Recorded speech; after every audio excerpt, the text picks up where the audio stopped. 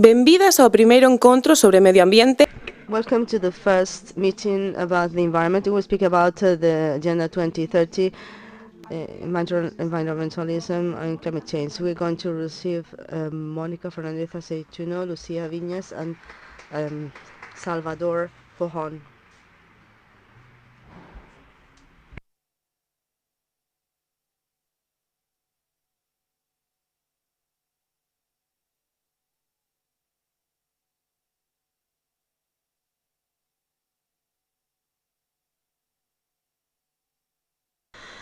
Good morning. Thank you very much for sharing this stage with us. This stage about the environment. We're going to speak about the Agenda 2030. We're going to speak about environmentalism, which is the science of your home, and we're going to speak about climate change.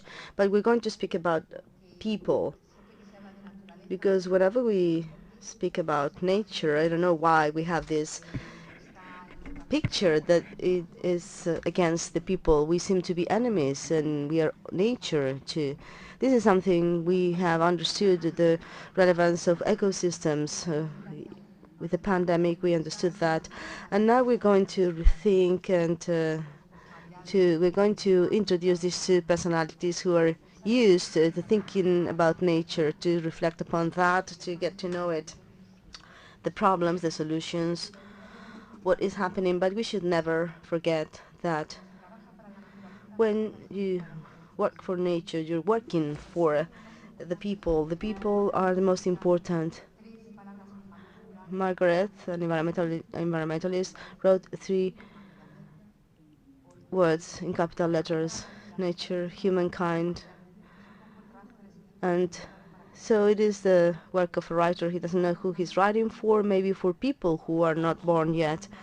So the work for nature, for the quality of the environment, for its knowledge and protection, is a work that is maybe for people that were never born, people that we don't know, and we want to pass a legacy on to them in the best possible condition. So Dr. Salvador Sojo is with us today. He's a writer, he's a communicator, nature communicator. He's a great thinker about nature. And he is an expert of climate change in the Atlantic facade. He is Dr. Salvador Fojon, and this is Dr. Lucía Viñas. She's a researcher of the Spanish Institute of Oceanography. She works in marine pollution. She's a researcher. And why are they here? Because of 2 objectives of sustainable development. Number 13, you know that these are 17, the sustainable development goal. And number 13 is the goal of action for climate.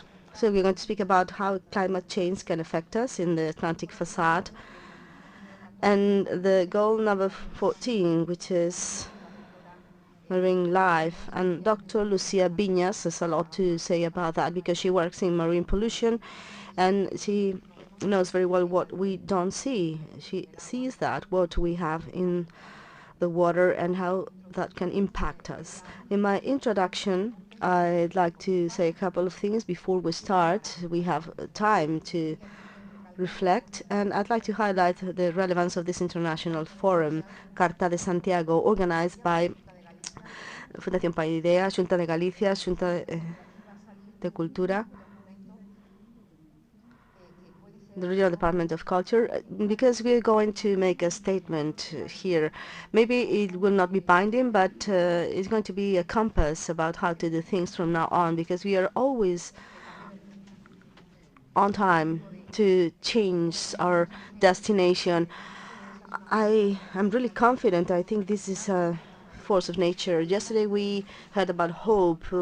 We hope we can do it much better, make the most of that in the scientific sector, to do things differently. So first, before we start talking, I'd like to share a couple of ideas, and I hope that many things will be tackled in this conversation, many useful things. This insight about the relevance of people. Advanced societies are distinguished because they protect the weakest. And who are the weakest? Older people, children, people with limited skills, vulnerable people for some economic circumstance. And now, all of a sudden, in Galicia, the rural people are in vulnerability, and many of them don't know. They don't know that in 1 year or 2 years, high tension wire will go on top of their houses, and the forest is going to become an industrial state. And yesterday, the president of the Xunta talked about that. We need to have a fair transition with the people. And right now, those people deserve to participate in climatic emergence. This should be something that should be done without a rush. Otherwise, it will be chaos. And we need to get local communities involved. They should be at the core of all the actions to guarantee its well-doing, because all the Sustainable Development Goals, the 17 goals, are concentrated on humankind, the people. And nature is not against the people. On the contrary, it is in favor. And I have good news, because yesterday we heard about surprises, and I have a surprise. I'm going to drink a glass of water to tell this news. It is an important piece of news, and I'm going to finish with this because I'd like you to speak, but it is something that really has moved me, and I just heard about that 2 days ago before coming here, and it started at the beginning of the year. Victoria Fernández Armesto, or rather Cristina Fernández Armesto, and I wrote a letter to UNESCO. It was like writing to the three wise men and asking the biosphere reserves that belong to the MAP program, which is the Vegan Men and Biosphere program. It is the most international program of nature conservation, and they manage the biosphere reserves, and UNESCO does that. So we thought we'll write a letter to the three wise men saying that in the biosphere reserves, the industrial development should be more controlled, or maybe there should be an assessment of the species that should be there.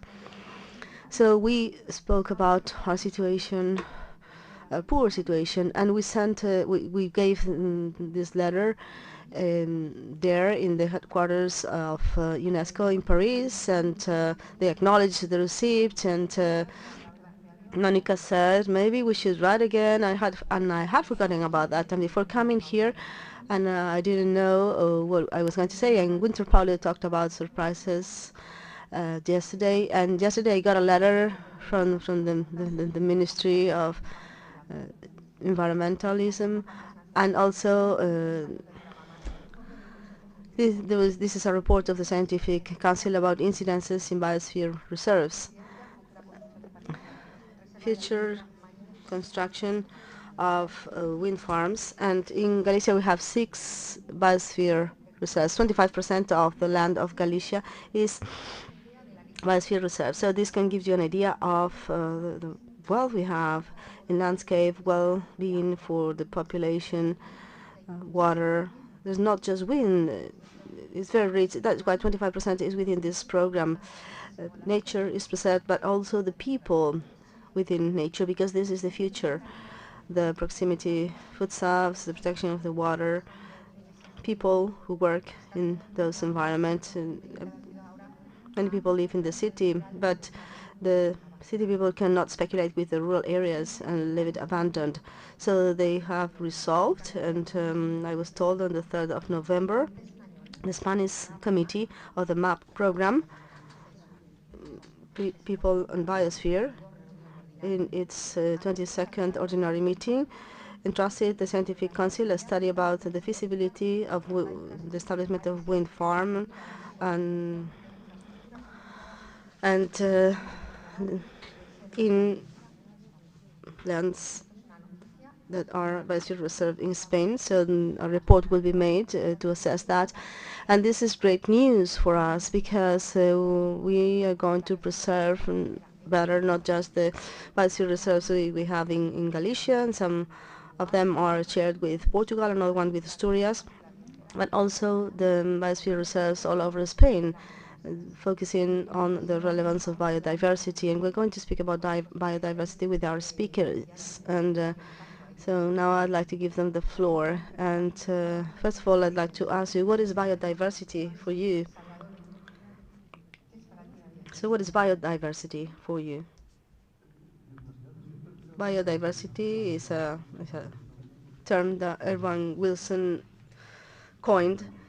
He's the father of contemporary ecology. He's still alive. He's around 90.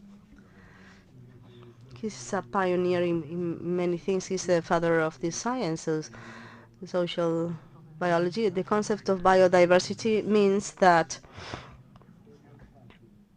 it is easier for an ecological system to work amongst different species. The medium is diverse. Also, the different species, each one occupies a niche and plays a role, and balance emerges from that. So what Wilson says is that the most complex, that biodiversity, this will stabilize the properties of the ecosystem where that collective is installed. And as a consequence of that, the properties of this biosphere that we inhabit, and we don't care about that, the characteristics and the proportions of the air we breathe, the condition of the water we enjoy, the medium where the biosphere is installed has a number of physical and chemical properties, and to a great extent depend on this biodiversity stability. And as a consequence, we need to be careful. We cannot cut down on biodiversity because we don't have a clear measure of its complexity. Ecology is the most complex science. We can only establish balances for half a dozen species and physical and chemical parameters. So we need a stable in color. Well, in color is more stable than a world in gray, and a pruned world will destabilize, and we don't know where this will lead us. And as a consequence, biodiversity is not an ideological flag. It is a strict human and scientific need, and this is also very interesting. We don't know what we will be exposed to with these cuts on biodiversity. And very often we believe that this is useless. Biodiversity is considered as an adornment, but it's our network. They are our contemporaries. Lucia observes the marine medium, and he observes the marine pollution. We don't see it, but sometimes we hint at it because very often we go to the beach and we see something strange there. Some bilge that has been washed, and but you see some more contaminants that we do not see. So what is the state of the sea and our coastline? Well, it is really complicated to speak in general. The coastal area is the most biodiverse, and it should be the one we protect most, but it is in the worst conditions because most of the contributions come from the coast. So this coastal line is the most affected, and we focus our research there. If nothing happens there, it's very difficult for something to happen in the open sea. And on the contrary, in Europe, when we think whether we should study a contaminant, we go to a specific river. If it's not in those rivers, it's very difficult to find it somewhere else, but usually we find it. And it is true that the pollution we see when we have a prestige or spill, everyone can see that, and we feel scared. It is shocking, but the chronic pollution is much more important. The pollution that is getting to the sea every day. Sometimes the concentrations that worry us are micrograms per kilo, 0.050 gram in a kilo, but this has some impact on organisms. They cannot reproduce, and they cannot behave normally. So even those concentrations are toxic. It is important to measure them And you know how we are. In many cases, the trend is to decrease, but some others are emerging and the trends are going up. So these are the emergent pollutants, right? Yes. And well, this is something because sometimes we can read that on the news, the pollution that gets to us, but then it goes away. But this is like the lawn. You go home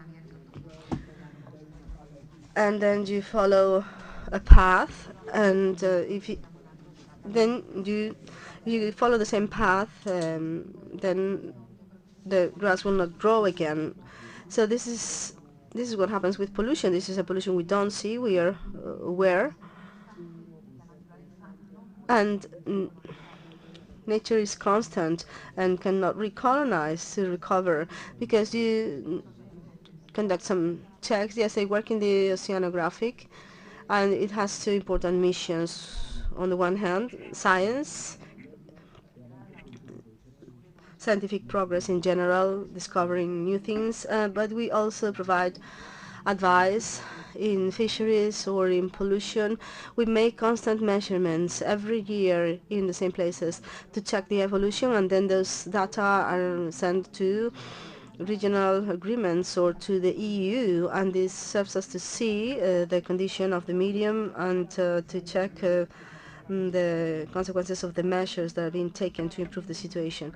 We cannot speak about geographical limits, right, because the sea is very homogeneous. No, for example, mercury for many years it has been really limited in Europe. However, it still gets to the sea in Europe, and it comes through the atmosphere from other places of the world or other countries where it is highly used. So when we talk about marine pollution, it doesn't make any sense trying to solve something in Galicia or in one estuary. Everything is connected, and we have found pesticides in Antarctica and pollutants everywhere. There's nothing totally clean anywhere in the world. And it is true that some pollutants are very persistent, like the DDT. It has been forbidden for decades, but it keeps on emerging. And we find decreasing concentrations. DDE is more present now. It is a metabolite of the previous one, and it will finally disappear. But the measures we take now will be perceived in 50 or 60 years' time. They won't be immediate in many of these persistent pollutants. So we need to have a long-term vision, and big amounts should not be produced, because we know this is detrimental. So you are in your lab of the Spanish Institute of Oceanography, and you can see not only what is at sea, but also what has fallen from the sky, the contributions from the mainland. So something that is produced many kilometers away from the coast can be seen in your analysis. Yes, we don't like analyzing water too much because it moves a lot. It doesn't really show the condition of an area, but we focus on the sediment that concentrates a lot of pollutants, and we also use wild mussel because they filter and they accumulate the pollutants at sea, and they can tell us about the medium. And we do this analysis systematically to study these pollutants and the emergence.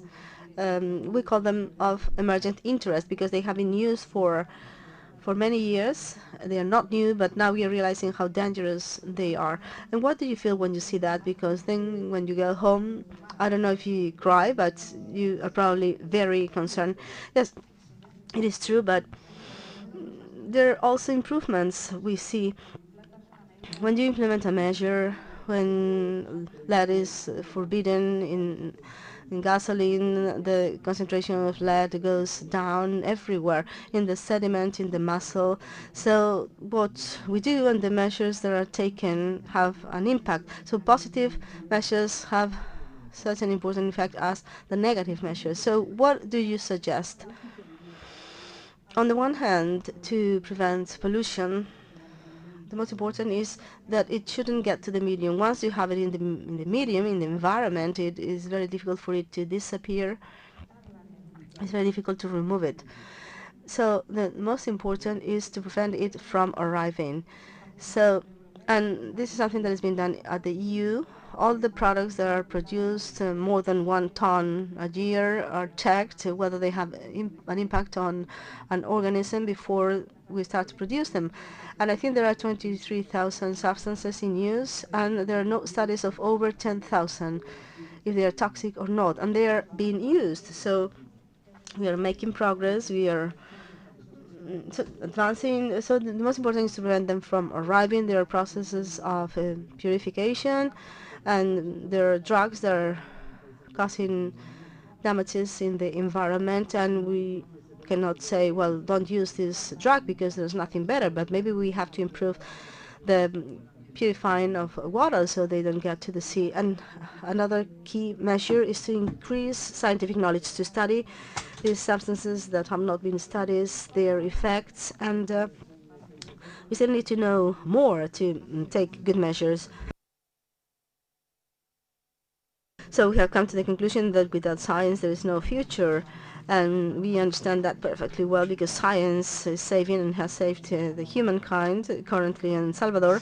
You focus on climate change in the Atlantic facade. Knowledge is a passion for you, and I know that because whenever I call him, he's studying, and he's always studying. And when I went to see him, he has a really nice house in Osa, Cesuras, by a church, and I went to visit him once, and well, his house is like Darwin's house. It's full of nests, and maybe you have a salamander there, alive.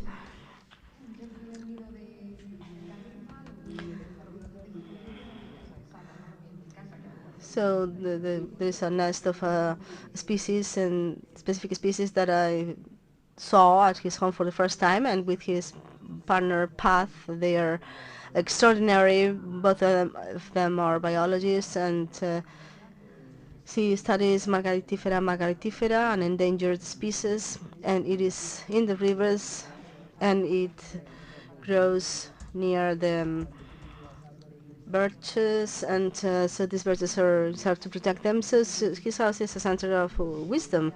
And when I went to visit him, I had children. I didn't have much time, and he was studying, and music was being played, and well, he's a wise man. And so it's a passion for knowledge, and knowledge saves us.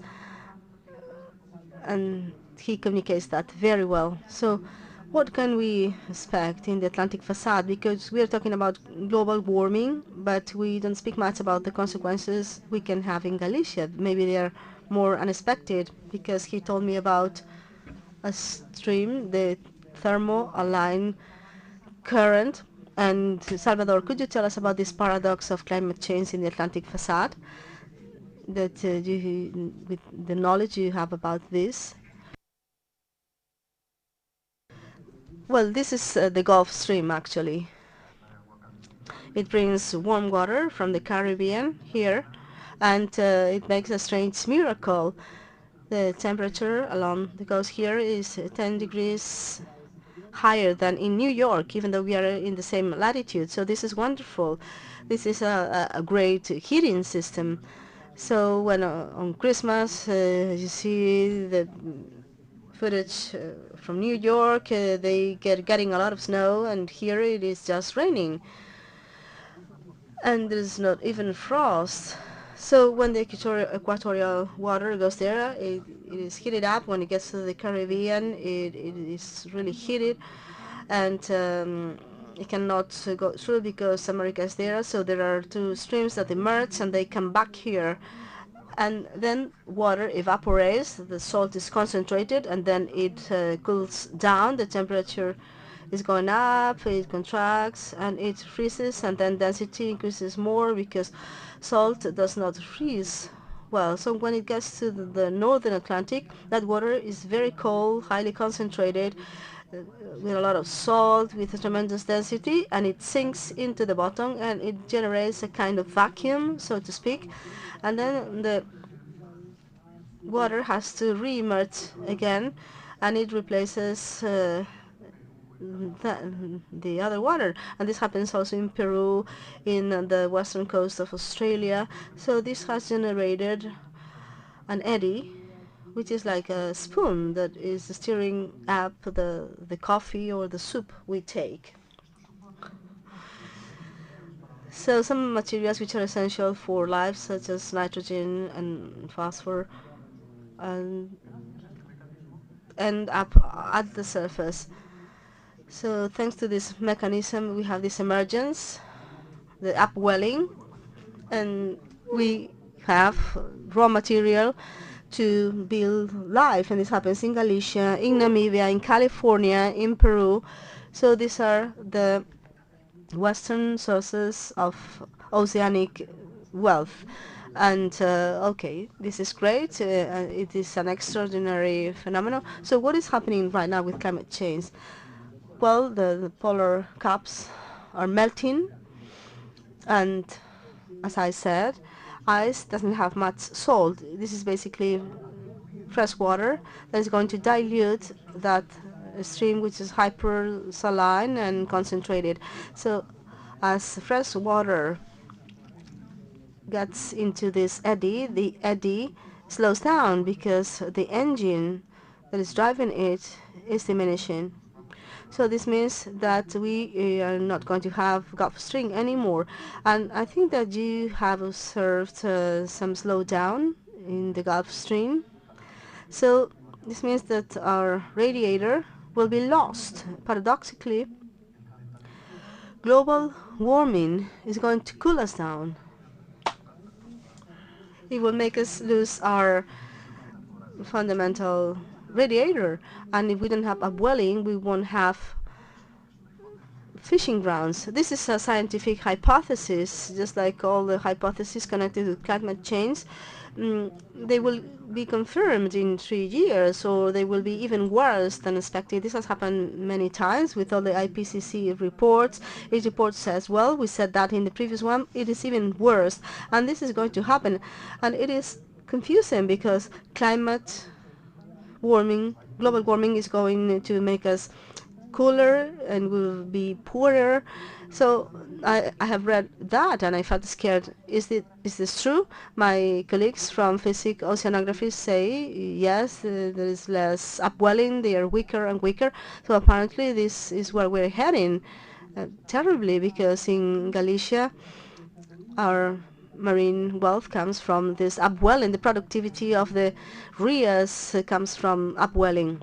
The productivity of the rias, this is the main source of wealth of Galicia, threatened by this problem, and its dimensions are unknown. We have a natural model to learn the effect of El Niño and La Niña, and sometimes because of that the coasts of Peru are destroyed, and this happens for changes in the temperature of the sea. There are losses in the fishing grounds, and when El Niño comes up, it is something that we don't really understand. So this is a model we could learn from, but it causes financial disasters.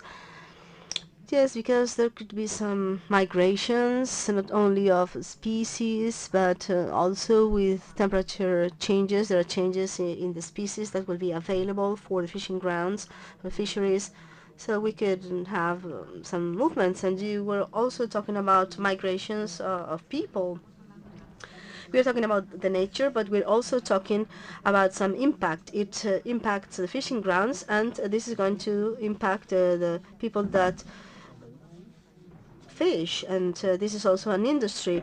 And I also like to remember this aspect about nature, because we always think it is very romantic, and it is very romantic, but it is the source of our wealth. The raw matters, like yesterday, the raw matter that has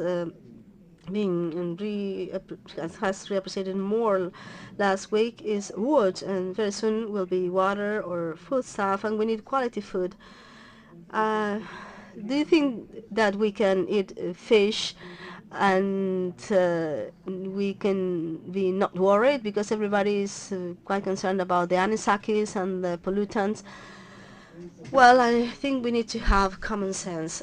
And if we are scared of marine pollutants, we should also be scared of the pollutants in the vegetables or in the meat. These substances are unchecked in a way, so they can get to us in many different ways, also through the atmosphere, not just through the fish. The fish is controlled by the health authorities. The known pollutants that are dangerous are being controlled, and they will not get to our dish. And in the end, the benefits of eating fish are much more than the harm they can cause us. So I think we shouldn't be so scared. And we need to take care of the environment. We shouldn't forget that there are things there that we don't know and they might be affecting us. But as I said, they can come from anywhere. We have found microplastics in water, in beer, anywhere. So think that if you're thinking that you can be eating microplastic when you're eating a sardine, yes, but also when you breathe and when you drink. So we should avoid plastic more.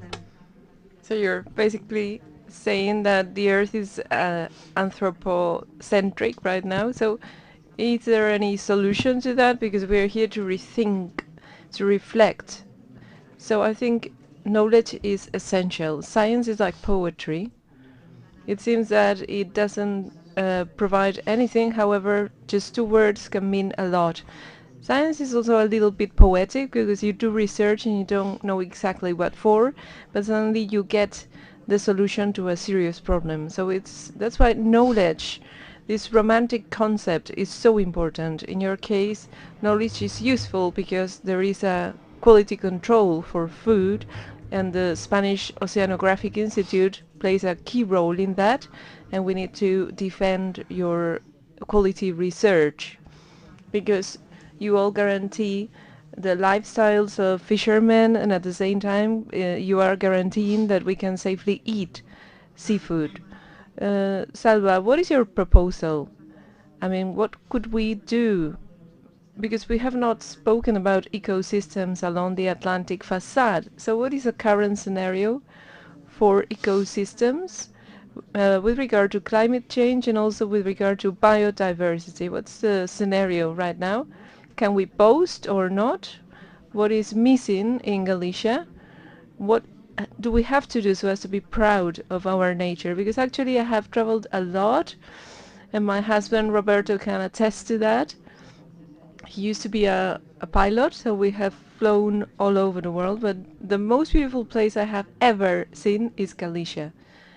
I've been living in Galicia for 30 years, and I'm sure that life began in a place very similar to Galicia.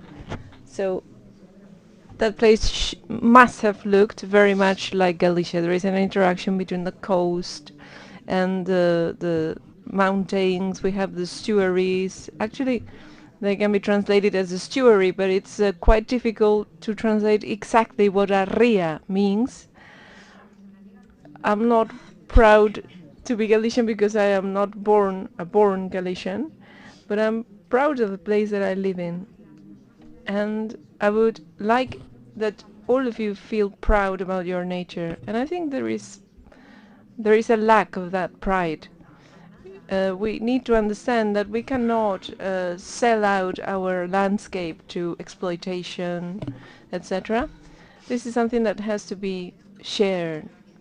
We must keep that knowledge, and at the same time we must disseminate that feeling that Galician people have about the importance of the rivers, the frost, the rain, all those patrimonial things that we have in Galicia. My neighbors have instilled that in me, and I think they are the strongest people I have ever seen. My neighbors are elderly women, and they remain active all day. So what can we do, Salva, for the things that we still have? Because we have primeval forests in Galicia, so what can we do so as to maintain those forests and so as to preserve them? Monica has invented a literary genre, which is scientific poetry. It didn't exist before, or poetic dissemination, I don't know what you would call it, but it's a literary genre in itself. She's a scientist herself, but she can express it in a very poetic manner. It's great to listen to her. It's true that Galicia has a unique ecosystem because we are in the furthermost western corner of the Iberic Peninsula. So we have an Atlantic mixed type of forest that occupies the whole Atlantic facade of Europe from Scandinavia to Galicia, all the way down to Galicia. Actually, there are many species that finish here in Galicia.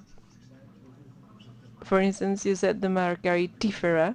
This is a type of plant found in the rivers, and it's such a powerful species that its presence guarantees the cleanliness of water. Actually, there are two ways to identify the medium. You can use chemistry, and chemists can analyze the water content, or you can ask the biologists who wear dirty boots and they look around and they say, okay, this is feces from an animal, this is a trout found in the river, and there is Margaritifera, which means that the river is clean. We have all the things, all the natural species that naturally live in the river. So if they can pinpoint 6 particular species, they can attest to the cleanliness of the water.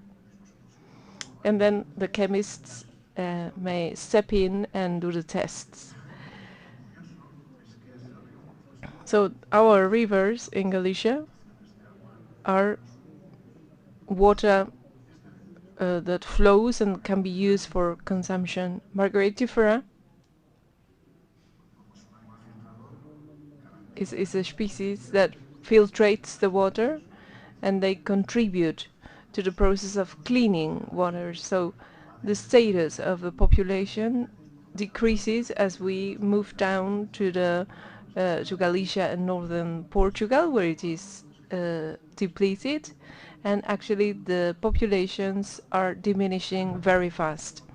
What's worse is that the shells remain in the medium, so they can be analyzed and they give you a lot of information.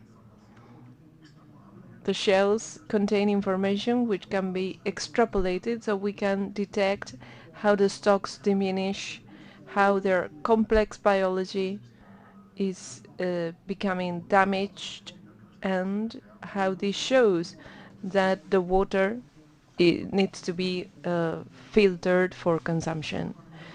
And this links with the other topic that you mentioned, which is the repercussion on human beings. Climate change, the loss of biodiversity, is not just a concern for scientists.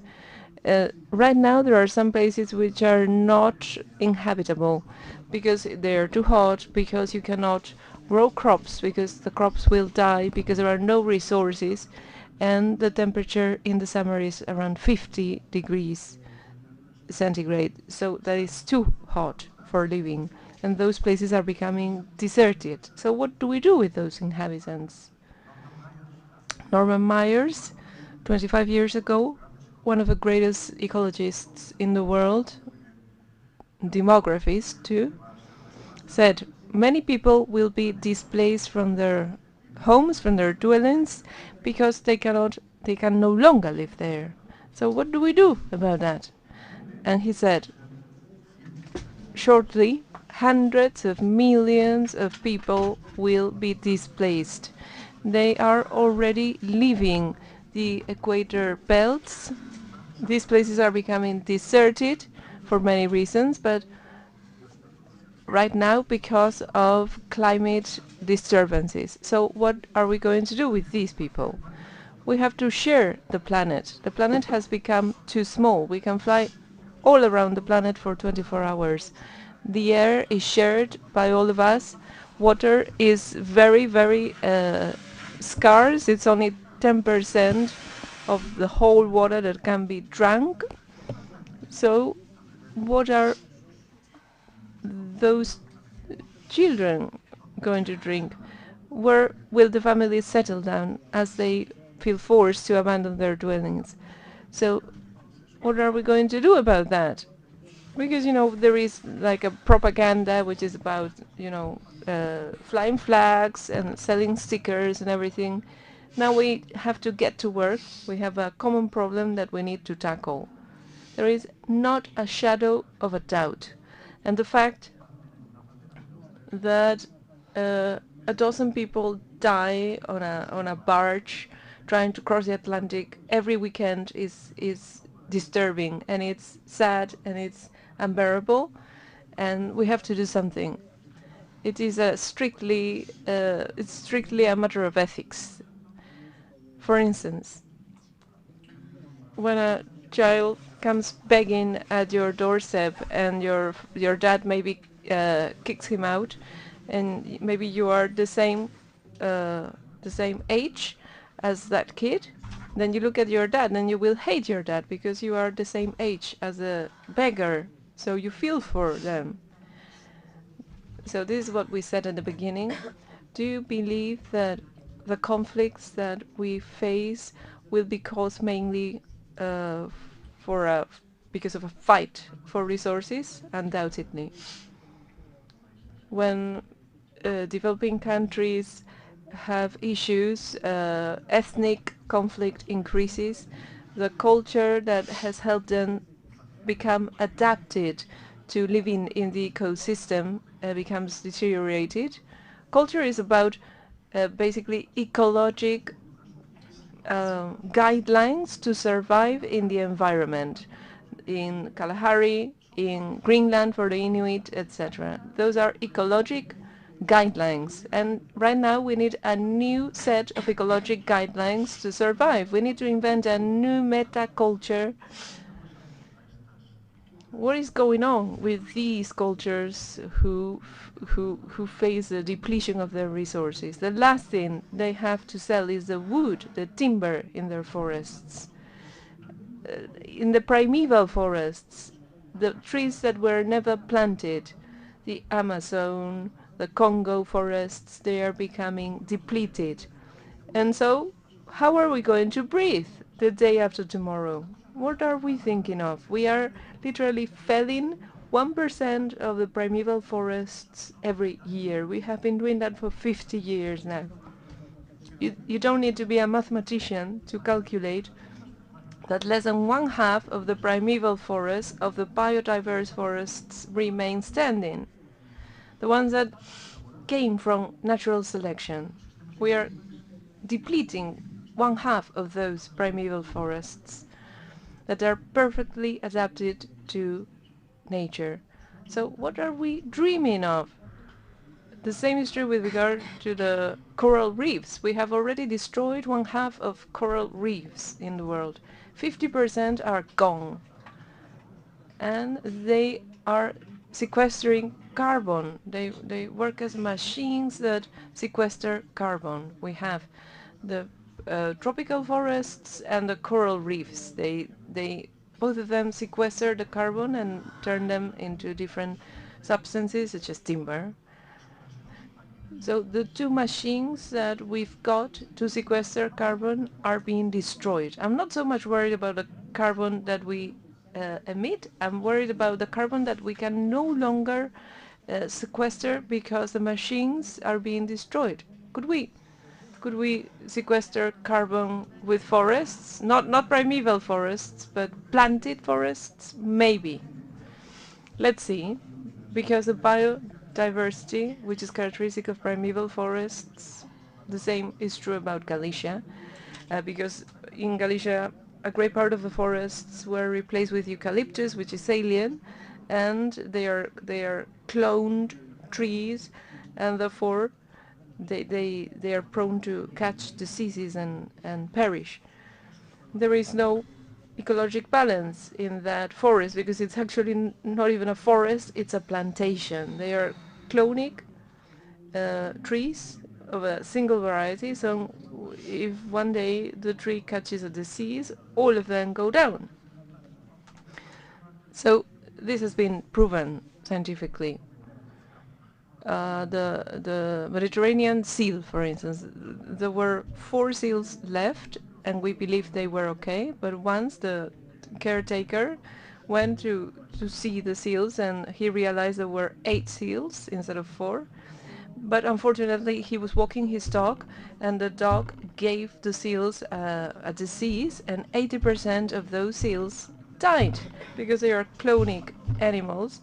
So if they are sensitive, genetically sensitive to a particular disease, and one of them catches the disease, all of them die from the same problem. And this is also true with plantation forests. You need to give them a lot of pesticides, a lot of insect killers, because they are not naturally resistant. So let me make some more scientific poetry. I like to say that nature expressed in figures is coming apart like a bunch of poppies. I don't know if you have ever tried to pick poppies. They are beautiful, they are born among the crops, and they are gorgeous, like Renoir found them so beautiful.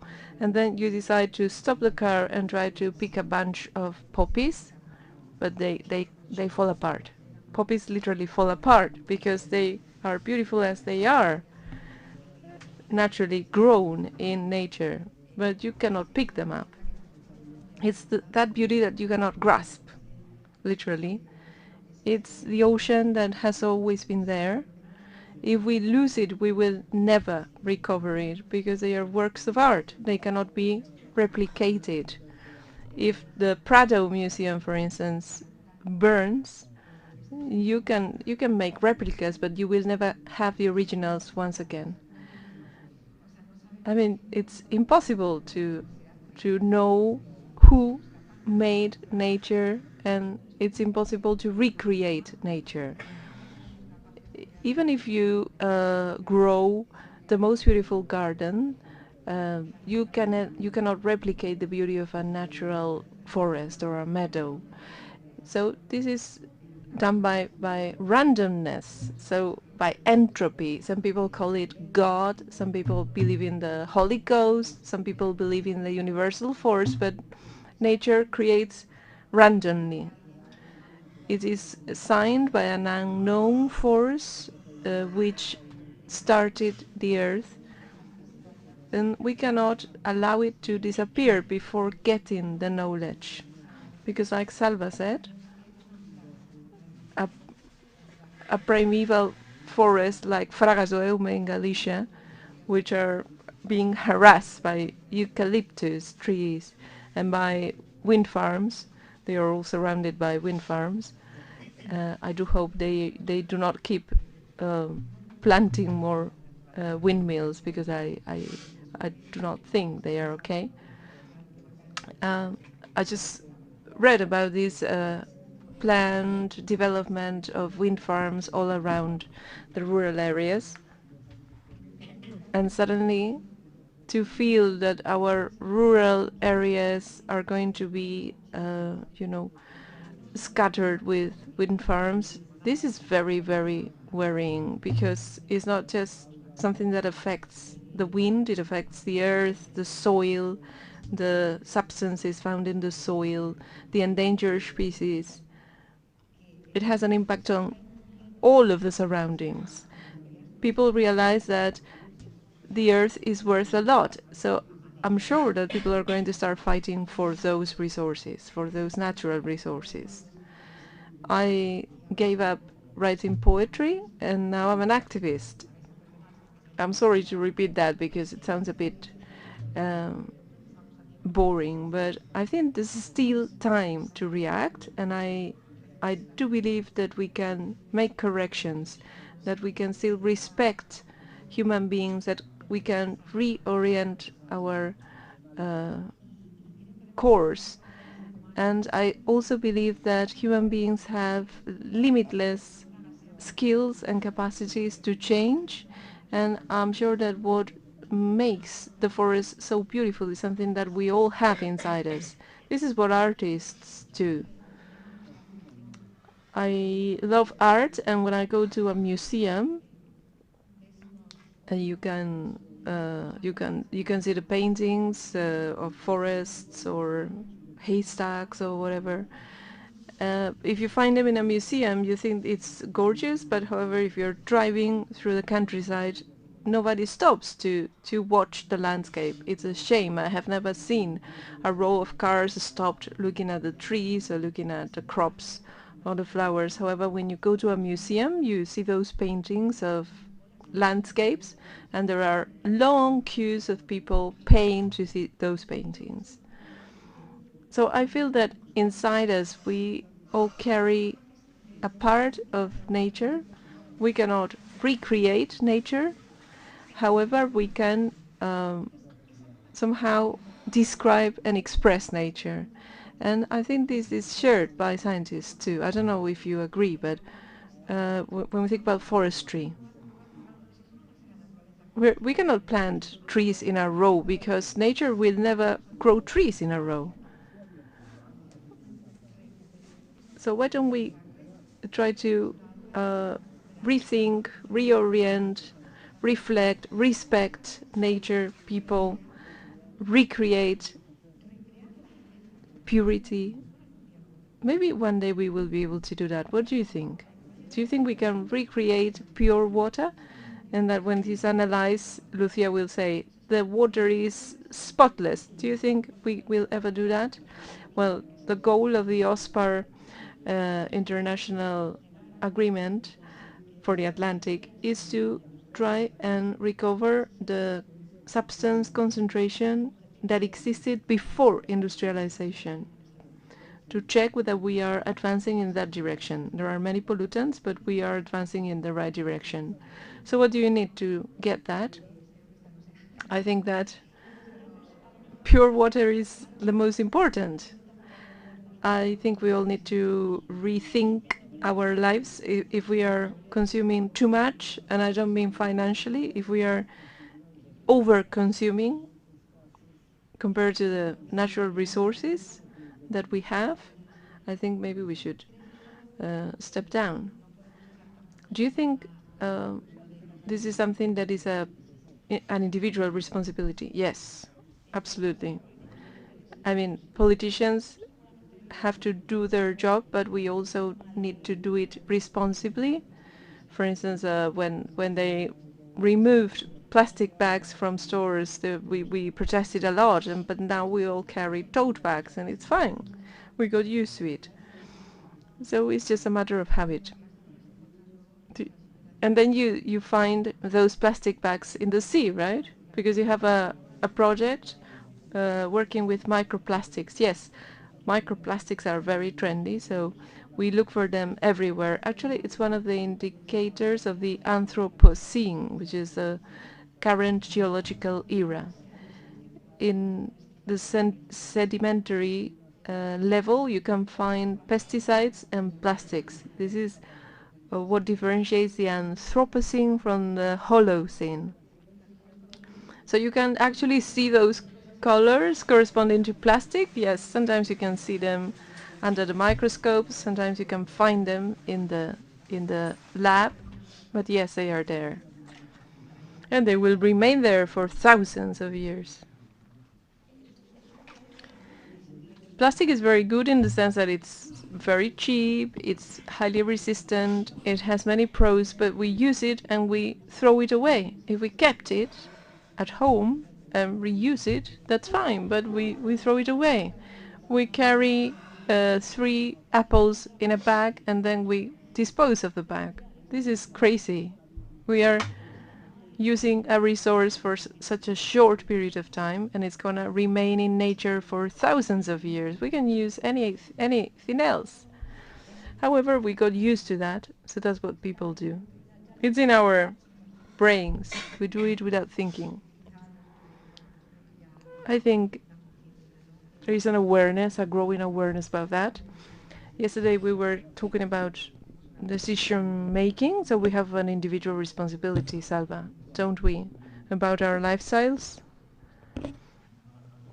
Yes, I was thinking of a concept that was widespread, which is the ecologic footprint. The ecologic footprint is a 25-year-old concept where Carneyer, a guy whose name is hard to pronounce, invented this concept from the universities of Baja in Mexico and in California. So they came up with that concept, ecologic footprint. So the idea is, how much soil do you need to generate what you consume? I mean, food, clothes, drinks, and how much surface do you need so as to purify the waste? The forest that is required to sequester the carbon, how much surface do you need to exist with your lifestyle, with your entertainment, your food, your clothes, your devices, etc. So there are many calculations that can be made. So it seems that approximately it's like 2 hectares per person in the world. So we have approximately 2 hectares per person. A Spaniard needs to do their life 4 hectares. A USA citizen needs between 10 and 12 hectares to go on with their lifestyle. A Dutch person 6, Scandinavian 6, Canadian 8. So I'm using twice as much as I've got, and an American is using 3 or 4 times more than they should. So how could that be? That's because many people in the world are going by with like 1/10. A kid from Rwanda has like 0.01 hectare to live. So the first conclusion is the economic structure of the world is based on injustice, on a global injustice which is maintained daily for centuries, as if this was normal. Some countries managed to go by with 2 hectares, like Mexico, Chile, Argentina. They managed to go by with 2 hectares, and which is even better, the Human Development Index, which is an index by UNESCO analyzing your quality of life. So according to the Human Development Index of Chile, it's quite good. So their ecological footprint is sustainable and their Human Development Index is acceptable. So, well, maybe we can follow the model of Chile. So maybe we need to distribute resources a bit better, etc. So the best conclusion of all is that if you divide everything that we consume among all of us, then it's 2.5 hectares per person. So we are consuming more than we've got. These are recent figures. We are consuming 2.5 hectares, but we are entitled to only 2 hectares. We are consuming more than there is. We are literally depleting everything. So you could live from renewable energy sources. We could be enjoying the natural resources, but we are destroying them, and this only leads to disaster. Another idea is that the disaster was caused in the last couple of centuries. All the things that you have been describing are just 2 centuries old. Yes, or even less, maybe from the 1950s. When we talk about the Cretacic cataclysm, the meteorite that depleted the Earth, in geological terms, this is just as big. It is a sudden impact of a dumb species or unaware or irresponsible species, the humans, who made a negative impact on the ecology, on the ecologic balance, when the biosphere was perfectly healthy. I'm going to ask some questions. First to each of you. Do you feel optimistic or pessimistic? Or do we have to be optimistic? I am optimistic. I believe that the more we know, the better we can tap on that knowledge so as to take action. So I'm optimistic. And I think we're going in the right direction, but there's still a lot to do. Thank you, Lucia. Salvador? Huh. Well, it's hard. We have to be optimistic. In Galicia, should we be hopeful? My hopes lie in the fact. No, tell us just to leave us with a nice picture. Tell us about diving. How is the underwater Galicia? It is paradise on earth. Because a few days ago you were diving. So is there a paradise underwater? No, you don't want to talk about that, but no, I just wanted to say that 25 years ago we discovered the issue with the ozone layer. We were amazed when the chemists said that the ozone protects us from UV rays that mutate genes, etc. And the gases that we are using for the propellers, propellants, etc. This is piercing holes in the ozone layer, because you know that the layers are not concentric, they are a bit oval shaped. So in the poles they are flattened, so when the ozone is depleted, a hole emerges.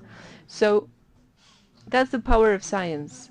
The chemists warn that there is a hole in the ozone layer because of using a product that you don't know, because of a mechanism that you're not familiar with, which is the fridge gas. And we believed them, so the whole refrigerator industry had to change the gases. And the ozone layer has recovered, which is good. Well, this is good news then. And now we are moving on to the questions from the audience. Pedro Calaf is going to ask those questions. And I suppose the audience also has a few questions, more questions than certainties.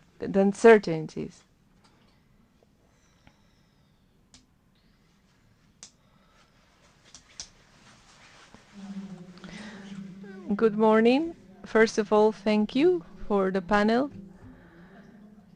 You have given us so many interesting data, very easy to understand. I'd like to start with a question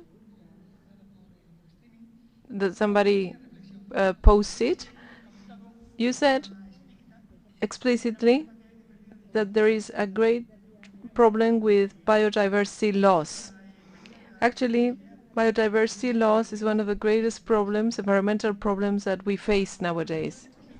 Biodiversity is at the core of the European Union strategy. European Union has a green strategy, Spain has another green strategy, and it's at the core of the new strategy, combining the maritime and the earth infrastructure.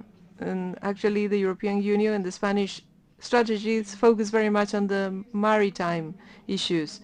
You said that Erkat Wilson coined the term biodiversity, and there is another term which is biophilia, which is the person's love of other human, or rather living beings, such as pets that we keep at home. And this is called biophilia, which is linked to biodiversity, and it's one of the theories that link the interaction between people and natural elements to protect and improve their health. Actually, the biophilia gave rise to something called biophilic urban planning and biophilic city planning, with the idea of reconnecting with nature, both in rural areas and in urban areas where over 50% of the population dwell. So, following the idea of the biophilia and the biodiversity, how could we somehow convey the importance of biophilia to the population? Because from the point of view of regulations, there are experiences, experiments, but most people do not understand the importance of biodiversity. So as experts in the field, what type of initiatives could we tackle in Galicia?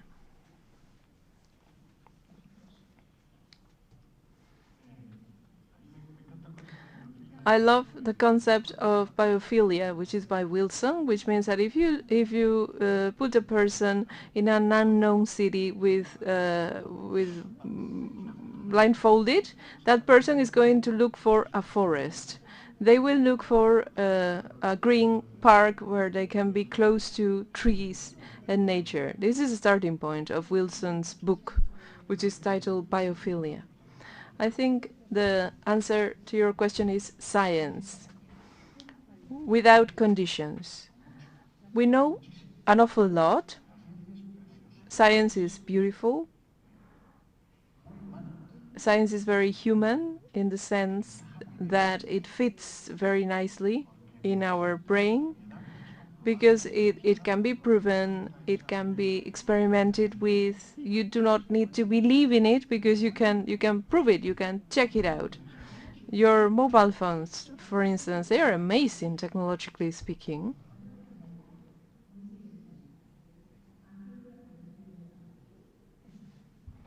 Parece que está sonando algo que no estaba previsto, sí. Ah, perdón, sí, se ha colado la traducción, no pasa nada, maravillosa traducción, está muy bien. Hay algo que nos ha quedado quizá que... Yesterday, we were saying that the common thread in all the speeches was education, apart from science, apart from people who work with education. I think we should talk about the knowledge of biodiversity. I think that children, for instance, should be able to name all the Galician trees, and probably most of them cannot do it. This would be like forestry literacy, knowing the names of trees, knowing the names of birds, flowers found in Galicia, getting to know the environment, because what you can name, you can observe. The tool that we've got as Homo sapiens is writing.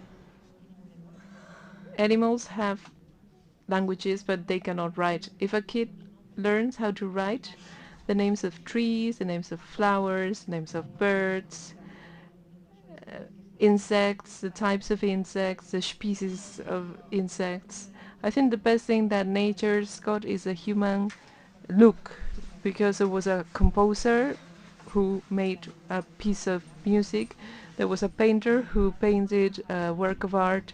So the human look names species on Earth, and by naming we can watch the species better.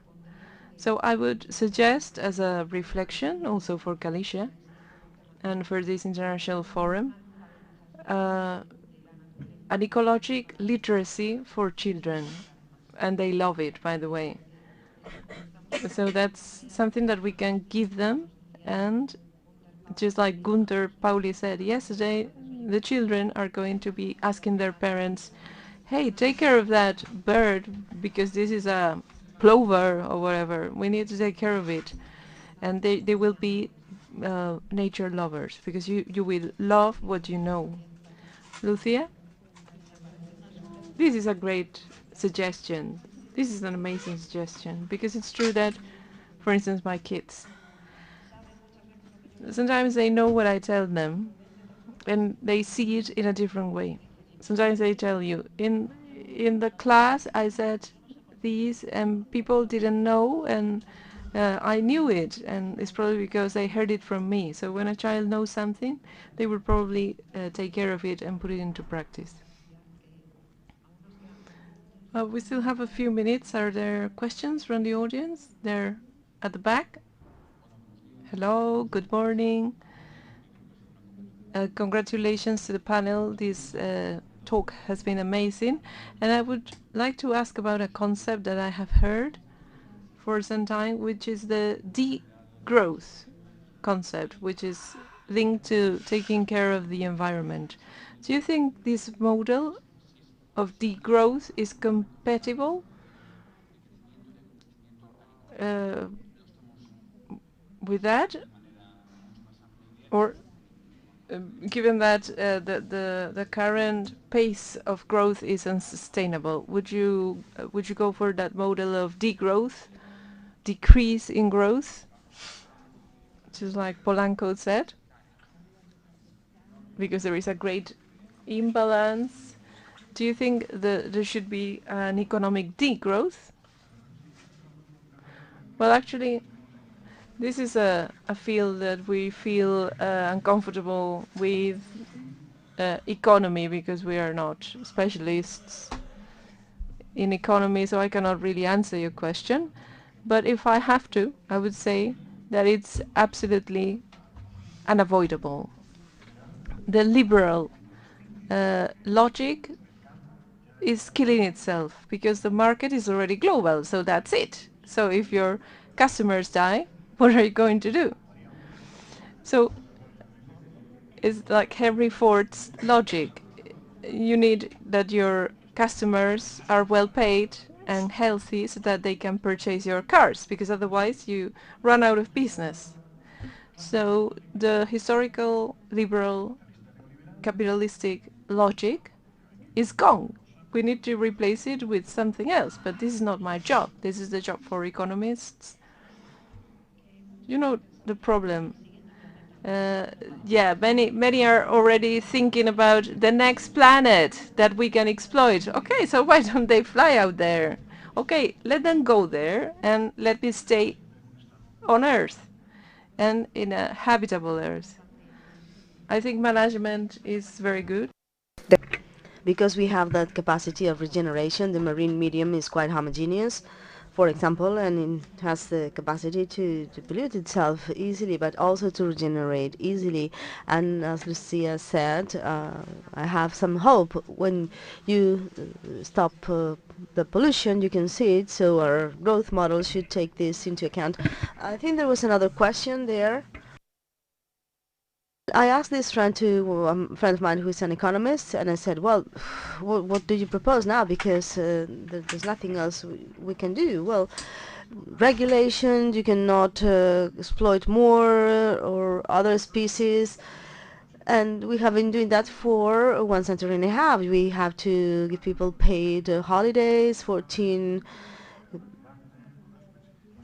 payments, possibility to retire. We have to get organized. We are doing good, but we have to get to the end. We have to guarantee that you will get enough water, food, housing, security, and affection. We have to guarantee that. And I am convinced that the human rights of the future will recognize their right to good air, to breathe, to clean water, the soil you tread on, to the house in which you live, and to be loved by your family. This is indispensable. Actually, yesterday we heard that the wealth of a country will not only be measured by the GDP, but also by the natural resources. Once you put a price on the water, once you put a price on the primeval forest, and we'll have invaluable works of art. There's another question in connection with management. I have a question for Salvador and Lucia. Could you please imagine if you were presidents of the government for one day, when prioritizing, because it is difficult where to start sometimes, what would be the first act you would pass? I think that is why I don't want to be president of the government. What about that question? Well, no one can die at the strait. For example, people cannot sink in the strait anymore. It's a question of collective awareness, I believe. Salva has talked about this resource affection, and I was shocked, but it is true that love, even though this is tacky poetry, but love is why we do things. The ability to love our environment and the people and humankind drives these two extraordinary people, Lucia, who is conducting research and controlling pollution so we can have safe food. At least there are people who are controlling the situation. It is important, and Salvador is reflecting, is studying. He's this wise man, and you can learn just through his words. And there's something that really shocked me. He says that everything will be valued, the water, the forests, all the natural resources, and affection. It is so important. It is also a resource. And if we feel love for humankind, we will do things well. If people participate, we are in a climatic emergency, and everyone has to be involved in that process of energy transition. We need to be involved in the pollution processes. Everyone has to participate in everything because our decisions do count. If we love humankind, we will not be wrong. If that is our driver, we will not be wrong. And we cannot be confused by other drivers, because only real love for the natural environment can help us to do things well. And we have to feel love for a humankind we don't know. We have to live our world better than the way we found it. And right now we have the ability. I do believe that. I don't know if you agree, but I think that we have the ability, or at least we have to believe that we believe, as Sunay Muno used to say, I want to believe that I believe that we will be able to live a more decent world in human values, in terms of the nature and resources, for those that are not born yet. And 0, 0, 0, 0, thumbs up. Thank you very much for being here, rethinking and reflecting and asking for respect and reorientation, because I think that we will be able to make a better world all together.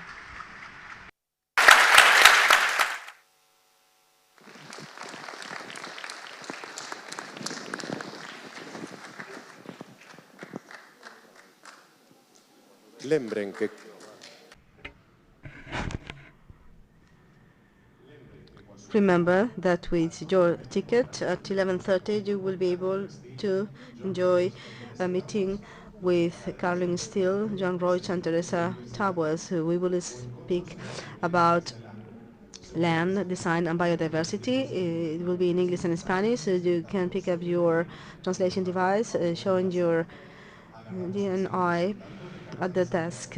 We hope you will continue to enjoy Carta de Santiago.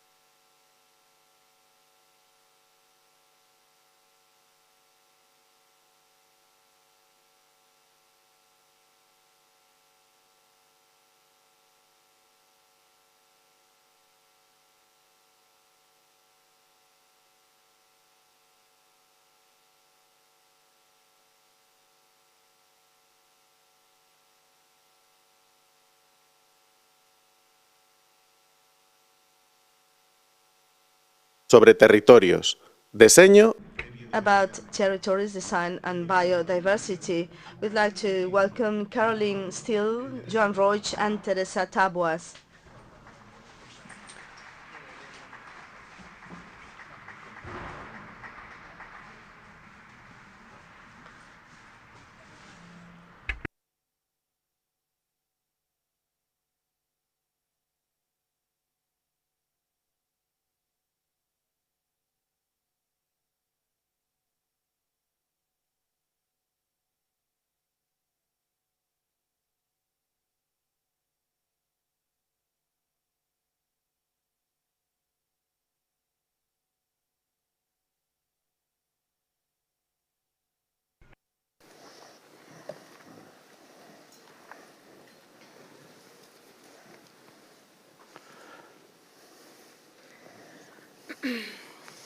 Bueno, bom dia a todos. So, good morning, ladies and gentlemen. Santiago with us to have a conversation about territories, about food, about architecture, about urbanism. So, thank you very much. Thank you. Joan, muchas gracias por estar aquí con Joan, thank you very much for being here, and we'd like to thank the organizers of such a top event. Thank you for allowing us to be able to discuss and reflect from this corner of the Atlantic. For many, it's the center of our own world. I don't see it as a periphery, but I see it as the center. And we have top speakers, and we just heard some of the best speakers as we did this morning. So we're going to start this discussion, and we'd like to speak about what is happening at Glasgow these days with the Conference of Parties number 26 in Glasgow. And what we saw is some answers that are doubtful, not too brave to face climate change. So the discussion today, or rather this conversation between Joan and Caroline, should have a threading line. We should speak about land, territories, biodiversity from the vision of architecture and city planning. The threading line should be climate change. I'd like to introduce Caroline and Joan. Caroline is an architect. University. Ella fue también directora.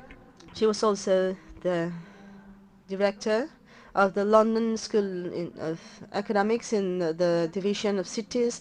Since the year 2000, she has been researching into the relationship between food and cities.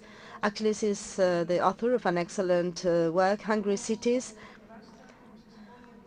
how some territories are depleted to provide food to these big cities and how they are left behind. And food is a potential element to trigger changes in the 21st century and to reverse some process of environmental deterioration. For example, in the TED Talk of Oxford, for example, she has had like 1 million visits or hits because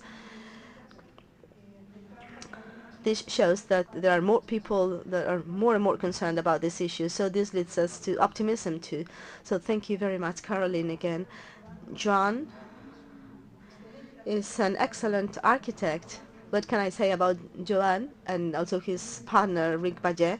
He has an office in Catalonia, and they have developed many projects of construction, but especially they have worked in many geographical areas trying to converge rural and urban realities, trying to rechannel process of degradation in the territories. They have a project of the dump of San Juan, and to me, John, allow me to say that this is the biggest project globally about what you should do, about how to recover and to heal the wounds that have been inflicted upon the territory. And Joan has many awards, such as the gold medal of the Higher Council of the Schools of Architecture of Spain, or the Mediterranean Prize to the Landscape in the year 2007, or the EU Award for Public Spaces. Well, we have two great thinkers here, the great thinkers that go beyond, and they do not stay just observing the aesthetic object. As architects, sometimes we stay there for too long and we do not raise our eyes to see what is happening in the world, and we don't take into account the changes that are needed. And so from our profession, we can do something to carry that out. So we're going to start. And in this dialogue, I'd like to focus on some concepts that sometimes crisscross or confuse us. We should continue to speak about territories as a synonym of a physical land, specific, or should we speak about geographical spaces or a single territory, the world, given the connection between them? This is a quote by the prestigious Brazilian geographer Rogério Harvest. We should speak more about concepts that show multiplicity, the potential links that express the complexity of the matters, the territory, the lack of territory, or speaking about new territorialism. This is the first question to start this discussion, to speak about territories, to define these concepts. And maybe we should speak about, we should not speak about territories anymore. Maybe we should speak about just one territory, the world. To catch up with your Spanish. Thank you very much. Yes, what I often talk about is the fact that we are entering a neo-geographical age. So in fact, in the last panel, we heard people talking about the fact that, you know, we've reached a point where we can't sort of just assume that nature is infinite and we can just live our lives by throwing things away and it's all going to be fine. And we are confronting this new reality. And I think for the last 200 years or so, we've been ignoring geography, you know, because basically with the Industrial Revolution, we had for the first time the wherewithal to, you know, live anywhere effectively.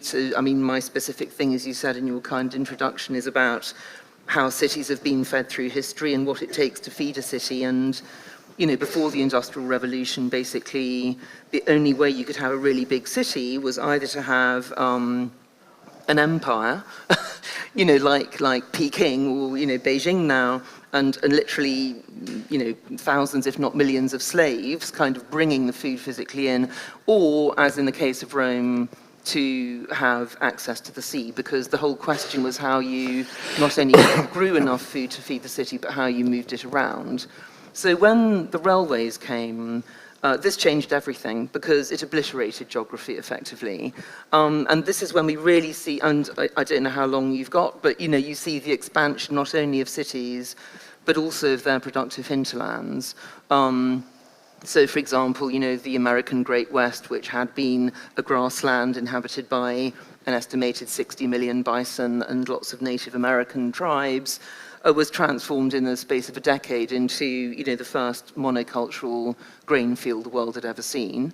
And so this is the beginning of the invention of cheap food, this complete illusion that we can go on to talk about later. But also, you know, the idea that you can just use railways to move the grain around, feed it to cows, which is a really bad idea. We can talk about that as well, maybe. But it commodifies the land, effectively. What industrialization did is it commodified the land. You know, it turned territories into these uniform, monocultural, food-producing regions. And people were living increasingly in cities. So in a sense, they didn't really see this reality. Most people did not witness this reality. Obviously, mostly the people who were unfortunately either killed or got rid of this land. You know, so I think, you know, the last 200 years have been the period when we've really seen this kind of colonization of territories. My sound sounds incredibly loud all of a sudden. Anyway, maybe I just take that off. That's the thing to do. The colonization of territories for a purpose. Again, in the previous panel, people were talking about, the new economy, and the fact that the economy is predicated on treating nature as if it comes for free, etc., etc., etc. So, I mean, these are all enormous connected issues. And for me, food is just a beautiful lens for sort of seeing how they're all joined together, because basically we all have to eat, so we're all kind of complicit in this way of feeding ourselves, which we now discover is completely unsustainable, is destroying the planet. I mean, you mentioned climate change. I mean, I think, again, the previous panel made the very important point that, lack of biodiversity is arguably it's going to kill us earlier than climate change. And of course, they're related anyway. But, just treating nature as this kind of canvas on which to sort of paint the externalities of our life is a thing that we now have to reverse. And something I would like to say, because I want to come on to talk about it if possible, is that what I think we need is a new idea of a good life. Because I think the good life that we've inherited is a very, really 19th and 20th century idea of a good life. And I think there's a core of the problem in there. Okay. So, Joan? Bueno, yo no soy un teórico. Well, I'm not a theoretical person, so what I can say are insights after a long practice.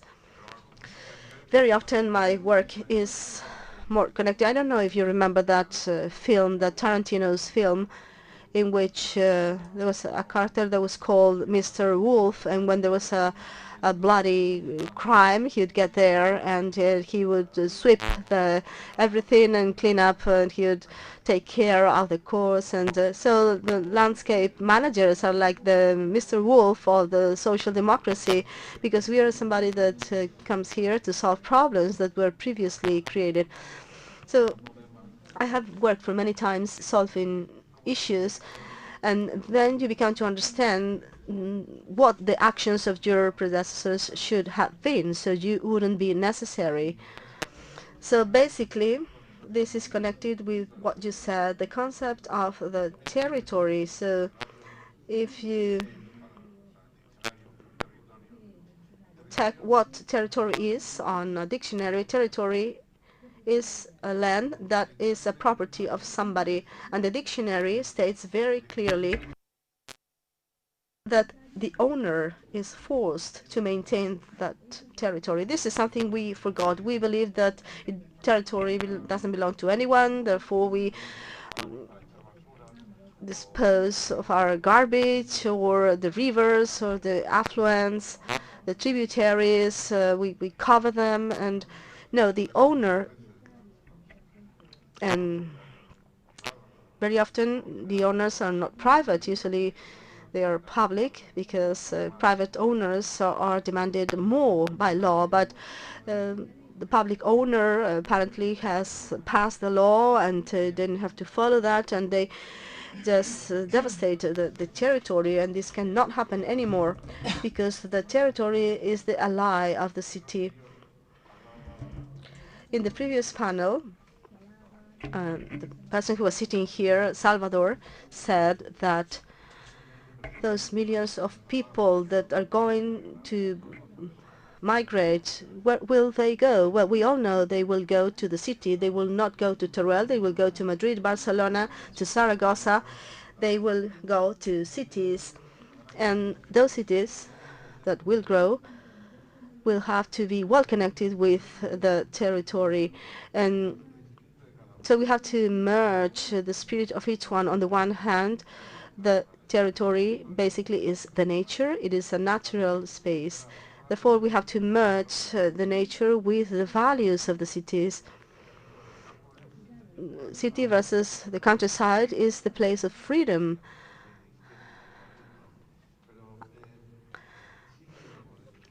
And the people who live in the city versus those who live in the countryside enjoy some freedom, and the countryside is too connected with the natural elements and the crops. So you are like damned for living in the countryside very often. So we have to really think about that before we criticize it. Ashton Kunghard has mentioned in his exhibition about the countryside. So we have to merge the city of the free man with the countryside and the nature. I think it's the basis of our work, and I think it's the only theory I have structured after my years of working. If we don't understand that the basis of our work is to transform cities into renaturalize spaces with better air, with better vegetation, better water, with consumption of biophilia, as that man mentioned. I think that biophilia in the cities is extremely important. Otherwise, we will be doing poorly, and actually this is how we are doing now. Well, you have talked about the core of the discussion, the city versus the countryside. This is something that is still existing. City has always been conceived as a space for the creation of ideas, a civilized space, and the countryside was just the supplier. It is like a relationship between the prey and the predator. And so I'm going to speak about the book Hungry Cities, and Caroline talks about an old English song from the 17th century, which is called "The Poor Man Begs for All," and it says something like, Pays for all. The lawyer pledges for all. The plowman pays for all and feed for all. Es decir, la gente del campo ha sido el eterno proveedor de alimentos. so the people from the countryside have been the eternal supplier of food, the exploited part, the colonized part, but because we need food, we need energy, the big cities need energy and food. So this is the second question that I have for you.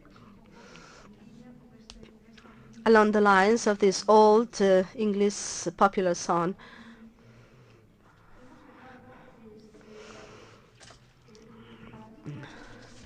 the paradigm of the 21st century for city planning and architecture is to break up this limit between the urban and the rural, between the city and the countryside. They should not turn their backs to each other, and they should meet mutually. And the cities should understand the damage they make. And I believe that many issues generated by climate change for the predation of the territories is connected with this concept. The city has turned its back on the countryside. So this is my question for you. Is it necessary a new paradigm for city planning to merge these two realities? Basically, I mean, what you're raising is something I'm very interested in. In fact, weirdly, I've just written another book, which is not yet translated in Spanish, but it's called Citopia. And I should explain, Citopia is it just means food place. And it comes from the Greek word sitos for food and topos for place, because I believe we live in a world shaped by food. And if you look historically, I mean, basically the question of how to eat is absolutely fundamental to the way we've evolved, of course, and all living creatures have to answer this question, you know, how are we going to nourish ourselves? They don't necessarily do it consciously, of course. But as we have progressed through history trying to answer this question, it's had a profound effect on the way we live. So, for example, most of our ancestors, as we know, were hunter-gatherers. You know, so when you're a hunter-gatherer, by the way, I am answering your question, it's just I'm going a long way back to do it. You know, you follow the food around, basically. You know, you pull berries off trees, you sort of hunt in a region, and then you move around. So you're following the food around a territory.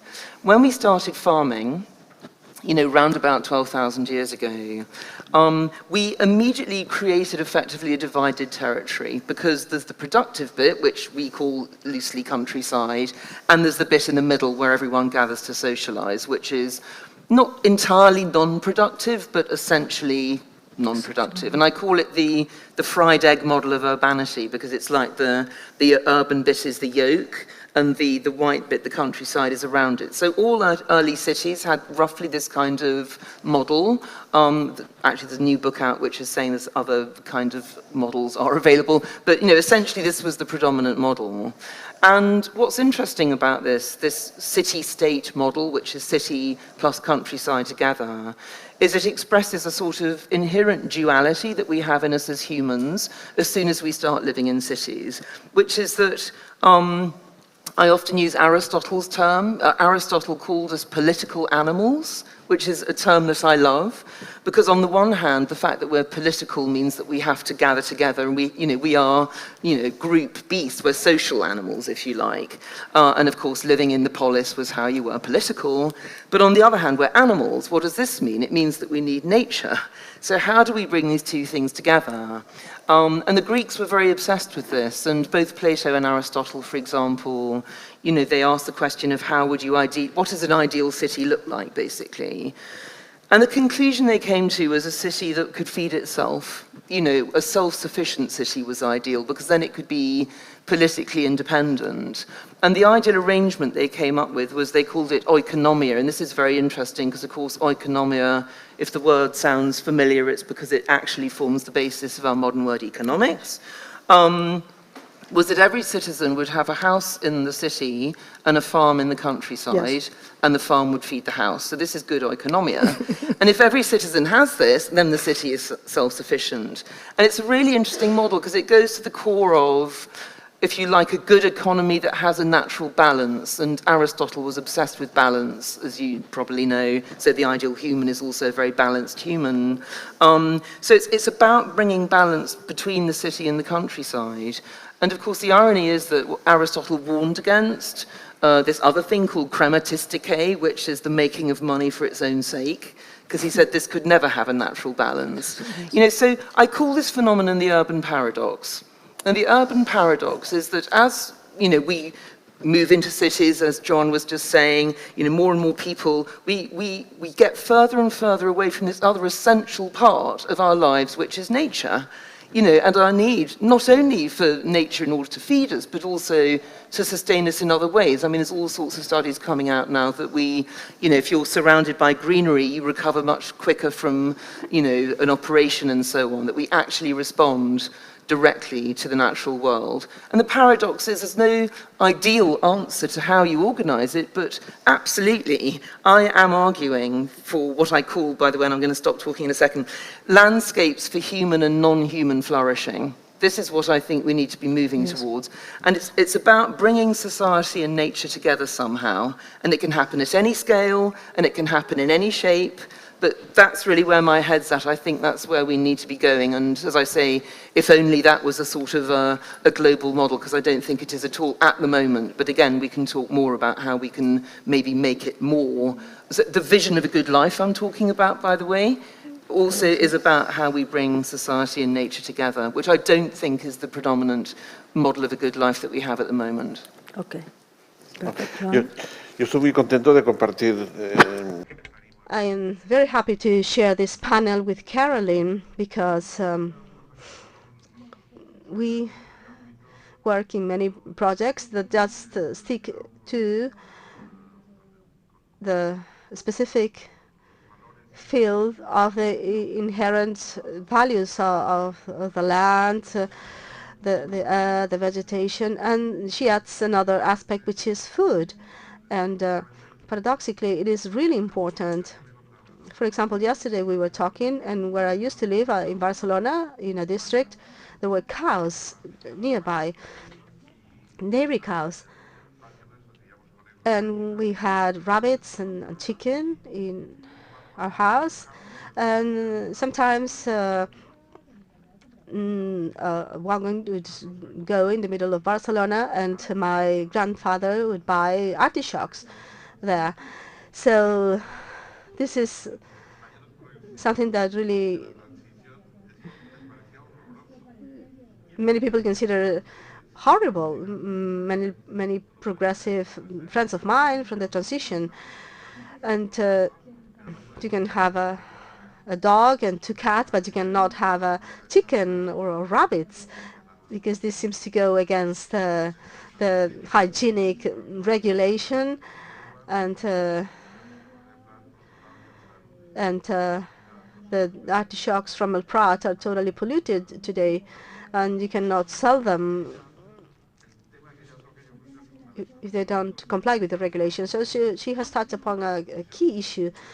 We try to merge the city and the countryside, but we only deal with aspects connected with the landscape. And, well, they are crucial, of course, but in a way, I think that if that lady and I work together to work with the city, I think that it will have more value. That is why you are both here.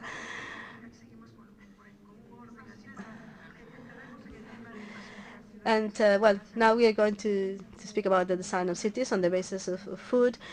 One question for you, Joan. After this pandemic, after this sudden time we've had to experience, and in big cities people has had to shut down in private spaces without the possibility to enjoy nature, do you think that people are returning to nature?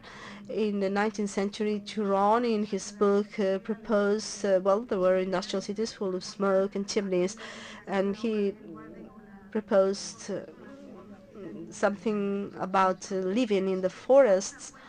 So do you think that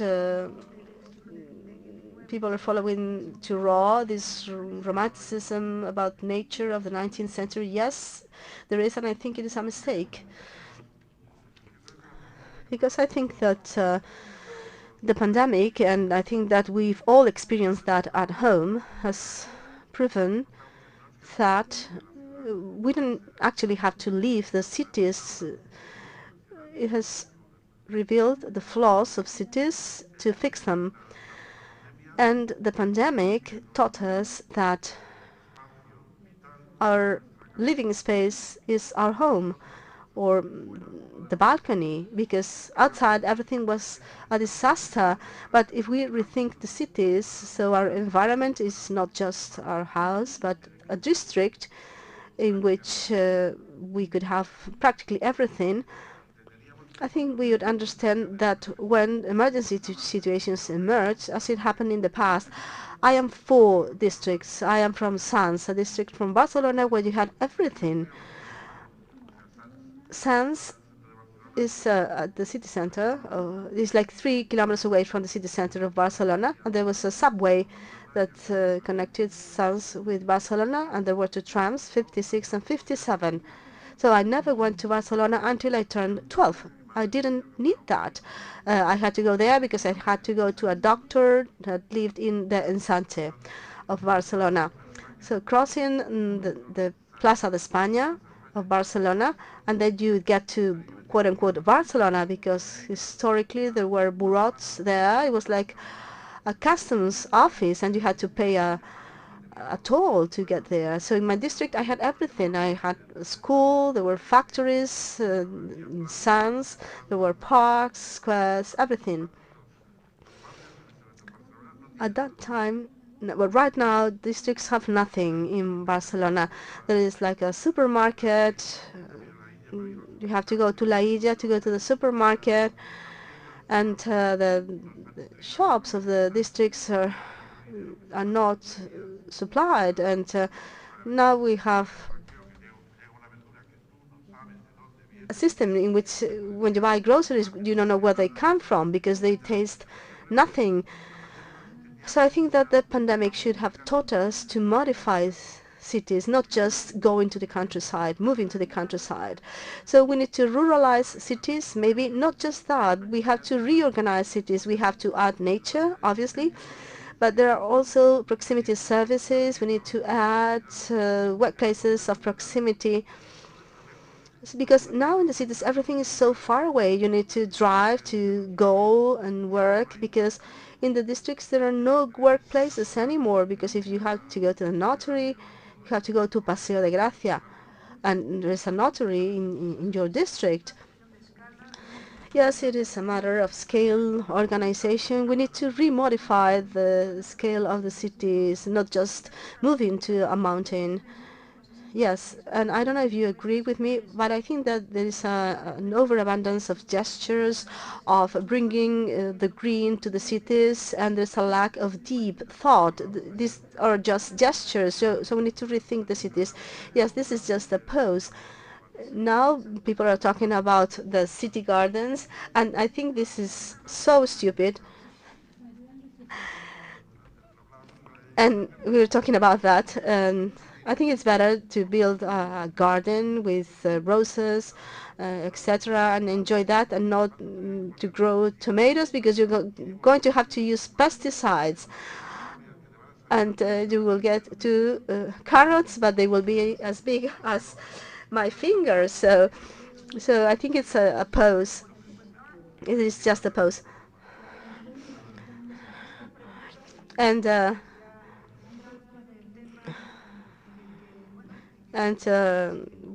now we're going to discuss the subject matter in which Caroline is an expert. You have analyzed this relationship between food and the cities.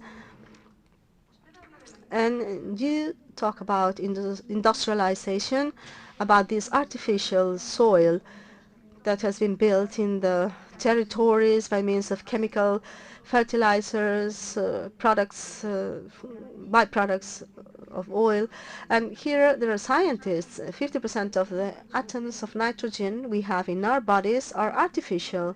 They come from those chemical fertilizers with nitrogens that saved the humankind from famine, but well, they are out there. And in recent days, in the COP, in the COP conference in Glasgow, there are some shy agreements, as we say in Galicia. They have spoken about reducing methane by 30%, and so this is something that maintains the greenhouse gas effect. And methane is produced by the cattle, especially extensive cattle raising. And Brazil is an example, and this generates a big deforestation. So this is a vicious cycle.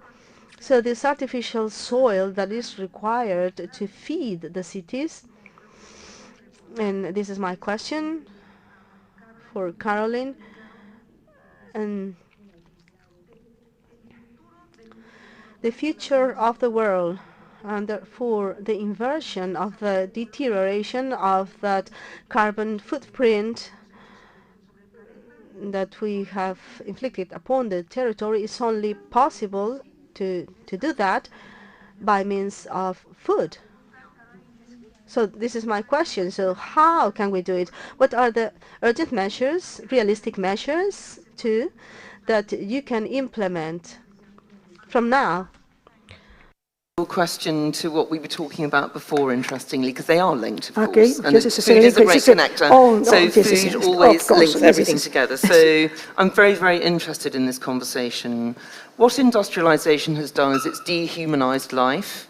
It's stripped the human out of everything that we do. So basically, I mean, Joan was telling me last night, he goes to his local market and the lady there knows him very well and she says, oh, try the sardines today, they're very good. This is kind of, it's life on a sort of microcosmic level. It has the same sort of structure as healthy soil.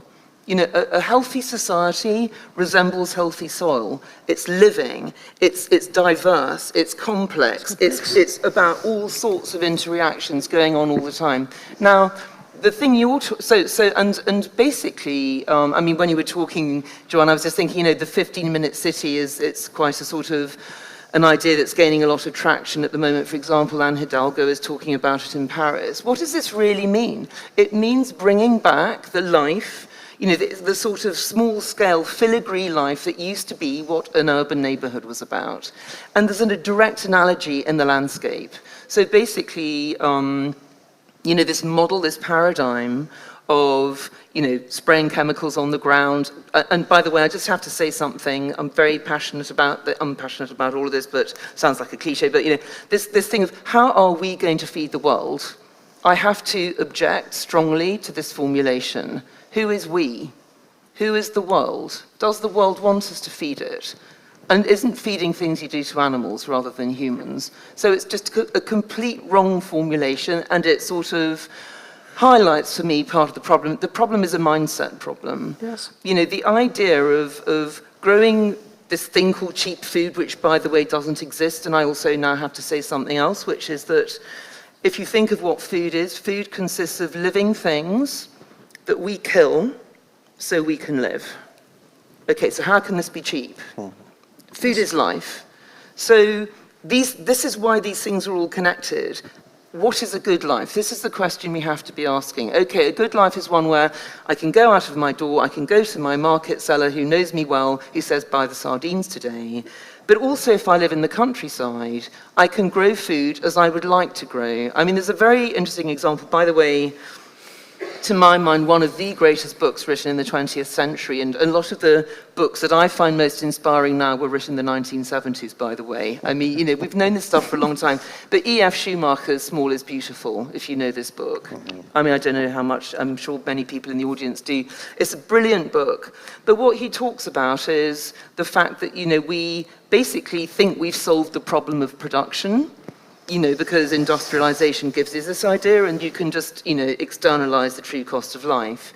But he tells a story in that book about a farmer who was growing industrial crops for sale to the city. And he was sort of saying, well, aren't you worried about what it's doing to the land and everything? And the farmer said, yeah, I'm absolutely terrified. I don't want to farm like this, but nobody will pay me to farm the other way. And he says, by the way, I don't eat this stuff. I eat organic. I wouldn't go near this food. You know, so it just shows you, going back to my point about economy, the original meaning of economy, oikonomia, was actually about the relationship between us and territory, us, you know, the human and the landscape, and how we can come to an accommodation between those two things. So the kind of industrial model you're talking about has no future, but there's a huge amount of incredibly powerful vested interests in pretending that it's the only way, quote unquote, we can feed the world.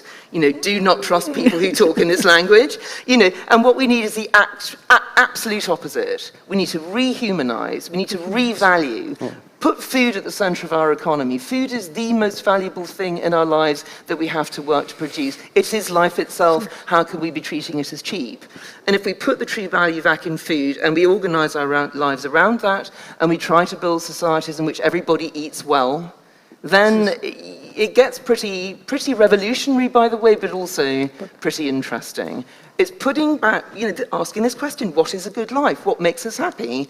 We saw under lockdown, it's simple things, actually. Yes. Contact to nature, having time, the great thing we never talk about, that industrialization also eradicates. Industrialization commodifies land, commodifies people, and eradicates time. That's, you know, an industrial capitalism, I should have said, yes, which indeed came up yesterday. So we need a new economy, we need a new vision of a good life, and it's all connected. So never can you look at one piece in isolation, you always have to look at it in the round. So it's necessary to change the productive model, no? Yeah, yes. And also not externalize the true cost of what it takes to live. Yes. We have to internalize this cost and learn to enjoy it, by the way. Because actually, I agree with you about the dodgy carrots, but I do grow tomatoes on my roof in London, actually. No. And they're pretty good, and I don't use pesticides. But I know I agree with you. It's not about little hobbits all kind of having their little patch of land, but it is about rehumanizing and revaluing the food system, which is a slightly different thing. Esta pregunta es... This question is for both. Is it possible to design or to rethink cities from the need to feed citizens, and how would those cities look like? I don't talk about food because it's not my specialty, but there are other topics that such as air and vegetation. And yes, we have to rethink, redesign cities so as to improve the air quality, and so that there is more biophilia, because this is a very important type of food. We need to redesign cities in a small scale. I think what is wrong with the with the approach is big scales. When you are planning for big scales, it never comes to be materialized. So you need to apply maybe a small surgery actions on the city so as to improve cities in the small scale. So you have to think about the neighborhood, how to improve traffic in a district, and you can do that with legislation. And you can do it if a government understands the need to do that. And there are very few governments which are willing to do that. I cannot talk about food, though. Talking about food now, and talking about pandemic, those countries with the highest obesity and diabetes rates were also the same countries who were the worst impacted by the pandemic. So from the entrepreneurial points of view, I mean, policymakers, could they somehow pass legislation so as to improve health? I mean, could they perhaps make a change so as to modify the predator model that we have with food and the production of what you call Frankenstein food, as you say in your book? So would it be possible for policymakers to force the change or to make quick decisions? Food. Why are they terrified of food? Look at history. Yeah. You know, basically any politician who took control and responsibility for feeding people normally ended up quite badly. And I just give you Louis XVI as my prime example. And of course, Louis XVI was a victim of geography because Paris was landlocked effectively. It didn't have access to the sea. It was very difficult to feed. The king had to take responsibility. He was called the baker of last resort. An Icelandic volcano went off. There was a series of bad harvests. People blamed the king. We know how it ends. So this is part of the problem. When industrialization came along, am I talking too fast, by the way? I don't know. I feel I'm just going, anyway. It sounds like that. Spanish sounds like that. Anyway, You're talking no, but when industrialization came along, this is the reason why politicians were so happy to cede responsibility for feeding people to the food industries, because, you know, was always their biggest and most horrible task was feeding people. And of course, nobody likes being told what to eat. I mean, I was listening literally last night to an English ex-minister talking about, you know, being asked, would you be happy to tell people to eat less meat, you know, or to have a meat tax? And she said, no, absolutely not. You know, I couldn't possibly, you know, sort of impose this kind of restriction onto people. But of course, you know, the market does not create a good diet. The market creates actually effectively what we have at the moment, which is a lot of highly processed food, a lot of branded food, an incredibly consolidated food industry. I mean, I don't know whether any of you know that amazing chart that shows, you know, every brand you've heard of, like kind of Coca-Cola, or I don't know what the Spanish brands are, but, you know, cornflakes or whatever it is, they're all, you know, part of a bigger brand, until there's only about 9 companies that basically control the entire global food system. Now, what politician can stand in front of their electorate and say, I don't control the food system, you know, if I'm going to do anything, it's going to make the food more expensive, by the way, and, oh, by the way, don't eat meat.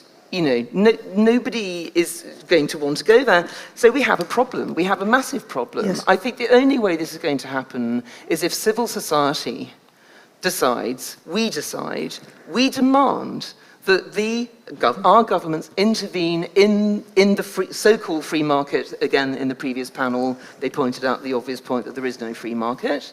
But also, it can't just be stick. It also has to be Joanne's dodgy carrots. You know, there has to be pleasure in this as well. So this is why, you know, my thinking leads me naturally towards land reform, and it leads me naturally towards tax reform. You can't make food more expensive, which is what we actually need to do, and you can't break up the big food industries whose entire business model is predicated on trashing the planet, without giving people something in return. And what I believe they need in return is access to land. You know, we need more farmers, not fewer farmers, access to land, access to shared spaces like community gardens, but at a bigger scale. So again, restoring, this is coming closer to, and by the way, thank you for the offer of a business partnership. I mean, we'll have to talk later. But anyway, you know, bringing, as I say, giving people, you know, Amartya Sen, you know, he talks about sort of a good life being about agency, opportunity, you know, and if we're going to try and create a good life that is not predicated on just consumption and just throwing things away, but also pleasure and joy, then there is nothing more fundamental than making things. Miriam mentioned it in her, you know, session yesterday. We can't just be consumers, we also have to be producers, we also have to be makers. And food is just, it's not the only subject, you're absolutely right, but it's just the most obvious one where we can get actively engaged. And as I say, we have to demand politicians get involved, but they won't do it unless we insist. You know, this, I think, needs to be some kind of a political movement from the ground.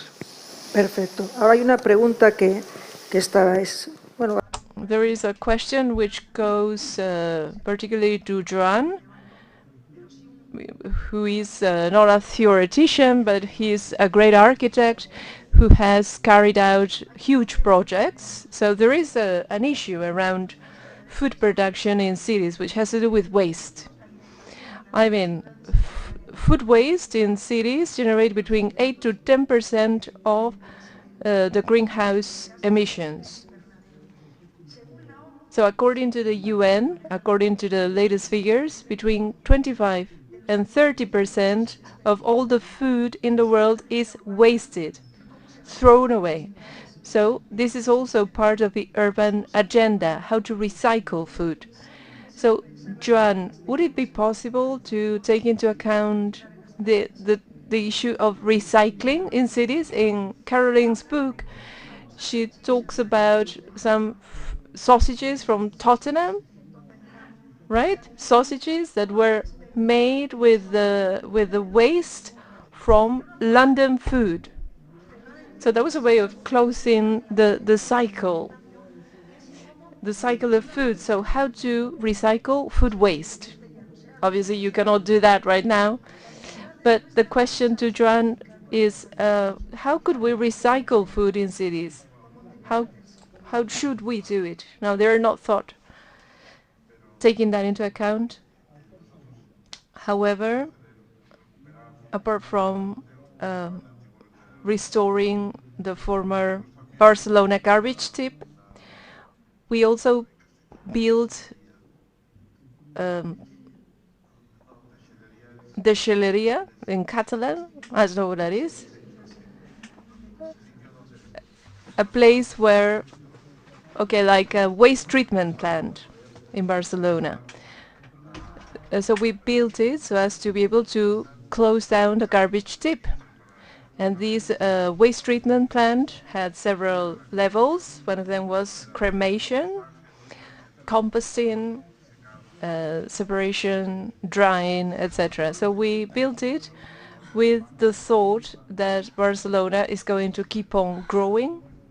Barcelona is actually decreasing its number of inhabitants.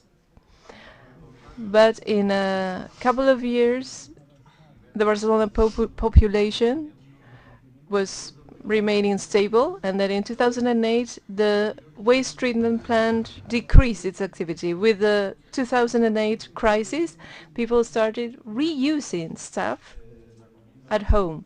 They started using their food better, and actually the Barcelona waste production decreased, almost halved. So in the face of crisis, not in the pandemic, I do not mean in the pandemic, which was quite the opposite trend. Waste increased during the pandemic because consumption increased. So most people stayed home and were forced to cook. So we were using food better. So just with better education, just with better training, knowing your own home economy better, you would reduce the amount of waste generated at home. So when we talk about waste, we have to consider individual waste, which is related to the person's education. So I think at schools they should teach children how to recycle the things you use at home, such as clothes, food, what we call well, devices, you know, the program obsolescence of devices, how to reuse and recycle devices. So I think this should be taught at school. And then regulations. In the end, regulations are necessary. The law has to be there. As citizens, they demand a lot from us, and even in the absence of legislation, usually we are willing to do that. For instance, when I buy whole milk, people look at me funny, like, how do you buy whole milk? It's not healthy. And nobody's forcing me to buy skimmed milk. However, I choose to buy skimmed milk. So this is all about education. This is all about awareness. You and I were working with Inditex, Sarah, right? No, I thought you were working for Sarah. Well, I work for Sarah, Inditex. So at the factory, they have a 2023 agenda, so that everything that is manufactured has to be recycled. So if a manufacturer does that, they have to recycle everything. However, politicians do not have that agenda for the whole country, I mean. And then we were talking about medical insurance. Medical insurance were imposing the seat belts in cars, the helmets in motorcycles. Now medical insurance is pushing for increasing the taxes on sugary drinks. So sometimes medical insurances are lobbying for change. So maybe we could do that in order to improve health. For instance, air is something that you cannot purchase, but city air, I mean, medical insurance should somehow force to control the air quality in cities, because there are many fatalities from people who die from respiratory illnesses because of, you know, breathing dirty air. So I think medical insurance could do that. And now continuing with the topic of cities, throughout the history of mankind, human beings have tried to create ideal utopic cities, like Thomas More with his 54 city-states, and the different proposals which have been made throughout history have always failed, like Le Corbusier's radial city, who wanted to include urban gardens in the middle of the city. That also failed. Gray also generated a project which was called Usonia, a utopic city where everybody should have, you know, like vegetable patches which were self-sufficient. So architects in that generation have tried many times, such as Lucio Costa, Niemeyer in Brazil. They have tried to come up with social, with ideal societies, even architects. So the question would be, can we still dream of that utopic society that is probably going to fail, just like Caroline has said in the book, for instance? In the end, Gerald, utopia is useless. Utopia is useful as a philosophical strategy. So are we still allowed to keep on dreaming? Dreaming is just, well, I dream for 8 hours a night, by the way, on a good night. But it's just part of who and what we are. You know, I mean, it's very interesting. James Lovelock, who you've probably all heard of, who has kind of had a very interesting trajectory in his life as a scientist, but he talks about humans as the consciousness of the earth, which I think is a very beautiful thing. So however badly we're doing, we are still conscious and we can still dream and imagine. And I think this is just phenomenally important. If we lose this, we lose everything. But by the way, the reason I invented this word Sitopia, and I went Greek with it, was precisely in order to, because, by that time I had discovered that food shapes everything in our lives, our bodies, our minds. By the time you're about 25, there is no atom in your body that you were born with. It's all made up of meals you've had. So that's quite a kind of mind-boggling thought. So our bodies, our minds, our landscapes, our cities, our economy, our politics, our climate, obviously, and basically our ability to exist on the planet. So I just thought, well, maybe if we see the world through the lens of food, this gives us an alternative to utopia, which, as you rightly say, the U in utopia, if you don't know this, it's a double derivation. It's like a joke word. It can either mean a good place from the Greek EU, which means good, I don't know how to pronounce it, or OU, which means no. So it's a good place but no place. So it's ideal and therefore cannot exist. And I remember being really depressed when I discovered this, because I thought, well, utopia is our greatest tradition of thinking in a multidisciplinary way about how we should live, about what is a good life, what is a good society, and it can't exist. This is terrible. And that's why I invented the word Sitopia, because I thought, well, actually, if we value food and put it at the center of our thinking and build our idea of a good life and society around it, we can actually get quite close to utopia. By the way, good Sitopias, by the way, Santiago is a good Sitopia. Wow, I've only been here for 24 hours, but I have eaten so well. So it's a bit like that great quote from William Gibson, the necromancer author, that the future is already here, it's just unevenly distributed. It's this same idea. So I think if we, again, going back to what Joanne was saying earlier on, that if we don't try and have these grand visions, and it's interesting that we're sitting in a building that's very much a grand vision, but, whether or not it works in all its specifics is debatable, but, I'm enjoying being here nevertheless. But, if we focus on, as it were, the achievable things, there's no reason why we can't have a doctor and a lawyer and a school and a market in city neighborhoods and design it like this. There's no reason why we can't give people more access to gardens and land. It just takes vision and dreaming. Dreaming and vision are the same thing. Without that, there is nothing. So yes, we have to keep dreaming, but we have to then see what's actually possible and already build on what's already happening. It's happening all over the world. Good stuff is happening all over the world. So there is a lot of hope. But I always say it's like a sort of ocean current. The mainstream current is still with what I call the sort of the 20th century idea of a good life, which is consume, consume, consume. And then there's this countercurrent going the other way. And I'm interested in where those two currents meet and where there's turbulence, because that's where I think deep change can occur. Joan, ¿crees en las ciudades? And you, do you believe in ideal cities? Obviously, you don't come from the generation who dreamed in the 20th century. I think we are already in utopia.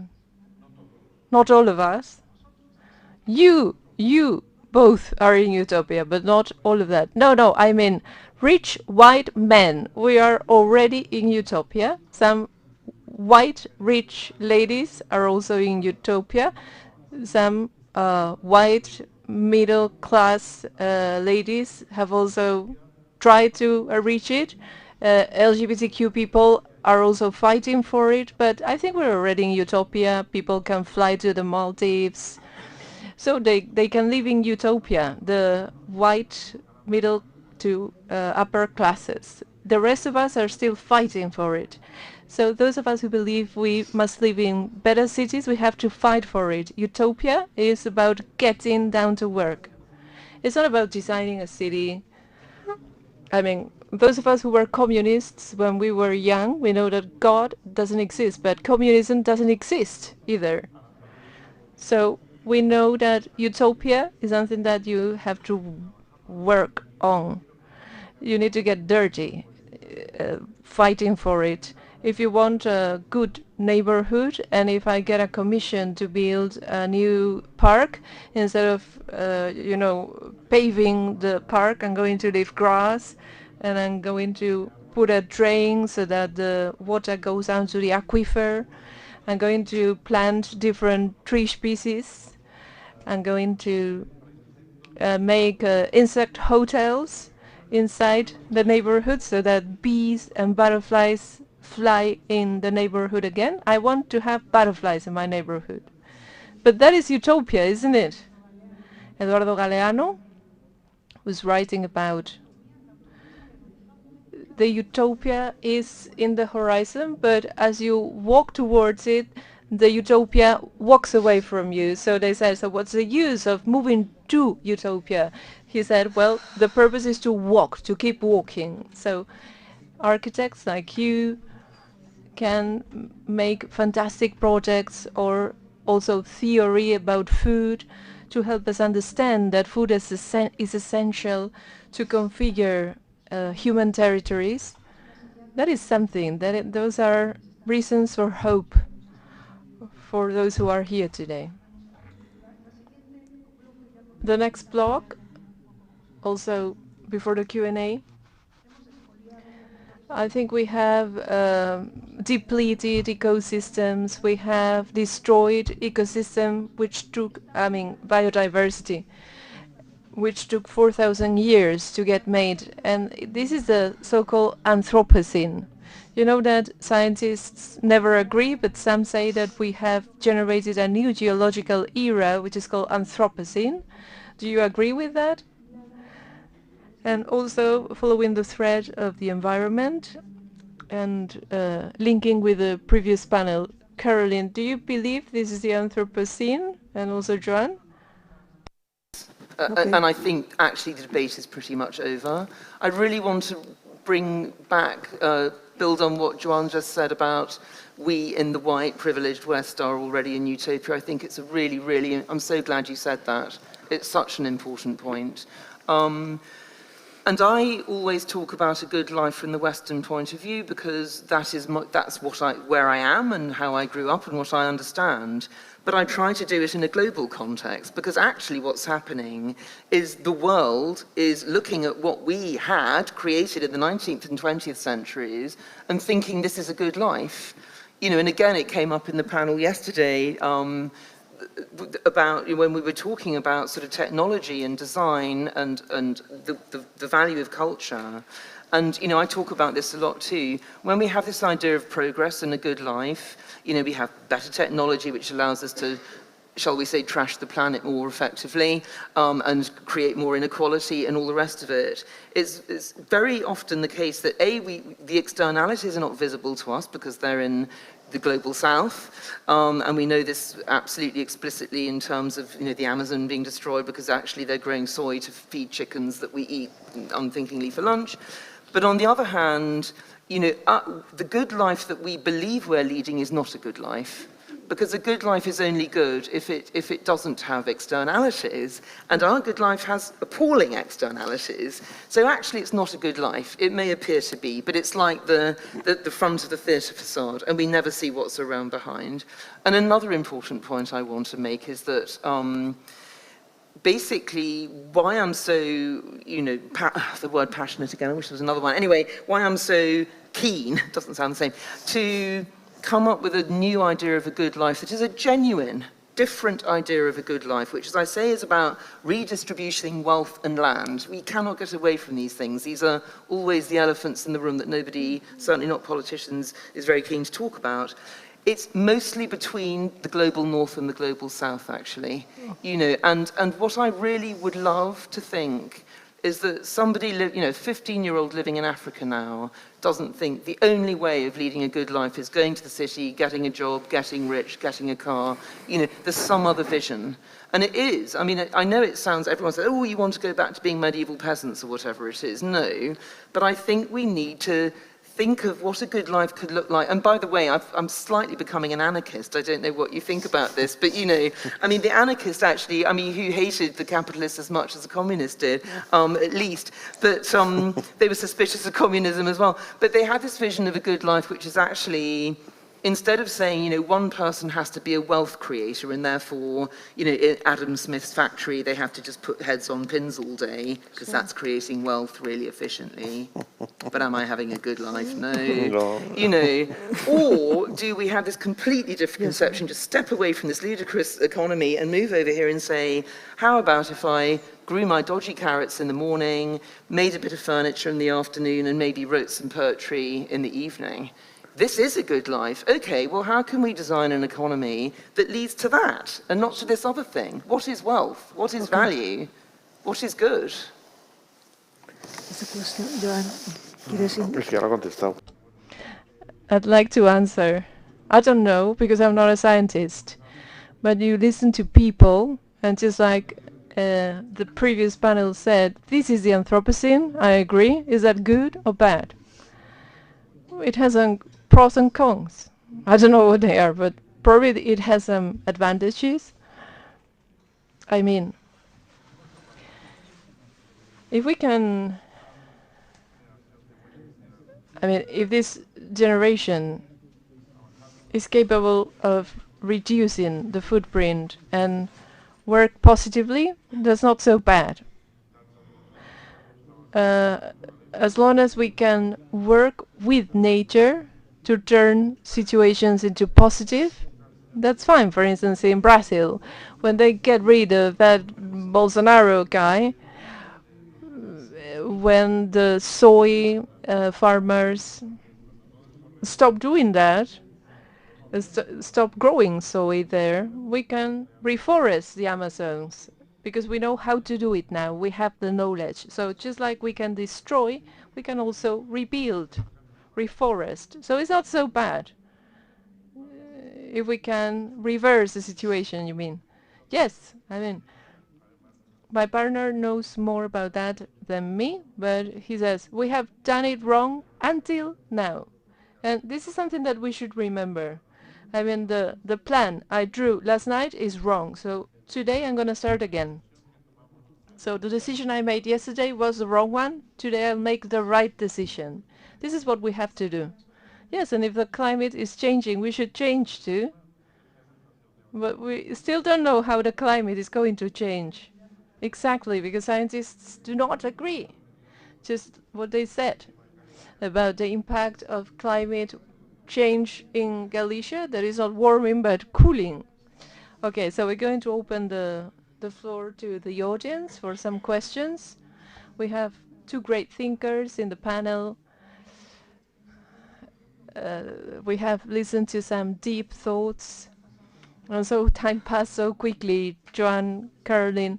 So we're going to briefly open the floor to the audience. One question? Good afternoon. I want to address a question to both of you. Maybe it's a bit complex. Let's see if maybe you can answer. So the first part has to do with a topic that we are dealing with in architecture in this decade, which is the feminist architecture and the gentle architecture for people with disabilities. And I think you mentioned that briefly, which is the fact that architecture and design should be kind to persons with diverse abilities or disabilities, or those who have relatives who live with disabilities.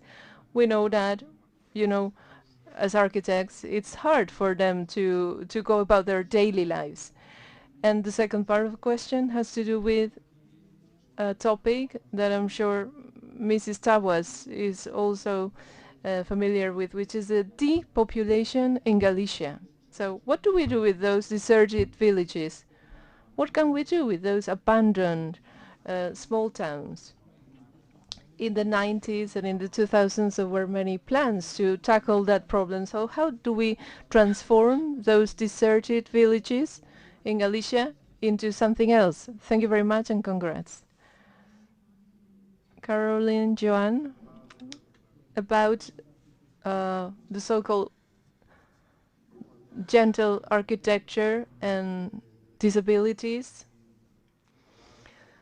I don't know if you know that it's something that is a consequence of the Vietnam War. In the USA, there are many vets after the Vietnam War that gave rise to passing laws about accessibility for people, for disabled veterans. And so people with disabilities were receiving grants, etc. So when there is a very sudden emergency, usually there are solutions that try to patch that problem. In Barcelona, for instance, there is an example of a girl who called her mom at 5 a.m. and she said, I have to go to the station. And she was raped in a dark alley in the middle of a park. So this is, something that has to be corrected. We need more education. We need to improve the surveillance of some places so that this assault cannot happen again. In Barcelona, we have a protocol, IMSA, which is a department belonging to the city council. We have a protocol so as to avoid, for instance, dark alleyways, so that there are security cameras, so that there's good lighting everywhere in the city, so that there are open exits in all the parks, etc. So we need to correct that. We always react to the situations because that's the way it goes. But I think that gradually people are becoming aware of those problems, which are very serious. Question about these abandoned towns, which I find really, really fascinating. I'm listening to myself, but I think something really interesting happened during lockdown. People discovered they could work from home, which meant work from anywhere. And if we think about the old division between city and country that so many utopian models were trying to address, including Ebenezer Howard in his Garden City, who explicitly talks about what he calls the town-country magnet. And what he was talking about there, and it goes back to the duality I was talking about earlier on, that people live in cities because that's the only way they can be connected. But they miss out on nature, and he wanted to find a way of bringing those two things together. Well, we've now discovered we can live in nature and still be a banker, a doctor, a lawyer, a journalist, or whatever. This, to me, is transformative, and I think we will see this. We will see, and by the way, I'm half thinking I might try and do something like this myself. Probably not, buy an entire abandoned village, but move with a group of people to somewhere and actually just lead a life, start a community. It's much more possible now than it's ever been. And this goes back again to what I'm saying about what is a good life, and to bring it back to the subject of this panel, territory. Territory. What is our relationship with territory? Well, all the way through human history, it's been about living well in a place, and it's actually that connection to land. And there are so many beautiful abandoned places because they did not conform to this old 20th century idea of a good life, which is all about, kind of fast city action and, but now it's time for a new vision of a good life, and actually these places are perfect. So, I'm predicting that we're going to see them being re-inhabited. By the way, I hope it's not just lawyers and doctors. I hope it's actually farmers as well. Because this is actually getting to be very possible economically, but also in terms of, how we redistribute ourselves in the landscape. So I think it's a really interesting question. Déjame añadir un tema sobre esto. Let me add something to that. For instance, the size, I talk about Catalonia because I live there. I suppose in Galicia it's the same, but the size of inhabited towns usually decreases when there is no school. So when the population decreases, the school disappears. I have friends of my age who have had troubled kids. Troubled kids because, they're conflictive teenagers. So they move to small towns which have something that we call unitary school, which is an integrated school that brings together the primary education and the secondary education. So those very small towns that have in the same classroom kids aged from 6 to 14 years, those are very good schools, and they provide a type of education which is very integrating, and it generates a lot of empathy among the kids, and they work better than giant schools that classify children into ages. So I would advocate for not making schools disappear. Rather, I would advocate for making more unitary schools in small towns, because many parents have to move from villages because they have to drive their kids to high school, which is like 40 kilometers away. So I think we need to revise this strategy of schooling and school distribution. We just have 2 minutes left, and you have talked about abandoned villages, which is a problem in Galicia. So I think there is a relationship between the territory as a prey and the territory as a predator. So some territories function as predators, and they function like magnets. They attract people to them. So I think that is not desirable. I have a couple of minutes left, and I think, well, we're running out of time, I'm afraid. But I would like to pose one question to each of you as a summary, or maybe as a short pitch, like, you know, in 140 characters, maybe.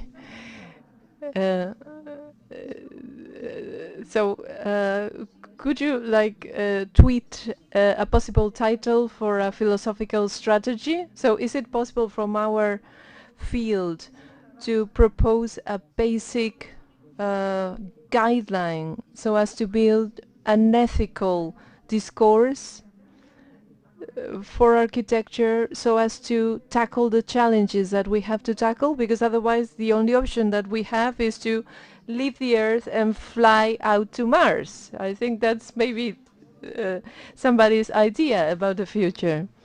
I'm sorry for the short time that we have, but Caroline, Joan, what? It's at the nexus of our two most important sets of connections. It connects us to other humans, and it connects us to nature. So when we eat, we are literally eating the planet. So if we value this thing, and if we put it at the center of our thinking, and we build a society in which everybody eats well, and that means eating well without externalities, eating food that actually, I often say, you know, in a bowl of soup is the whole universe, because it is. You know, it goes from the soup to the body, the home, society, city and country, nature and time. So if we treat that soup well, and we care about the people who made it, and we care about the landscapes where it came from, and we share it well, we can build a Citopia that's very close to utopia. Okay. This is a long tweet. That was a long tweet. The tweet is a tweet. Is it 140 characters? Mine is very short. Joan. Yes, but with more people. Not just with architects, with more people. Multidisciplinarity. Yes, I like that. I like that message, because sometimes we are too self-centered, and we don't understand that this is such a complex mission that we have to, I mean, all of us had to get on board. So it was so good to have Caroline with me. Not me, she is the important one. So thanks to both. Gracias, Joan. Thank you. Thanks to the audience and to the organizers. Thank you.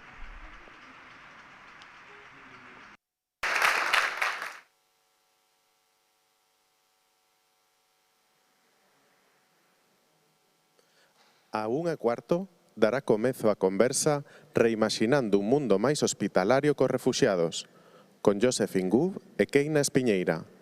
Se aínda non conta con entrada, pode inscribirse no mostrador de benvida.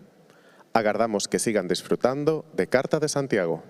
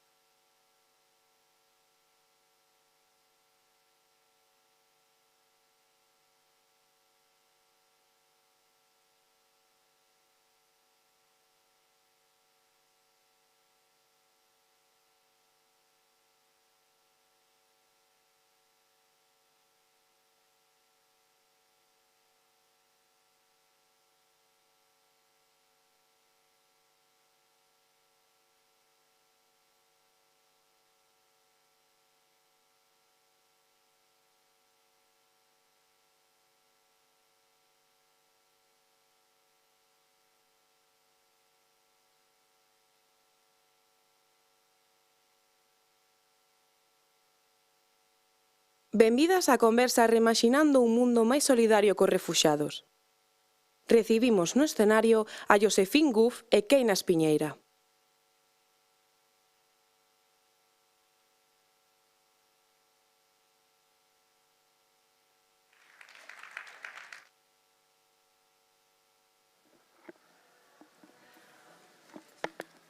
I don't need it. I don't think so. Bo día a todas e todos. Benvidos. Good morning, ladies and gentlemen, and welcome to this dialogue that's going to deal about how to reimagine a world that welcomes refugees more. The dialogue is going to be in English. We have simultaneous translation, so we're going to use English now. For coming to this dialogue that will be about reimagining a more hospitable world with refugees. My name is Keina Espiñeira. I'm a researcher at the Universidade da Coruña. I'm working in a research project about welcoming spaces, and I will be the host for this dialogue about this challenging topic. We are honored to have with us Josefín Guf. Thank you for coming, Josefín. Thank you. Gracias. So, Josefín, she's a young woman with an impressive experience and career working with social innovation. She is graduated from Sciences Po Paris and the London Schools of Economics, and she is the co-founder and executive director of the Techfugees for Impact. This is a global international organization working on technological solutions with refugees. Josefín, she is also technology advisor within the Norwegian Refugee Council, and she acts as an informal expert for the European Commission on migration reforms, migration politics. She has experience and deep knowledge from the ground, in the ground, working with refugees and migrants in the EU, at the European borders, but also inside Europe. And she has been nominated as one of the top 30 under 30 social entrepreneurs by Forbes during 3 consecutive years, from 2016 to 2018.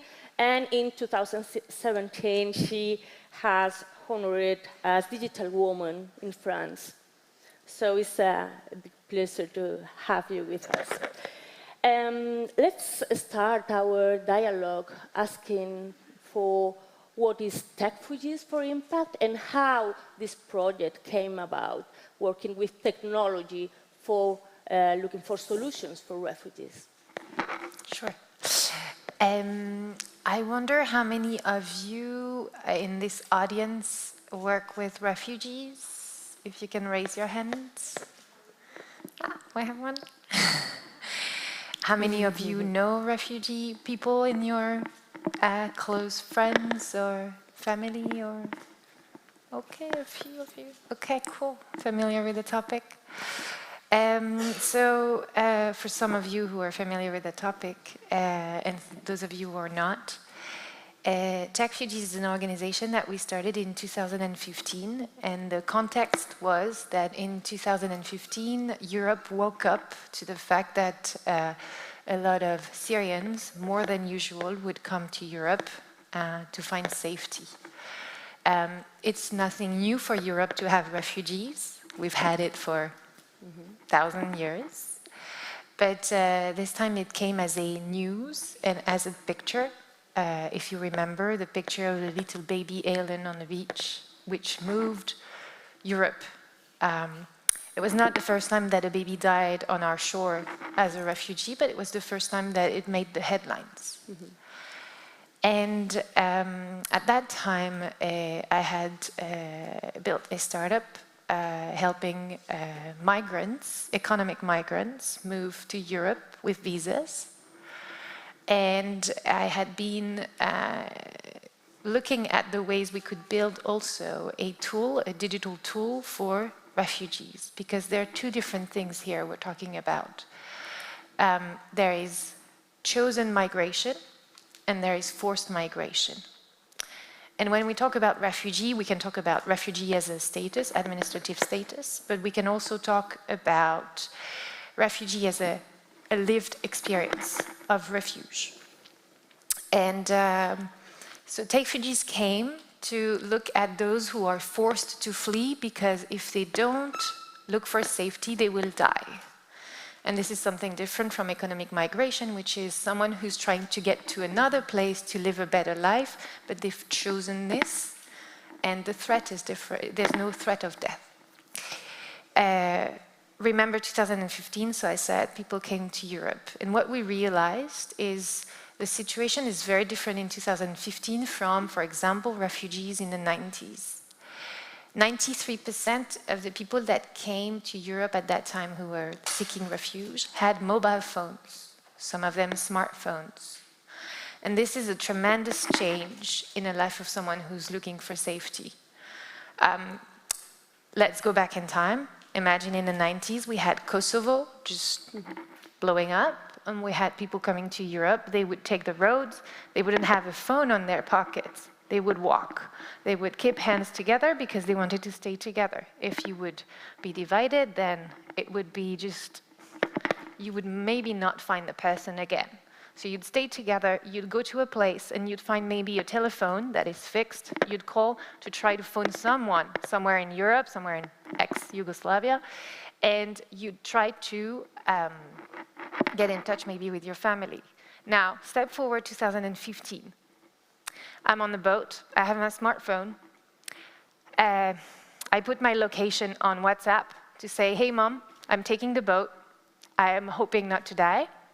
My mom can, from Syria or from Greece, look at the boat, how it's progressing. If there's any problem, I can call and say, hey, this is happening. And what I'm telling you right now is a live story of friends that have been on that boat and just WhatsApp so that the Coast Guard could just come and save them. So you have to imagine this is like it's completely different landscape for someone who's seeking refuge right now, because they have a talkie-walkie in their pockets, and they can inform in real time people so that they can just help themselves. And so we started from there. We're like, there's no way we're going to help refugees the same way when the way they help themselves is not going to the Red Cross or going to a local NGO or asking to people. It's by handing their phone and asking for Google to help them. So we started going on the ground and asking those seeking refuge, what are you looking for? How can we help you just stay safe and find that refuge? And so we looked at ways they would access their phones and find information so that we build tech refugees. And I think it's, for me, really important to tell you like the philosophy and the intention behind the organization that we've built is to reflect on what does it mean now to be someone who's looking for refuge and having a smartphone in my pocket. Sorry. Yeah, you in different talks you make this distinction between the so-called refugee crisis and a crisis about hospitality. We will come to this point later, but let's to reflect more on the role of technology. So can technology really save lives of refugees and people in the way, in the trip, in a migratory process, and also change things? We often say, and that's our philosophy also, we are not a solutionist. We don't believe technology is going to save the world. That's kind of a San Francisco, Silicon Valley thought. Tech is a tool. It can be used for good. It can be used for bad. And so we see technology as a way to help, but we look at it safely. So we have smugglers using really well those technologies to move people around. We also have Bashar al-Assad having lots of people going online to find those people that have come out of Syria to kill them. So technology is a force for bad, and it's a force for good. And so the way you're going to think about technology is how do you make it safe? And I think it's it's a very different discussion to have with the technological sector that is led by Silicon Valley, because in that world of San Francisco, data is really important, because data is monetization and money. And so they live in a world where they collect data and they sell it to someone. The world of refugees, of people with refugee status, is a world where their data and personal data, Could you please take off the earring? Ah, okay, that's why. Yeah. I will take it off. Parfait. Thank you. No? Both? Okay. Better. I can move now. I was just like very stressed. Yeah. So there's two things that are different when you're building technology for people that are vulnerable. Is the first thing is the reason why they are threatened of death is because of who they are. So you're not going to collect information about that very thing. And so it makes it very difficult for tech companies to make money out of those sort of consumers. So that's why it's a landscape that is very difficult for technology companies to invest, but also very hard for them to understand that you can't do what you would be doing for other consumers. And the second thing also is that technology is not always high-tech. You have to just think low-tech, right? So I'll give you an example. The first few days of our organization, we brought refugees, NGOs, and tech companies to talk to each other and understand the need on the ground. What do you need so that you are safe? And one of the things that some refugees and NGOs on the ground in Greece told us is when we arrive, we don't know where to look at, and we can't find the refugees and inform them because they go on their mobile phone and they go somewhere else. They take an Uber and they say, we want to go to Germany. That doesn't work. So what we've built with that group of people is we've built when you go to an airport, you look for Wi-Fi and you get a first page that is the airport's page, right? And they ask you for your data. Well, what we did this time is that when you arrive at the shores, you can go onto the Wi-Fi and then you get a splash page, as we say it, and they ask you for that language you speak. So it could be Urdu, it could be Arabic. And at that point, when you speak Arabic, they say, you are here, and if you need shelter, you should just click here if you're looking for help, if you're looking to blah, blah, blah, blah, blah. And so that's the first response so that people can find safe information that is not trying to abuse of them. This product has evolved over time and you can find it online. It has a Facebook page so that people can understand better who's providing the information and also discuss with the people informing them, because when you're someone who's seeking refuge, you're going to be several times abused, people are going to scam you, and so you never really know if the information that they give you online, because it's not physical, it's not someone, you don't know if it's trustworthy. So social media plays a really important role when you want to deliver technology to refugees. Hence why, and I say it to all technologies that come to us saying, I have this amazing application I want to build for refugees. First, why does it have to be amazing? We don't need amazing things, we just need things that work. And we need things that are safe. And we need things that can plug to social media, so there can be an insurance that someone can see who's behind it and if there's a sort of authenticity behind it.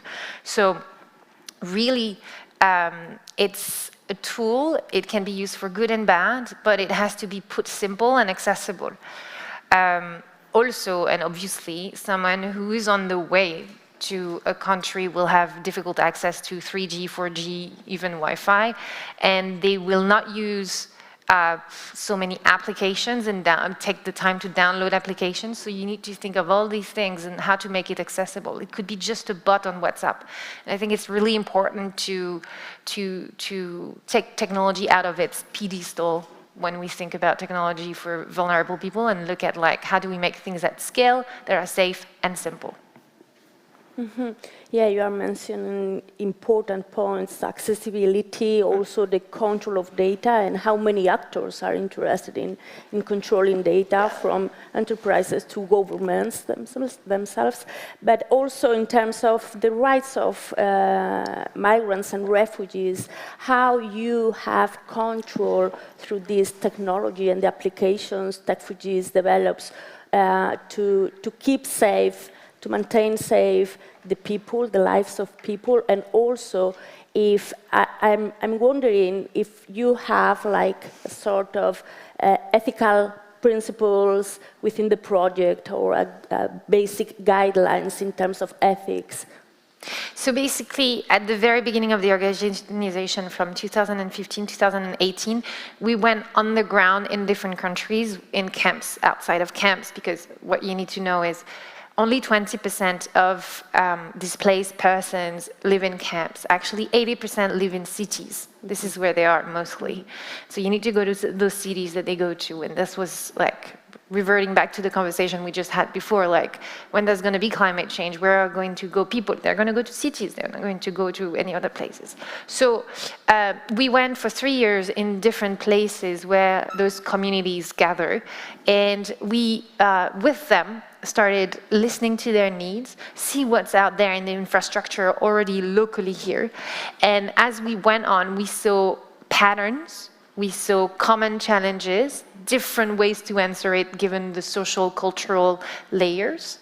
But we came up with 8 guiding principles, and those 8 guiding principles are on our website, and they say basically what I told you already almost is you build it with them, not just for them. So you can't just have an appreciation of refugees from what you read in the media or what you see in data. You have to also be with the people to understand their use of technology. The second thing is you need to not collect data if it's not useful. A lot of people will want to collect data for the data's sake, but is it really making your technology better? Does it improve marginally or does it improve greatly? Well, we think that most of the apps you can produce, like the one I told you, the website that just goes, you only need, you don't need the IP of the person, you only need to know their language, right? You don't need to know what their name is, what their age, whatever. So don't collect data if it's not really essentially to run the technology. Other questions are related to solutionism is, obviously, and you said it before, and we'll go on it, we're not dealt with a refugee crisis here. We're dealing with a hospitality crisis, at best, in Europe, right? A third of the population in Lebanon are refugees. Are we at that stage here in Europe? Not at all. So I think they can talk about a refugee crisis. We are a bit arrogant when we say that. We're like changing the frame. Right. The frame is a hospitality crisis, and so you understand that what we can do with our tool technologies to fix a bit and make it a little bit better, the system, and try to just like save lives and less suffering. But at best, this is a political issue, and the solution comes from politics. It doesn't come from tech. So I think in our guiding principles, it's about that. It's humility in the fact of using technology to fix and lower the suffering, but you don't have to wait for technology to give you ethics, to give you political solutions. This is another debate. I think it's really important to frame it. You also say in another intervention, you said, keep it simple, keep it with a hacking attitude. What do you mean by a hacking attitude? Is it related to hacktivists, this kind of projects? No, we try to stay away from politics. We know what we're doing is political because in a sense we have an idea of what we're doing, but when we say we're not political, we're not trying to play party, we're not trying to do a sort of advocacy on technology and stuff, we're trying to just like help here. And when we say hacking, it's about being, again, low-key in terms of tech, right? I hear a lot about blockchain for refugees. Well, a blockchain is taking a lot of power. It takes energy, right, to power. So first, it's not really good for the environment, and so we know environment is linked to displacement of population, so it's about like the snake that eats its own tail. So why do we want first place to use blockchain that creates climate change, it contributes to climate change and all this. So why do you want a high-end solution to a problem that's at scale? The second thing is you're trying a technology that's not even like yet safe and accessible to everyone. So we've had a lot of Bitcoin community coming saying we're going to save the refugees because they're going to have Bitcoins and they're going to be able to extract value everywhere. But when you live in Lebanon and you're a refugee and you can't get internet but just a few hours a day, how are you going to extract that value of Bitcoin? You can't. So it's just, by hacking attitude is to just get down to the ground and just like being in front of reality. Just go to a camp. Just go to a center where migrants live, talk to them, and just realize that what they need is simpler than what you think. You're not here to save the world, you're here to contribute to less suffering, and that's it. And that's that sort of just think simple solution at scale. That's what we mean. Yeah, we want to remove the bit of the hype and look at practical solution that can take, and really like the one example I gave you of the splash page that exists in every airport in the world is a simple solution that helped a lot of people. But some people thought that it would be better to create an application related to welcome to Greece. How many downloaded? 0. And they put in the camp like download this app. Nobody would download this app because this is not how it works. So it's about being in tune with what the use of the people on the ground is to deliver that information. I could provide many other examples.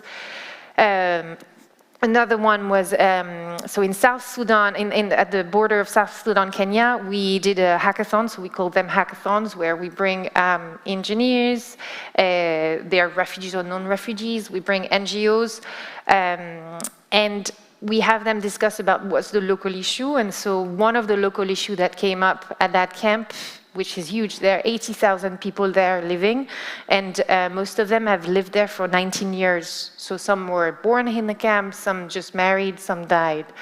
So that camp is their life, it's their city. And they said one of the main challenges we have is the health challenge, is most of the women who get pregnant, and they will have 7 babies in their lifetime on average, might die while they give birth because the Red Cross doesn't come.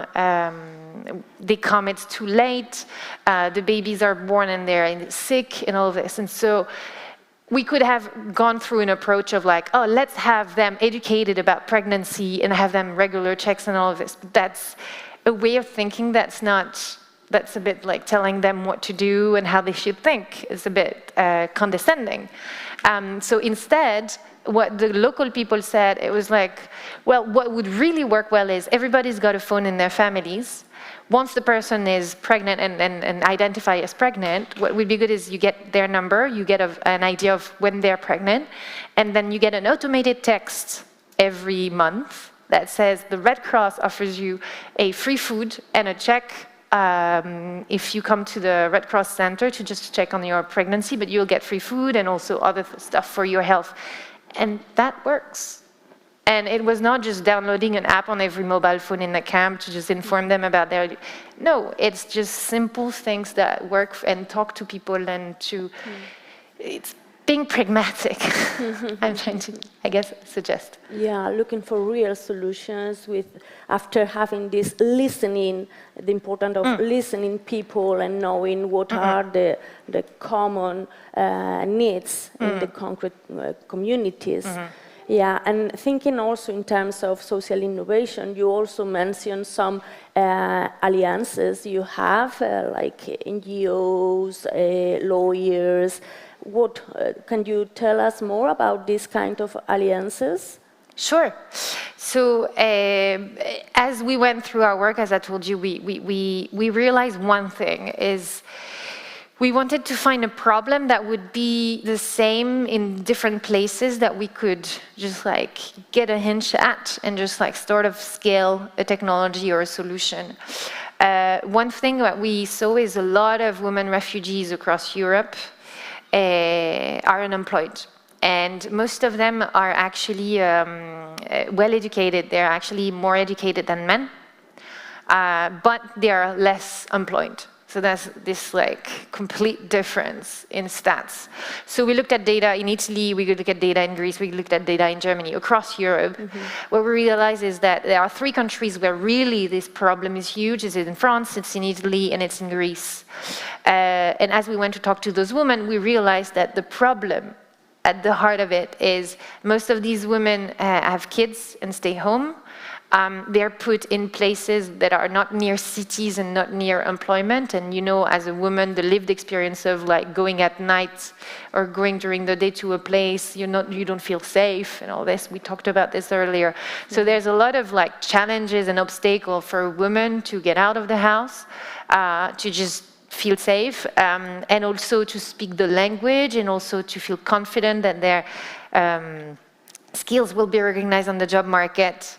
So what we built is, and it's just using what already exists, you know, we have online platforms for training, for courses. So we've created alliances with Open Classroom, Coursera, Udemy, all of these open platforms for training, and that are giving certified degrees sometimes. We offered it for free for these women who wanted to just go back into employment. And this is interesting because those women are architects, doctors, former lawyers. So it's not that they lack the skills, they just need to have it validated by someone who's identified by employers, so they could reskill almost online and show that they really know how to do those things and get the degree. And so they are at home, they can do that online, they do it for 6 months in those 3 countries that I mentioned. On top of that, we give them a trainer that can follow them on their course online, as well as a mentor that they meet in their city, so that's someone that's matched, that live in a tech company locally, and can just like see their soft skills, right?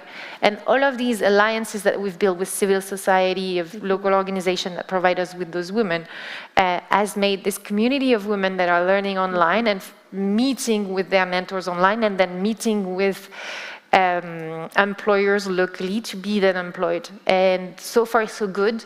80% of these women get a job after a year within our program in technology sector, most of it. And this is thanks to an alliances of people that have come together, and we've just pulled the plugs together. Thanks to just what already exists. We didn't build a new technology, basically. Yeah, and we also talked before about the philosophy and the approach working with refugees and trying to help refugees, that it used to be primarily paternalistic, and how important it is to deconstruct this perspective. So is technology, do you think is technology changing this approach? It depends on how you want to use it. You can be paternalistic in the way you use technology, I guess. But we, in our community and in our organization, are coming from the open source movement. So we believe that the software should be free and everybody should be empowered to just use that software, change it, modify it, share knowledge, and co-construct. So the program I just told you, the program with women, we've built it with them. So the women are telling us, this works for me, this doesn't work for me. We change it every year. We have a impact report and independent people that go and survey all these women anonymously to know, how did it work? Did it work good? Did it really help you get that job, or not at all? You could have done it by yourself. And so every year, in this spirit of iteration that we see a lot in the innovation space, we rebuild and rethink our program so that it gets better and better and better. And I think you can find this in the open source movement, and I don't know how many of you are familiar with that, but the open source is basically saying the code that is on the code building the internet or building a software is available online. You can see it, you can see what it collects, it's transparent, and you can modify it, you can copy it. It's very different from a philosophy of course, Microsoft, for example. And I think it's surely coming from that spirit, but it's also coming from an approach and a philosophy that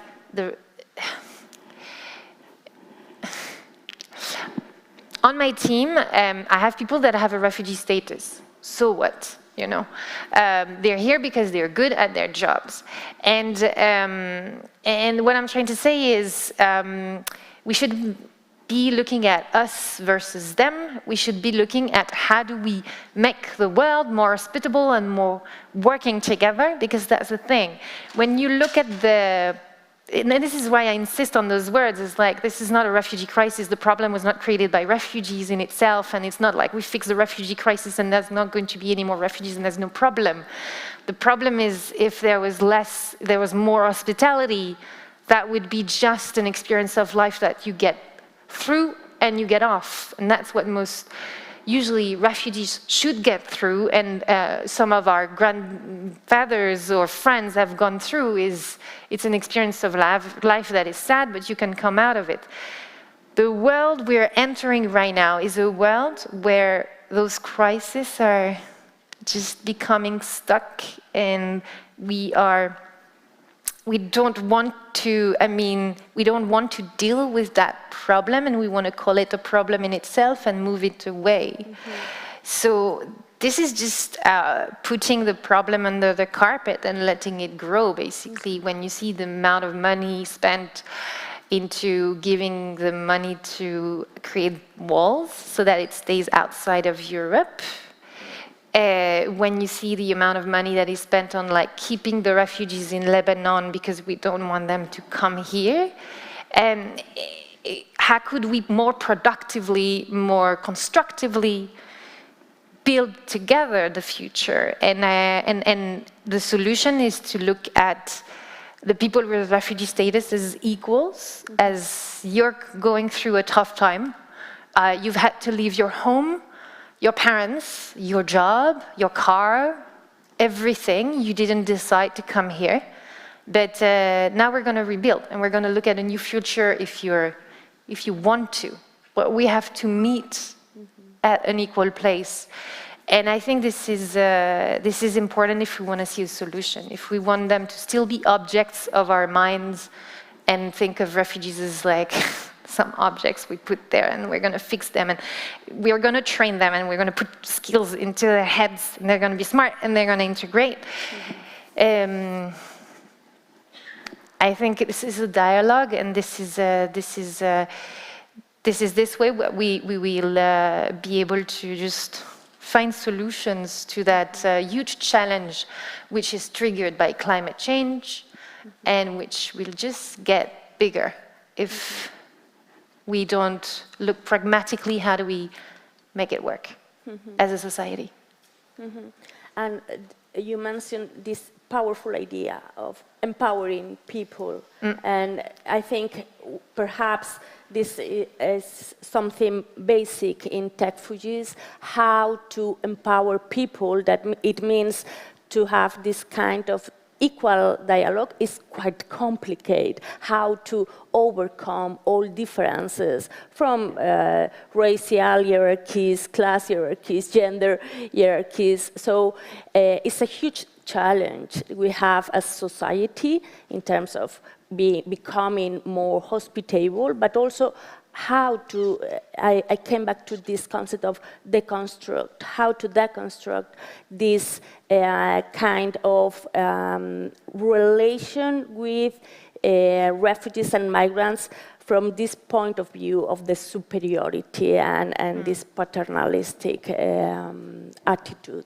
So empowering, we have to reflect more on this because it is not a common idea.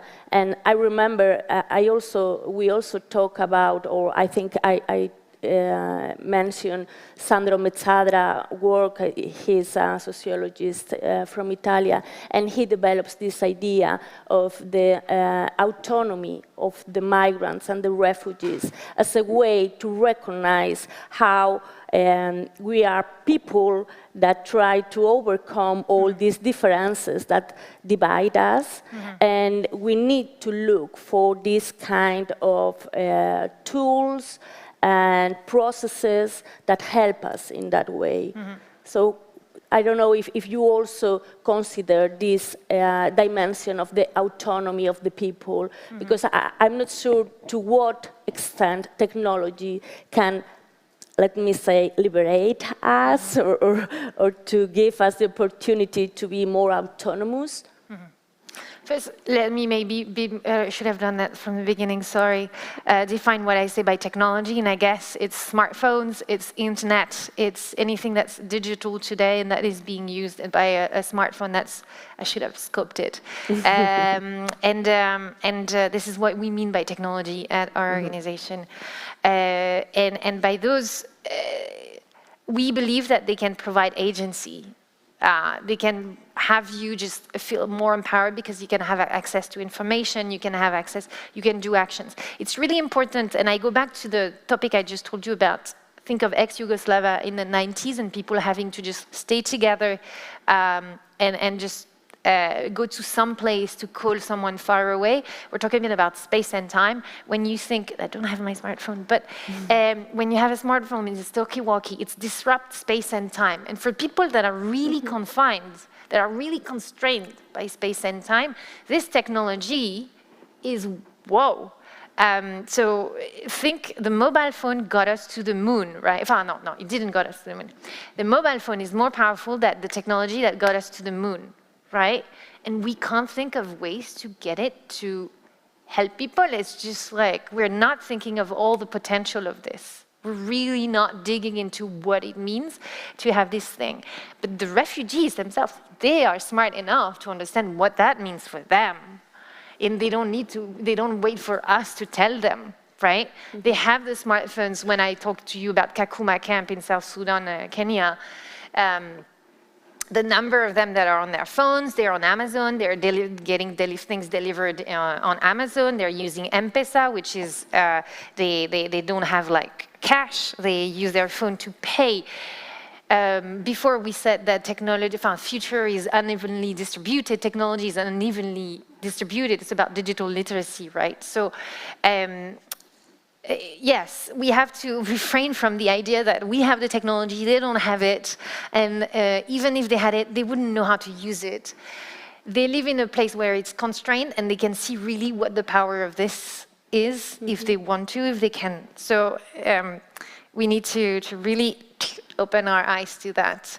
And this is why I love working with the people I work with, because everybody is on the same page that we're not using so much of the potential that is out there. We're just trying to find the newest, shiniest technology when what we already have is already very powerful, and we should optimize that for the very people that we want to serve.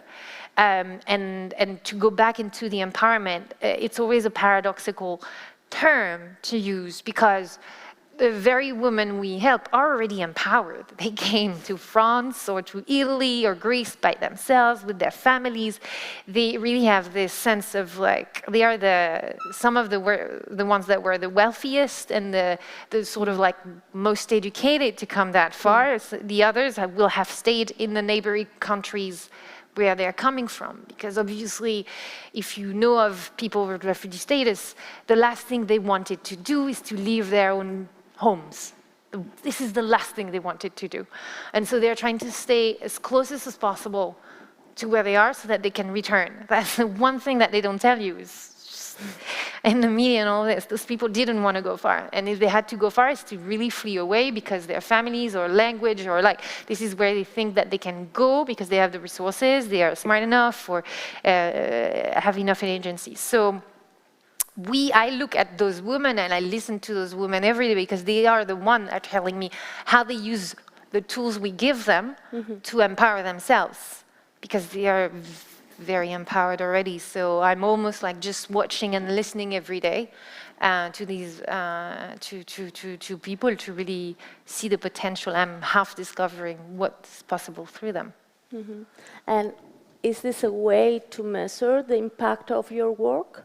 Listening people and seeing how they use your So as I said earlier, we are very dedicated to, so we are pragmatics. We research before we go into anything. We listen to the people and we really try to decide what is the real need, not like a fantasized need or what we think is the problem, because that gets us stuck to like, we think the problem is this, so we're going to find a solution. It doesn't fit the solution, but it really like goes into our mind and narrative that it really is the solution. So for example, I often hear, and I disagree with that, and we can disagree, but I often hear like, people don't know about refugees, you should tell them about the data, and if they knew the data, then it would be different. I'm like, I don't think so. I don't think the problem that is people don't know the data. First, yes, maybe they don't know the data, but if you would give them the data, would they react differently? I think we're on an emotional layer. For a lot of people, this thematic is very emotional. And so this is me coming from Calais. I live by Calais in France. I'm coming from there. And I can see that the people in Calais are not against refugees. But what they say, if you listen to them, they're kind of against refugees. Why? Because this is a very poor city. And you have all the journalists in the world coming to photograph the refugees, but not talking about the people that live locally. And the government puts more money into the police or the association, the charities are helping more refugees than they're helping the local people. So we're talking about like a feeling of injustice, a feeling of not being seen, a feeling and an emotion that is, you're helping refugees more than you help us. How can I feel secure in that world where I pay taxes, or I did pay taxes and I was born on this soil and I'm not protected by the state? Well, the state doesn't really protect the refugees in Calais, I can tell you, because what they do is really bad. But, bad, it's just not nice. It's really disgusting, actually. But we need to go to the core of things. And so we, every year we have independent reviews from people who go and look at how did we define the problem that we're trying to fix? Is it really there in the data? And then interview the people we help, and then give out a report on like, is it really fixing? Is it fixing? Is it really contributing to solving the problem? And I think for any organization, and some of you might already work in charities, the principle of a charity, and I'm sorry to say this if you already know this, but the principle of a charity is not to make money, it's to make impact, right? And how do you make impact? You have a theory of change. And the theory of change is, you say, if this charity organization was not there, the problem would get worse or wouldn't get better, right? And you have to prove this. Like, it's... as an organization, we're not... We are trying to serve and we're trying to be useful. If one day we realize that what we do is not really contributing to some positive change, it doesn't get things better or get them to not get worse, then we'll just stop. But so far so good. Does it happen? It happens that we get bad reviews, obviously. It gets bad that we get the people saying that this thing that you did just doesn't work, it doesn't move the needle, and then we have to stop. And it's always painful, because we're like, but no, really, okay, it doesn't really work. It doesn't like, and I'm trying to find an example of this. I can't find one right now. But how do you react when some project doesn't work on the field? So it's not a whole project that doesn't work. I think it's like pieces of the project that don't work, right? Okay. And for example, that's one thing, for example. So for that program, I told you about the women refugees. So we had assumptions that the problem was the kids. They had to take care of the kids, so we paid for all babysitters from these women so that they could dedicate their time on the courses online.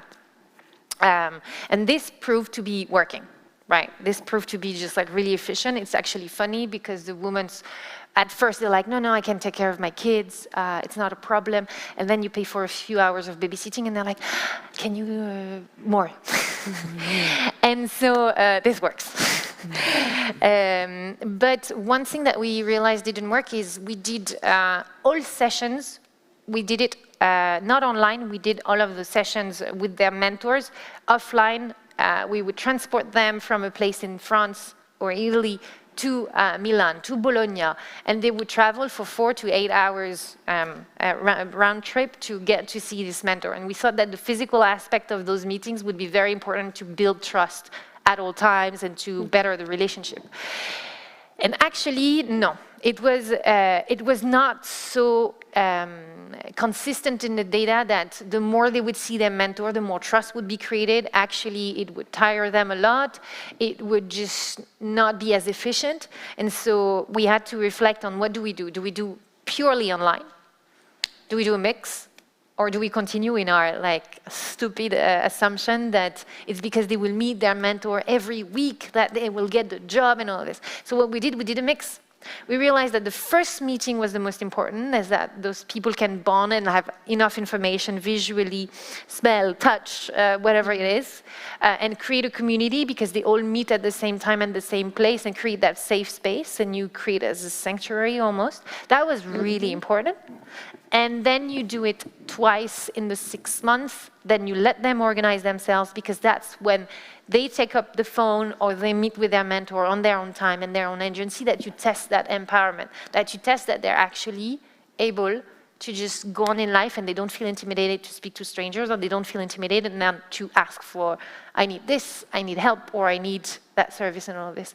And so, yeah, that's, for example, one thing that we were wrong on, and that the impact report told us, you should do less of, which was counterintuitive for us, but that's okay. And what kind of dilemmas do you find or have you found in your work? Many. It's related, yeah, but it's also related to ethics. I mean, can you tell us some huge dilemmas that you are still struggling with? One of the main challenges we have, for example, and this is across Greece, Italy, and France with those women. So they all come from different countries. They speak different languages. They are not, one refugee type, if there's any type. But they really want to work. They really want to get on with their lives. However, there's a pressure from their social workers, we call it social workers, to get the first job, the ASAP. And they feel that pressure from their family, and they feel that pressure because they say, you need the money for the house and your children. And so they feel that pressure from their families and from their social workers to get a job, low-skilled, ASAP, get on. Stop going on to those online courses that will get you a better job, that is a more intellectual, more close to your former job that was an architect or lawyer or stuff, because this is a tough job market. You won't get a chance, and you should work for, in the nursing industry, because you will get the money, you will go ahead, and you will have a job for life.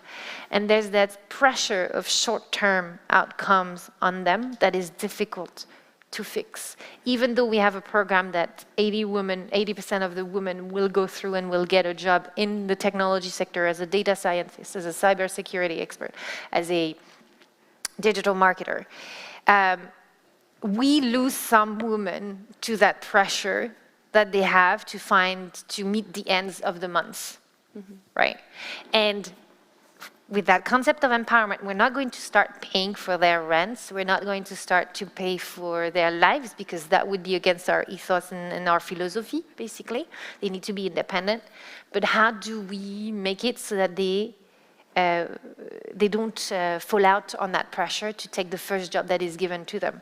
And that's always when we can extract that woman from that short-term pressure that we feel the most useful, the most impactful, is when a woman says, with your program, it was the first time that someone asked me not to do that job or do this, and said, what do you want to do? Getting me back that agency of my own desire, my own wishes. and then looking at me as if I'm capable of doing this. And I think this is always the best compliment we get from those women is, you gave me that chance to believe in myself, you gave me that chance to have that agency over where I want to go.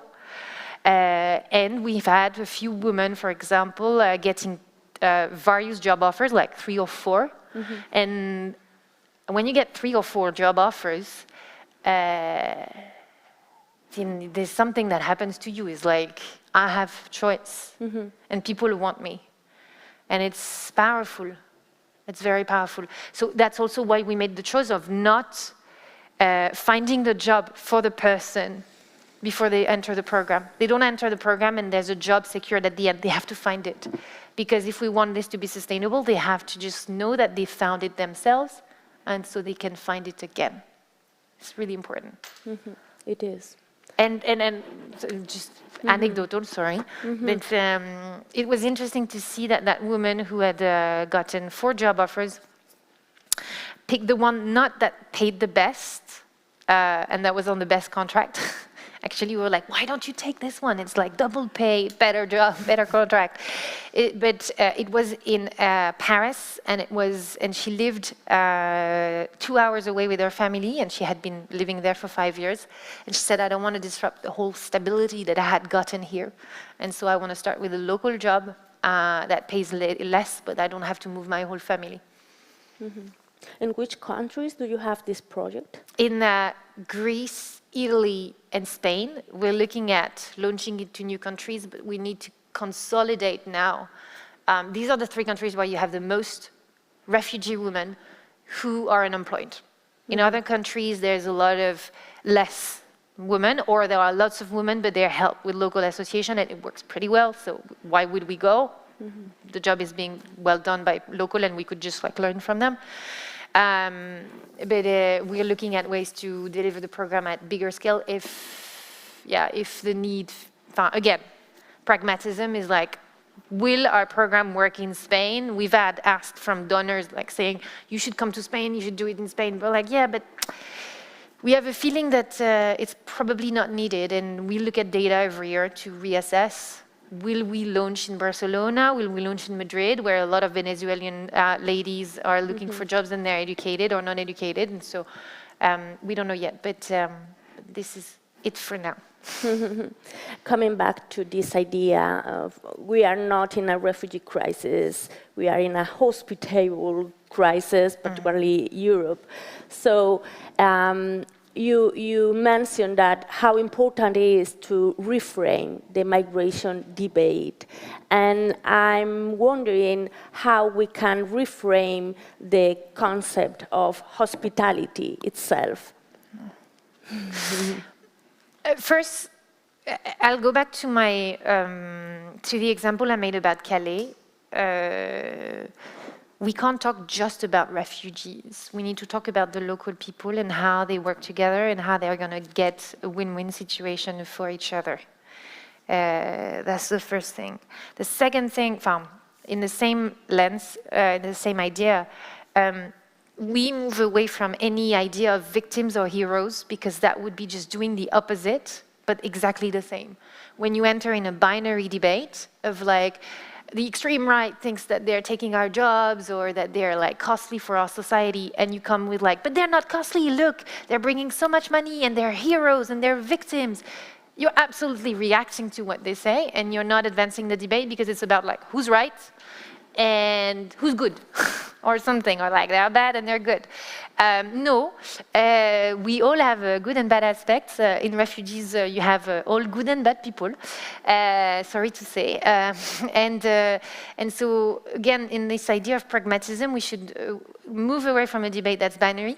We should move in a debate that looks at the future, that looks at everyone. And I think whatever we build with tech refugees as a technology, I told you the technology, or the program we do with women, they could be done with other women who are vulnerable and just like get out of, for example, other social issues, right? Why wouldn't you be able to use what we've learned with refugees for homeless people? Like there's an idea of, I won't say that it's going to be the same problem. I don't think that the problem that homeless people are experiencing is the same as refugees. I think they're very different in that aspect. But how the idea of accessibility over the phone and the short-term approach to life in this lived experience tell us about how we can help homelessness. So we should think of people with refugee status in our societies as also people that question our society and how it works. And that if we serve them, how can we serve other populations? And how can we serve them that they serve the local population? I've seen interesting projects around recyclable plastic or organic food around refugees, is those sectors that are just don't find enough, how do you say, labor shortages that are from the future, found they are like sustainable jobs. And so how do you get more and more local people and refugees trained in those jobs to better the local area? I think we need to think of this and not to save people because they're victims, or not to look at them as heroes who are just good people. And is Techfugees sharing all this knowledge with other projects from different fields? Yeah, everything is online. We try to produce those impact reports are available online because we want everyone to know what we're doing, where we sort of fucked up, and what we're really proud of. Yeah, we're trying to, the word open source, but it's difficult to translate knowledge that is practical experience by open sourcing it. But we try to blog about it. I come here to speak about it, and we're always accessible to that. It's about sharing what works, what doesn't work, which is really important. We have a few minutes. Yeah, just reflect a bit more on this idea, on, well, the theme, the topic of the conversation, how to reimagine in a more hospitable world with refugees, not only for refugees, with them. Yeah, I mean, now that we're at the end of this panel and we're all hungry and we want food. Well, right now we have the COP. We know climate change is bringing displacement. So we can talk about the future of displacement, and you have different numbers from the World Bank that says that 150 million people will be displaced by climate change, or 1 billion, right? That's those big numbers. Like in between 150 million, 1 billion, we don't know what's going to be the exact number. But let's talk about the present. So 2/3 of forced displacement today is due to climate change, today. So we don't need to talk about the future, it's already happening. This is not happening across borders. When people are displaced right now by climate change, they don't really go to another country, they go to a city. We talked about it earlier. But let's look at this because it's happening now, and we know more is going to come. It's going to be interesting. I mean, it would be so sad for Europe, who's experienced this flow of people that came in 2015, and we already see it right now with the Afghans, as they were afraid that a lot of Afghanis would come, but they're going to stay at the borders, really. And there's so many things I want to tell you. Okay, sorry. I'm trying to order my thoughts. So it would be so sad for Europeans not to have, we have not learned from, I don't think our elites have learned so much from 2015 for the way they react to the Afghan, Kabul crisis, I don't know, whatever situation. But I think the civil society and the charities that I see every day and some of corporations that are working with us have learned a bit, and this is getting better and better. So we look at this as a way to solve to help and contribute. But what's for sure is in the next 10 years, and it's going to be so sad when it happens, but it's most probable when we're going to have a big flooding from the Danube in Europe, right? And we'll have Romanians and Bulgarians and have to leave their places because they will be inhabitable. They will be displaced, right? It will happen in Europe. And when Europeans are going to be displaced, they're going to be like, we need to find solutions. And I hope by then that our organization and all the other organizations and civil society will be equipped, because we will have lost time to find solutions and tools to deal with that, because it's going to happen to Europe. And once we become the refugees, then it becomes important to fix, not before. So I hope we get to build tools and we get to build resilient societies before it happens. But I'm a bit pessimistic in that sense, that I don't see it coming from the top, but I see it coming from the ground. And lastly, maybe on Afghanistan. Yeah, the biggest displacement on Afghanistan is not happening because of the removal of the American military and all the other Western military, right? It's happening. Yes, we've had a few thousand leaving, but really right now there's a drought in Afghanistan, and you can be sure that people are going to move because they can't eat, and that's going to be the main source. But nobody talks about this because there's no images of climate change, as we know. And I'm repeating all the other speakers. There's this silent displacement that's happening, and we need to put money and focus on this. And I think this is for us our biggest challenge: is how do we care for more and more and more displacement in the next few years that doesn't get to be caught by the media. Yeah, it's going to be a big job. It is. And we're going to need a lot of us to work on these issues. So anyone who works on resilient societies and on mitigating the climate change is important in that fight, because we're fighting the same fight, I guess. Yeah, all the challenges we are examining and discussing today and yesterday and tomorrow. So all of this is intertwined. Yeah. And so I'm really glad to be here. Thank you so much for coming, Josephine. Thank you. Thank you very much.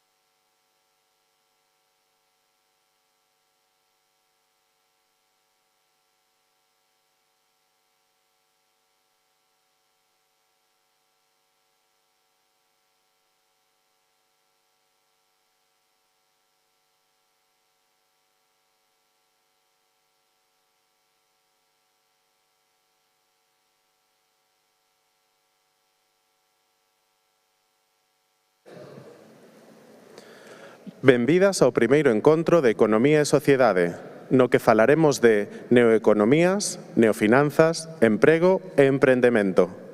Demos a benvida ao escenario a Adela Conchado e Ana José Varela.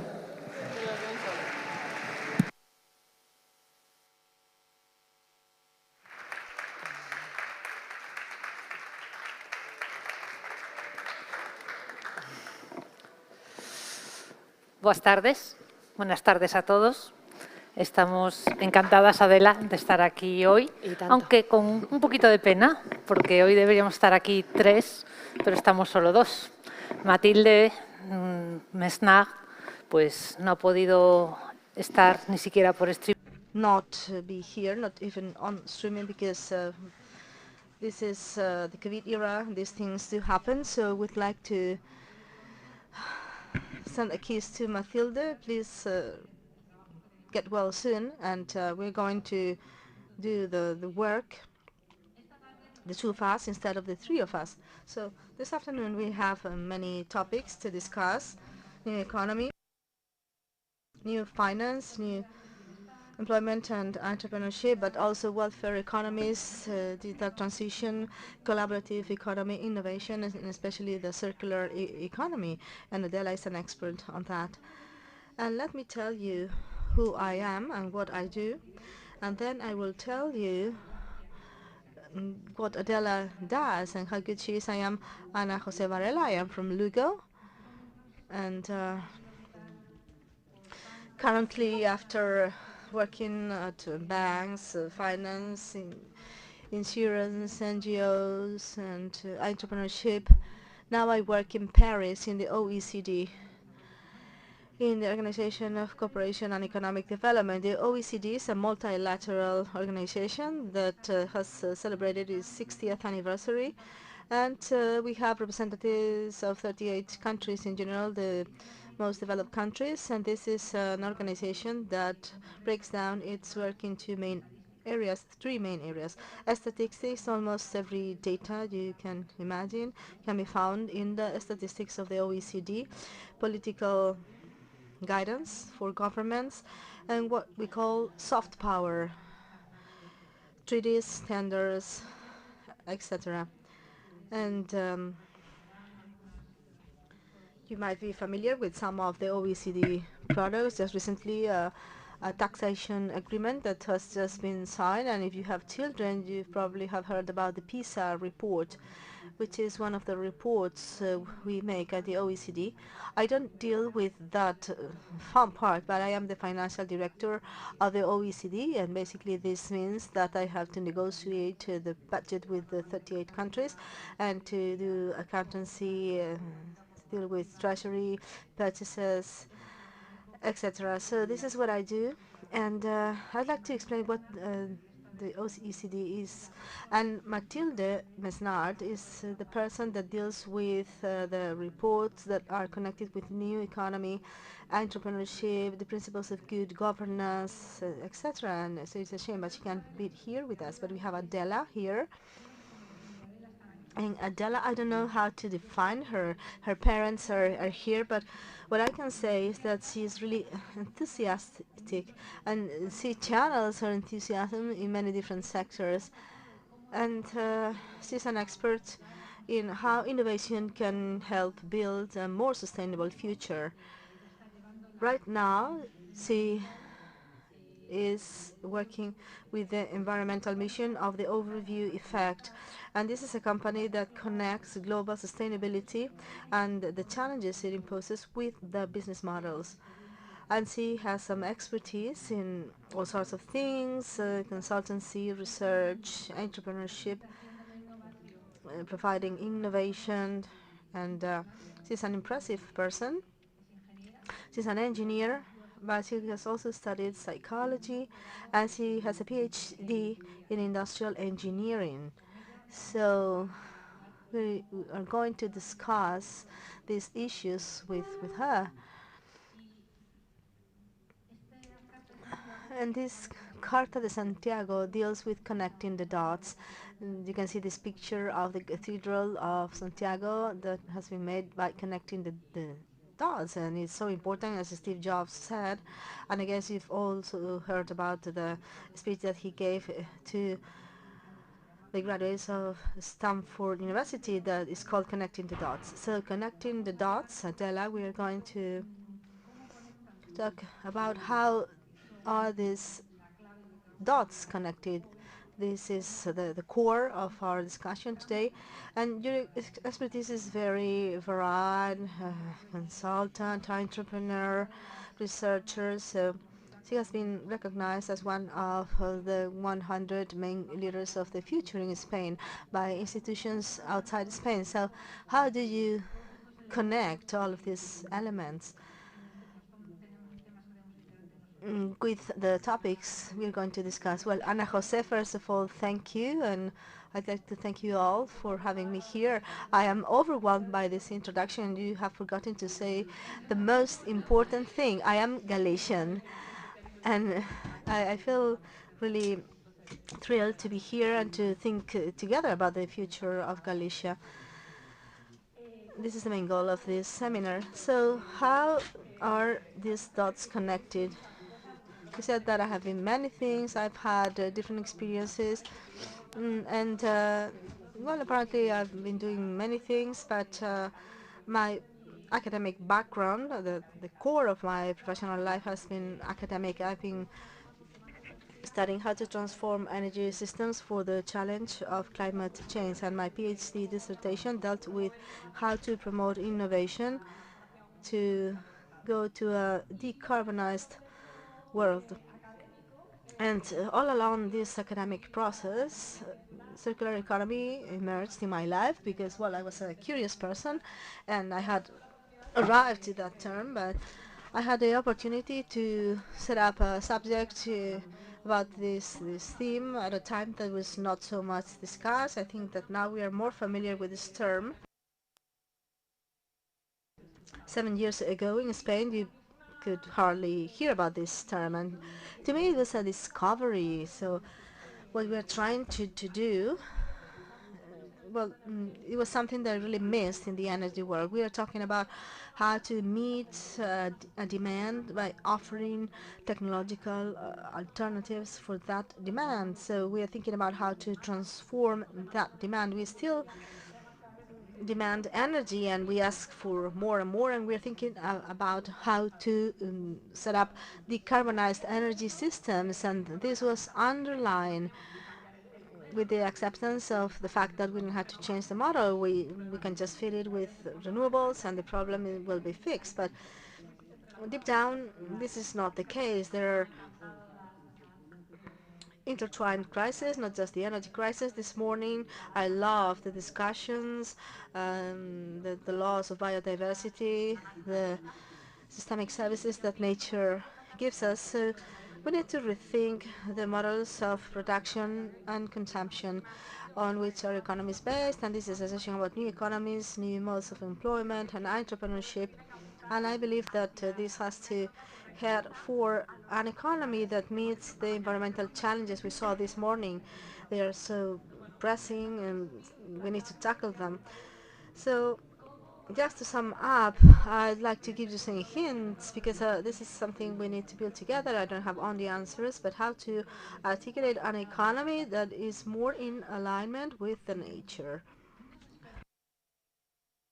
Many experts are telling us these days that we are getting into a new era. There are signs everywhere. This morning we talked to many people, and I am closer to the business world, and there are some signs that you can see the expansion of debt, low interest rates, or even negative interest rates. So it is impossible to assess according to the reports you studied at university. If the interest rates are negative, how can you foresee the future?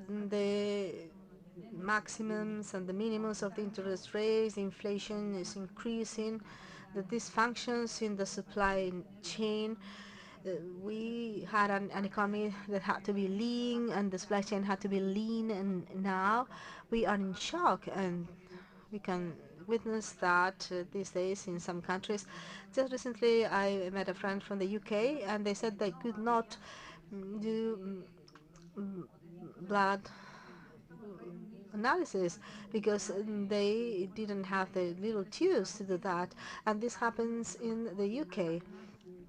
So maybe we're heading for more circular chains, closer chains. So are these signs of exhaustion? And maybe we are witnessing new balances, the macroeconomy that we studied. The other day somebody told me, "Oh, so you come from the past, from before computers." Yes, I come from the time before computers. So the economy we studied before the computers. This is like before Christ, before the computers. So it's the same thing happening in the environmental world, and you work in the environmental sector. Can we see these signs of exhaustion? And yes, the signs are clear. And this morning we talked about many of them. In the morning, Salvador talked about the carbon footprint, and he said that an average person in the planet, he spoke about 2.4 hectares, and we should only have 2. In global terms, we are using 1.7 planets. This is scientifically estimated, and this is a reality that we cannot afford. So this causes the degeneration of the ecosystems. The signs, maybe the clearest picture we have of the health of the planetary ecosystem is the planetary limits developed by Rockstrom and his team. And this concept is trying to identify quantitative indicators so as to know when we are going beyond a barrier that could destabilize the ecological systems, and 9 indicators have been defined, and 4, it has been estimated, are clearly overwhelmed. And we know about climate change, but there are 3 others. Loss of biodiversity is one of them. So the signs are clear. In the case of climate crisis, we are all familiar with that, but with the alarm with biodiversity, maybe not so much. And I think that we should be equally alarmed. The signs are clear, and they connect with the economy in a direct way. The planet is sending signals, and the economy is starting to respond to these environmental needs, because we shouldn't forget that without healthy ecosystems, the society is not healthy, the ecosystems are not healthy, and there's a case that I use a lot when we speak about circular economy. In 2017, there was a campaign, Clean Seas, that showed the problem of the pollution at the ocean. And many people raised their awareness. And in January 2018, we heard the news telling us that China stopped importing our plastics for recycling, because China has problems of clean air in their cities, and one of the most important industry is recycling. We are importing plastics from other countries to be recycled here, and this is damaging our air. So we don't want to import bad quality plastics, and all of a sudden in Europe, oh wow, the plastics, I thought that I would put them in the yellow bin, and that was it. And now we have problems with the dumps and everything. And the EU is taking a bet on a digital and environmental future. A Green Deal, the Green Deal of Europe sets up these lines, and in circular economy there's a strategy and an action plan, and we are taking a bet to change that. And specifically with the plastics, a measure was taken. The one single-use plastics will be forbidden as of January 2021. This is a very visual and an example that is very close to us. And so the problem of clean air in China has arrived to us, and so the model was not working. Let's rethink that, and we shouldn't think how to recycle, but how not to generate waste. And Europe is into that rethinking. And economically speaking, it is true that the environmental issues of sustainability are here already. And I remember that I heard some news about 7 or 8 years ago when the Rockefeller brothers, the guys that make investments for several NGOs, decided that they would never invest in carbon and these sorts of things, and they were called Rockefeller. So this is a symptom. And Blabbo, who is the biggest investor in the world, and there is a lady, the head of the sustainability area, and if she doesn't give the green light, they will not invest in a company.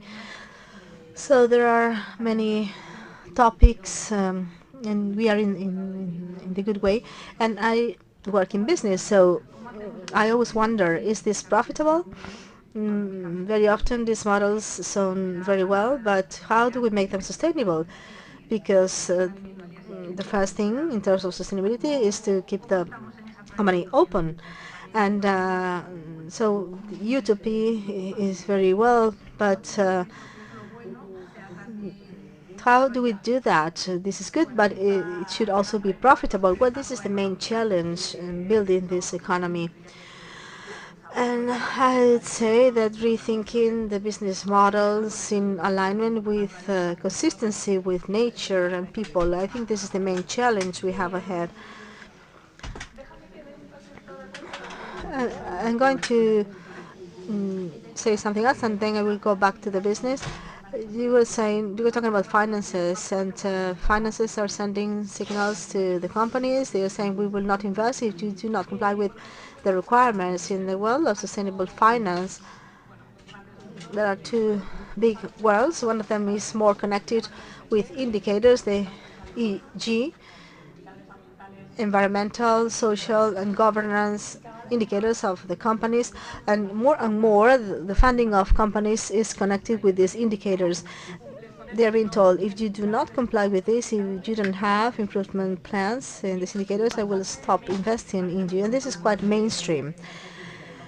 We are not talking about something anecdotic. We are talking about BlackRock that handle big funds in the world. And we have another line of impact investment, as it's called, and the investment has to go for business that wonder about how to generate a positive environmental impact, not just a corporation that tries to improve in specific indicators of energy and water. The impact should be at the core of the business, and this world is quite emerging, and it is very interesting, and we can see some signs of progress. So if the finance and is focused on positive impact, I think that the business models will soon align themselves with that. There will be more possibilities to do that. And externalities will be included more and more. The externalities that were mentioned this morning, the economy of the proper rights, and the business models will be aligned. There are innovative, creative models, entrepreneurs that can articulate feasible business models aligned with nature and the people. And in the case of circular economy, and this is the framework that is useful to me to think about these solutions. There's much talk about servicing.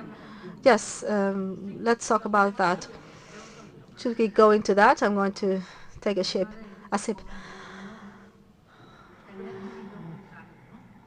Not to have, but to use. Have you ever heard about servicing? Do you know what this is? So you're quite receptive to these new ideas, and in the current economy, current economy has been quite linear, and well, this is quite intuitive. How we produce these bottles or these lights, we extract raw matter from the earth crust, and we offer something, and we offer that to the people. I don't like talking about consumers, because that's why we are focusing on consumption, but it's used for a short period of time, and then it is disposed of. And usually this becomes waste and pollution in nature. And we say that this is a linear economy because it has this linear pattern. And sometimes I say it is more circular than with life because everything comes back in form of pollution and waste. So we have to turn things around. But if you're a company producing, for example, lights, these light bulbs, for example, as a company, you want to offer a product valued by the market and something that will be paid by your customer, and that's it. I've sold my product at the highest possible value, and then the rest is not my issue. This is the rationale we have. What if we turn this rationale around as a company, as light bulb manufacturing? I will be in charge of all the life cycle of this light bulb. And I understand that people need lighting. We need lighting, not the light bulb itself. So why don't I offer that as a service? I offer a lighting service to you, and you require these light bulbs to offer the service. You pay a subscription, so to speak, and as a company, I'm in charge of everything, of maintenance, repair. If it fails, I can retrieve it. So the rationale would change, because as a manufacturer,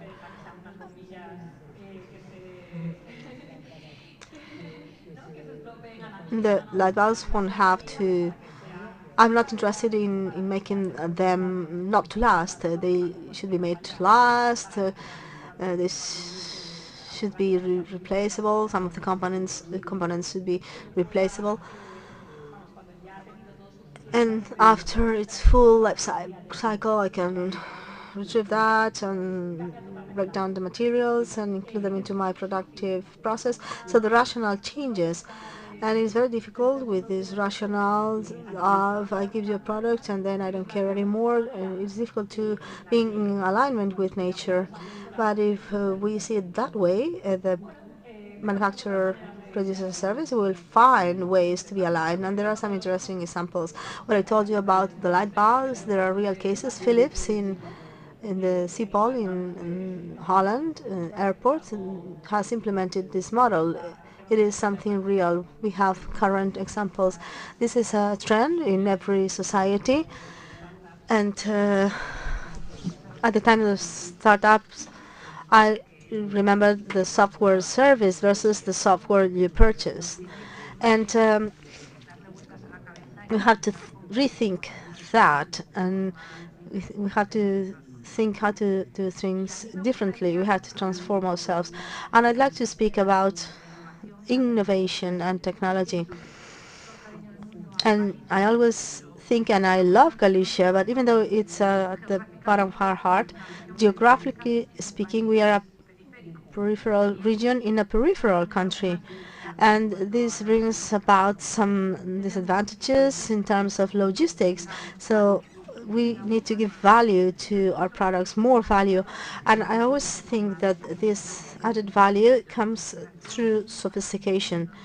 And sophistication has two ways. One is associated to glamour, and maybe we are too late for that, but sophistication is sustainable. It can be maintained over time. It is based on innovation and technology. How are technologies helping us along this way? And according to your experience with the companies, what type of technologies are helping us to be able to conduct this transformation, which is so necessary? And we have to do it. We should have started 3 years ago or the day before yesterday, but what type of technologies are helping us in this movement? Well, I'm going to discuss that, but first of all, I'd like to add something else to this idea of sophistication. I think it's quite suggestive. But you have talked about two possibilities from glamour or technology, but also sophistication from authenticity. I think that Galicia is very well positioned, the sophistication of the authentic, the products from the earth, and we can talk about that later again. Allow me to interrupt you. You have to give some story to that authenticity. Because if you have a good piece of cloth, but it is in a closet, you will not sell it.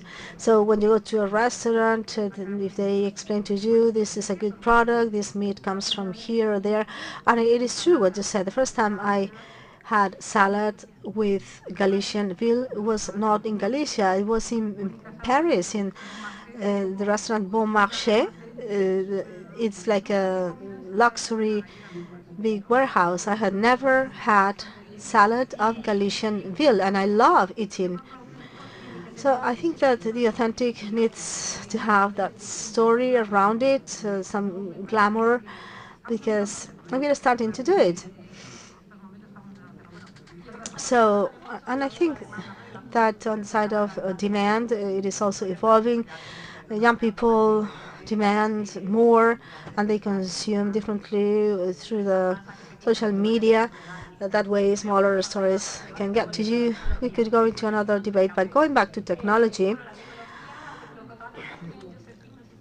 Josephine also talked about that. She said that they saw it as a tool, and environmentally speaking, all the same. It is an indispensable tool to solve some challenges, but we also put it in its right place, not the end in and of itself. So there are some tendencies that seem to reveal huge potential, but with regard to my experience in circular economy, working with companies, there is huge potential, and I'd like to simplify because this is an endless ground. I think there is a tendency to tell stories with more data, and this is leading to solutions that were unimaginable some years ago. And I will give you some examples. I don't know if you know Global Fish Watch. It is an organization that tries to challenge overfishing. So once the fishing vessels leave the port, it's really difficult to know where they are, whether they are inside the boundaries or not. So they have developed a follow-up app through satellite imaging that can detect the patterns of movements of the vessels that are atypical or those that do not comply with legal fishing, and that way they can identify how much they are producing and take measures. So I think this is an example combining satellite imaging in artificial intelligence. This could not be imagined some years ago, and this is the solution. It is accessible. You can Google that. And this is happening, the potential of using the data at many scales. In circular economy, there is great hope globally on the layer of information about the materials in what is around us, and in the construction world we will hear more and more about the digital passports of materials. We can get to know the origin of a stone. I don't know if you know the trend of the digital twins, an idea that is found in construction. You can make digital models of how this building was built, and we can identify the materials here. So if you have to break it down, they can be placed in the right way. And some people speak about a digital bank of materials. So let's picture this world. We can exchange materials, and they won't get to the landfills. They will just remain in the circuits of the system. And by the way, today, it is considered that in the world, only 8% of the materials we introduce into the system are reintegrated back into the system. So we are only 8% circular. We have a gap of 92% to be able to recover the materials. And I can also think of the potential of technology for connecting people, the platforms, which are achieving solutions. For instance, I'm sure that all of you know Wallapop. So if you wanted to sell an item of clothing, you would ask your friend, your niece, whatever, and then you would recycle it. But nowadays you just take a pic, you post it on Wallapop, and immediately people know where the piece of clothing is located and whether they want to buy it or not. The same goes for companies which can make the most of secondary resources, so that allows a network of interconnections that we couldn't think of years ago. What an amazing world we live in. A friend of mine told me the other day, she's a researcher, and she told me that she spent some time on a tuna fishing vessel, and she explained to me the problems that they face. And so the main problem of tuna fishing vessels, they don't know what to do with the waste, all of the waste materials that they accumulate on board. So let's come back to Earth, to Galicia, where we are right now, and analyze technology and the elderly, because sometimes they do not go together. So there are some elderly people who don't know, who are not very tech savvy, but there are others who are cyber savvy, so they can do everything with the technology. Matilde is specialized in those topics and how to avoid what they call the digital divide, how we can approach technology to everyone, including the elderly. So we have the Red Cross wristbands that many people carry, and many other things. So I'd like to ask you about that, because I know that you have done research into, or rather studied sociology as a degree. So what should we do, in your opinion, to make technology more user-friendly? I'm very interested because actually I'm getting old, so I'm worried about that. What can we do so as to make it more user-friendly? And what are the latest trends that you have seen in that regard? I can say that I don't know if I have solutions, but maybe during the question and answer session, if you've got any ideas, please share them, because apart from my insights about the topic as a citizen, it is a field where I'm not very expert. Maybe Anna Freire has a lot of ideas about technology. Maybe I can give you the floor directly, but I really don't know very much about that. So we know that today we're going to have many more questions than answers. So one question is, how do we use technology to help the elderly instead of isolating them further and further? Because when an elderly person is faced with an ATM, and some of them cannot even manage to use ATMs because they become more complex with all those touch screens and everything. So continuing with Galicia, I'm worried about something. I have 3 ideas. A few years ago, I was so lucky to meet Fernando Fabre, who was the director of Endeavor, which is an association with the idea of like a seed fund for entrepreneurs. So Fernando showed me a slide that he called the Mafia of Entrepreneurship. He had followed the main Argentinian entrepreneurs, and there were 3 guys who were involved in 80% of investment in technology entrepreneurship, and they were responsible for 1% of the Argentinian GDP. Just 3 men. So my question to Fernando was, so what should cities do in order to attract these investors? And he said, cities must be pleasant to live in. They should have good education, good parks, good restaurants. They should have good living conditions in general. So at the OCDE we make a lot of figures and stats, but there is a report that we call the well-being report, comparing 400 regions in the world with 11 indicators. Galicia is below the average in productivity, employment, education, and connectivity, digital connectivity.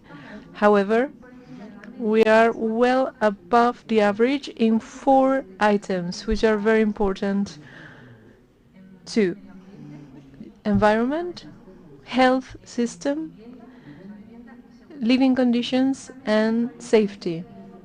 Actually, living conditions or access to good living conditions is the top indicator for Galicia. This is very important because we must bear in mind that Spain is one of the OECD countries which has the highest rate of population for whom rent corresponds to more than 40% of their income. So usually when you are analyzing a mortgage loan, you need to make sure that the mortgage fee is not above the 30% of the person's income. So in Galicia this percentage is 40%.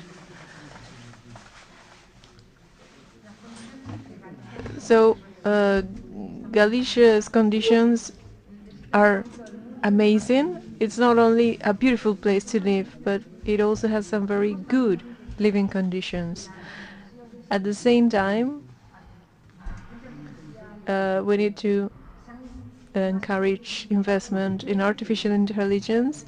Actually, in the last 8 years, investments in artificial intelligence have multiplied times 12, and you can invest from any place in the world. So I think we have some amazing conditions that we need to use, but in order to do that, we need some very good internet connection.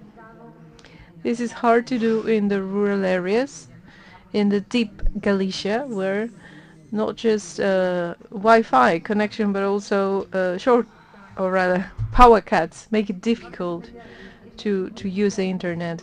So this is a potential that we need to tap on. I mean, it's nice living in Galicia. We have good weather, we have good food, we have green areas, we have a great health system, which is even more important after the pandemic. So from neo-economy, what is your opinion about the Galician potential? How to attract more investors?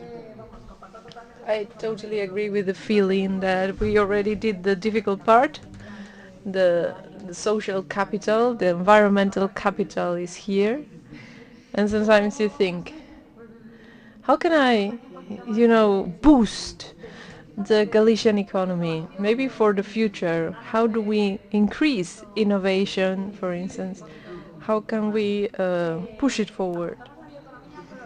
You were talking about bioeconomy, and in my point of view, I think Galicia could really tap on that direct contact with the rural environment and the bioeconomy that exists there. Also our connection with the sea, the blue economy, which is so little known so far. We look at the sea just from the point of view of fishing, and we forget everything else, but there is a whole load of opportunities that we are not exploiting yet. We're just getting hints about that.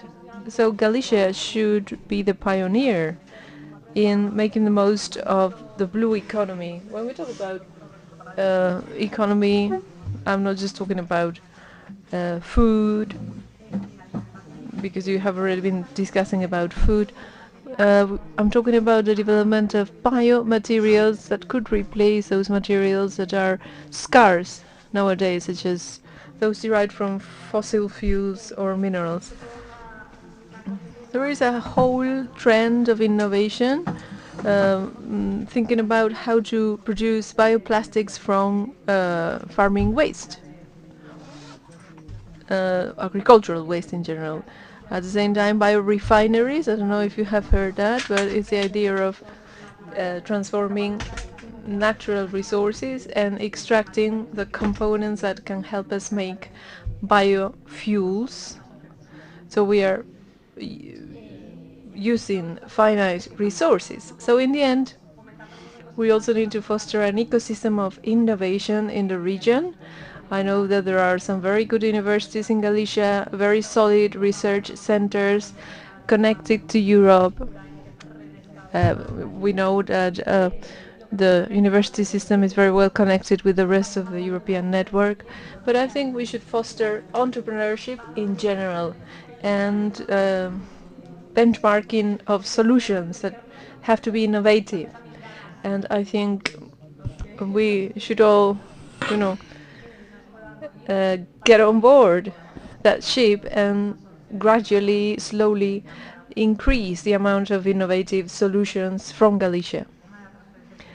Technology transfer is very important to me. It's very dear to me.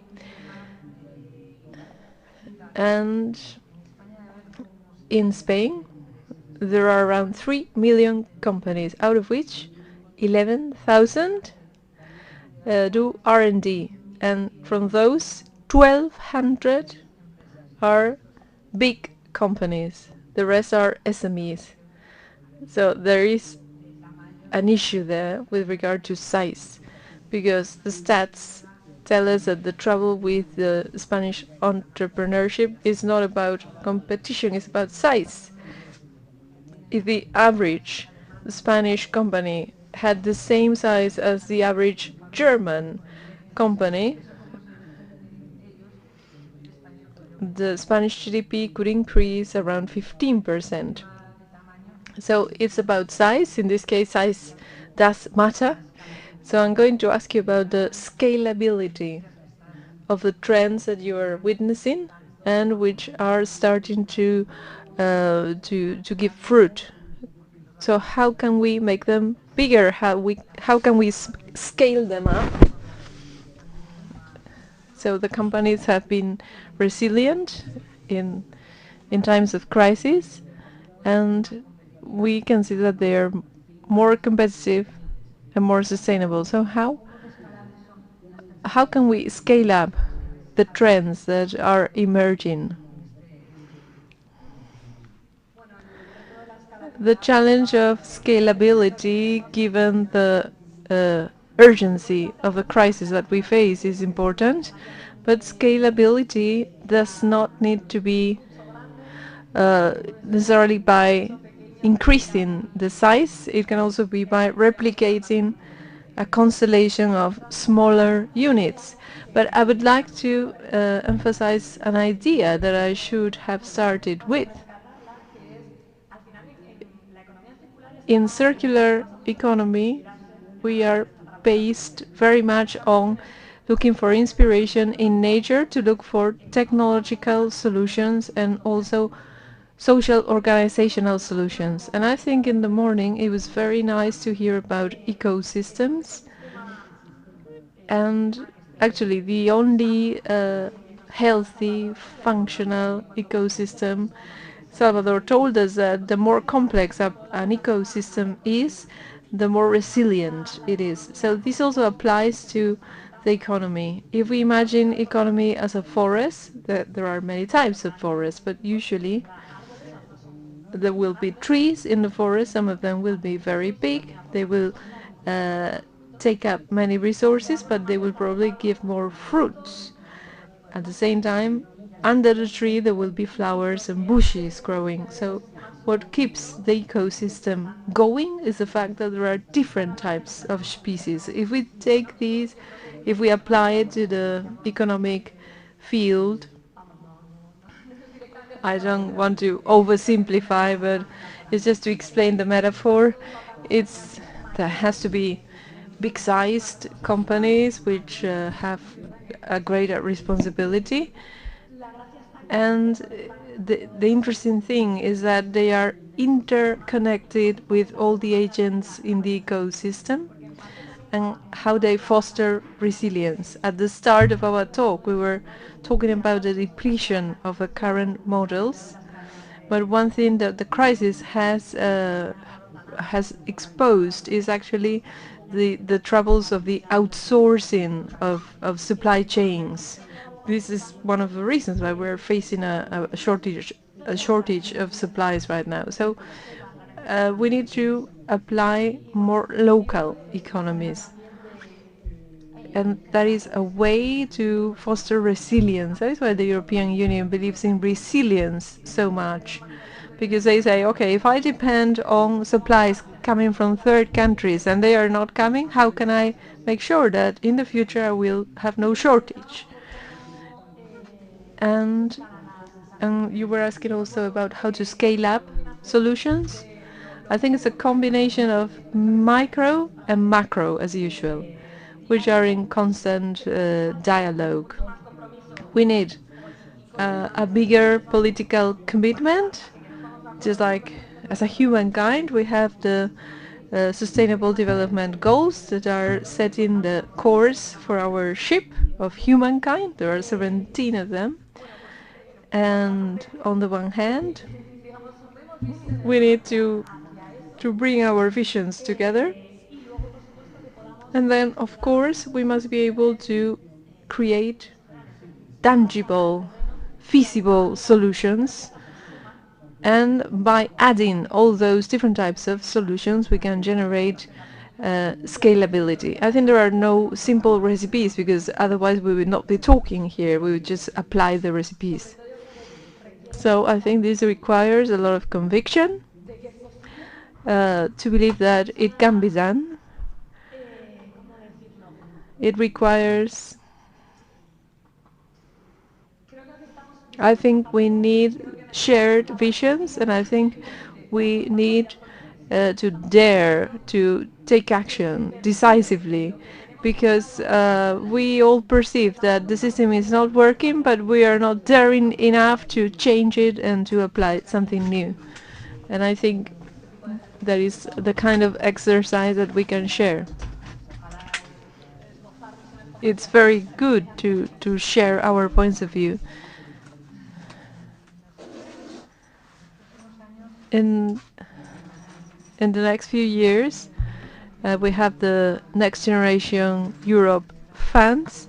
We have great hopes in those EU funds, and it's about 154 billion euros, which is a great amount of money that are going to be distributed in the next 5 years. So I have calculated how much Spain received when we adhere to the European Union. We received a great amount of funds that helped Spain improve its infrastructures, and approximately we received around between 10 and 15 billion euros. So, just to give you some perspective, I think 70 billion euros are going to be made in the form of transfers, direct transfers to Spain. So this is a great amount of money that can be tapped on so as to improve our economy, so as to make economy more inclusive and more sustainable. So we need to set our priorities right. We need to make a very good exercise of governance among all the entities involved in the distribution of funds. But from the point of view of what can be done by companies that wish to apply for the funds, because I know you are working with companies for the application. So what do you think is going to work, and what do you think it is not going to work when we try to get hold of those EU funds? At the same time, it's not manna from heaven, because the Spanish debt is 120% of the Spanish GDP. And when we started, it was only 95% of the GDP. And before that, we had 65% of debt. So the debt first increased, then went down, and after the pandemic it has increased again in 120% of the GDP. So that money has to be returned. This is just a diversion from the topic of the next generation EU funds. So what should companies do in order to opt for those funds, and how to use them for improving the country? Well, one thing is what companies should do so as to apply for the funds, or how we should use the funds. Yes, you're right. Those were two questions. So actually the question is, how can we use the funds? Okay. The application for those funds will depend on the guidelines set by the public administrations. So companies are trying to understand what are the main guidelines for applying for the funds. But basically it's the Spanish administration that has to set the guidelines. But well, in recent months there has been a lot of uncertainty, a lot of expectations around the funds. And my feeling is that, given that those funds need a lot of legal justification, sometimes they clash a little bit with innovation, because the very type of disruptive innovation usually does not qualify for those funds. And it is more likely that solid, well-documented projects probably will have it easy to get hold of those funds. And this is not disruptive. This is my perception, but this is my insight. So I think this is still time, because the application period is still open. So I think that we should try and validate new ways of doing things. I mean, not just repeating what we did in the past, but to try and transform the economy.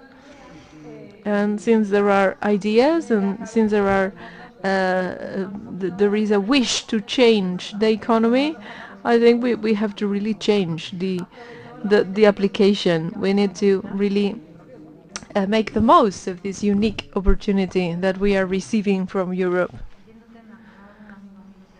I also recall a friend who is an entrepreneur, and they said, every time I go to a box office and they tell me, what is your fiscal identification character type?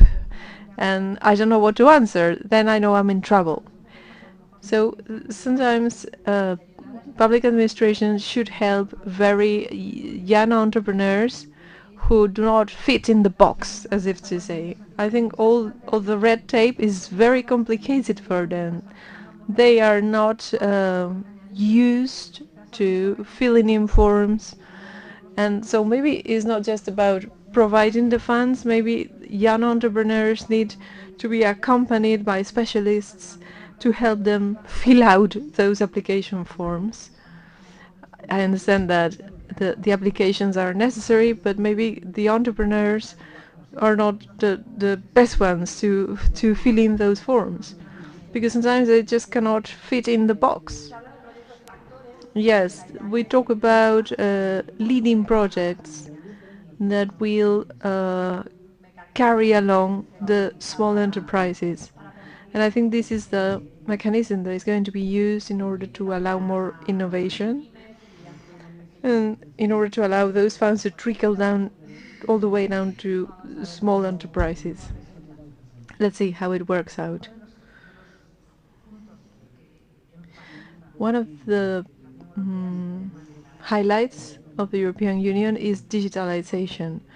In the latest report about Spain, because the OCDE makes reports about each country in every 18 months. So the latest is from May 2021.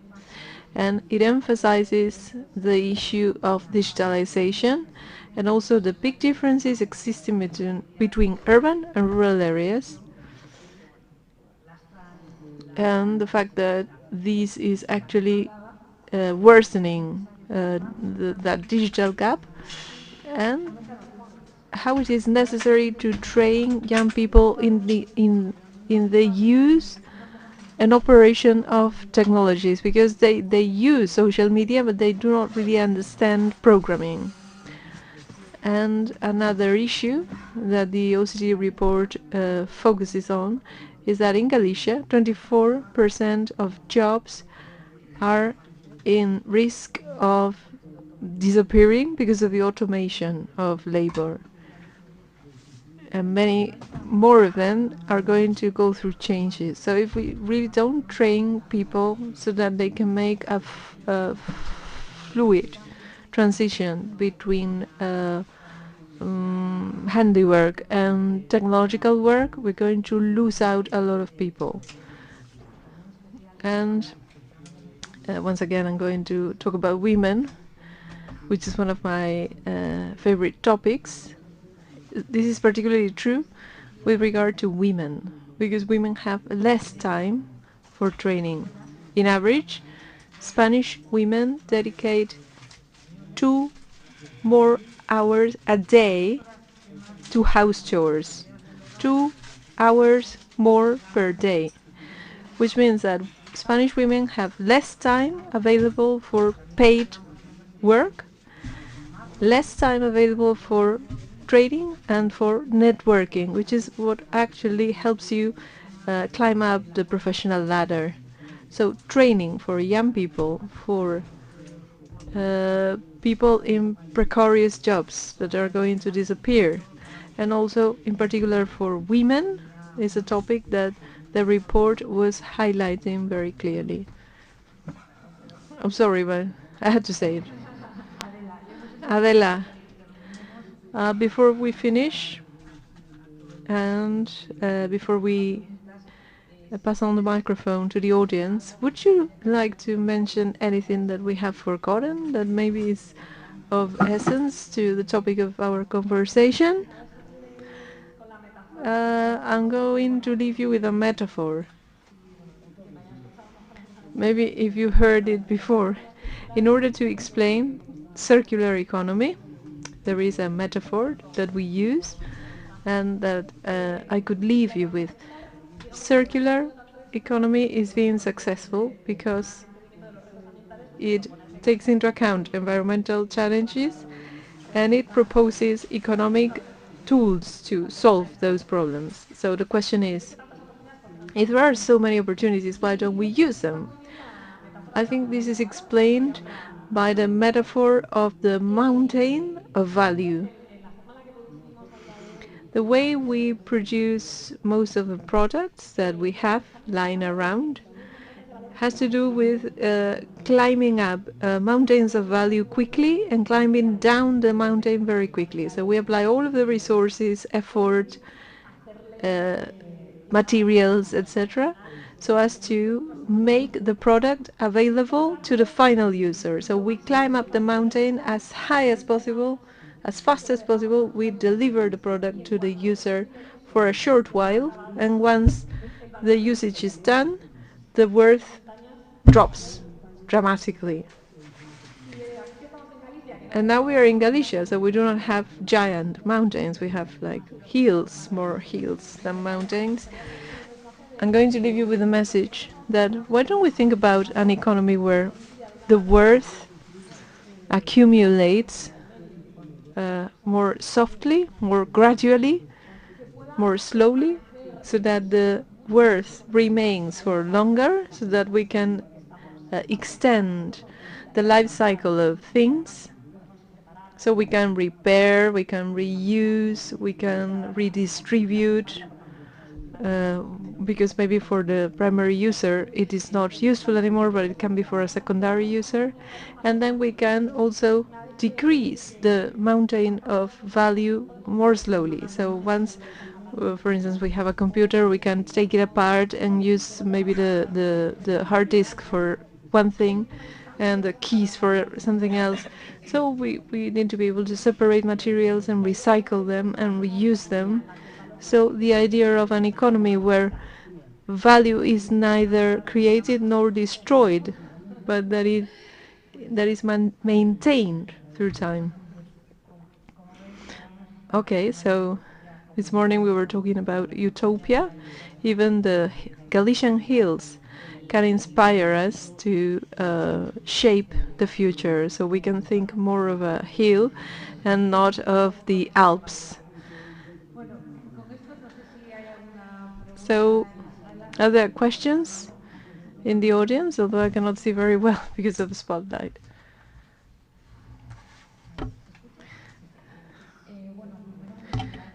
First of all, thank you very much. Your talk has been very interesting. And I just wanted to ask, for users, regardless of the company level, how can we apply the principles of circular economy to our daily lives? For instance, I do not think that final users should take on their shoulders all the responsibility, because maybe they tell you, switch off the light, close the tap, okay, we can do that. But I think that, we need products and services which have been created with that logic, so we just can purchase those products. And this is not the general reality nowadays. So as consumers, as citizens, if you need to buy organic food, you have to look for stores, bulk sale stores, etc. But it takes an effort. So to me, I would rather say, how can we collectively reclaim the fact that the products and services that companies give us can be conceived following that logic? I think the key is actually there. For something to be circular, it has to be conceived from the start with that logic, because patches finally could be part of the solution, but they require a lot of previous work. I don't know if you want to add anything to that.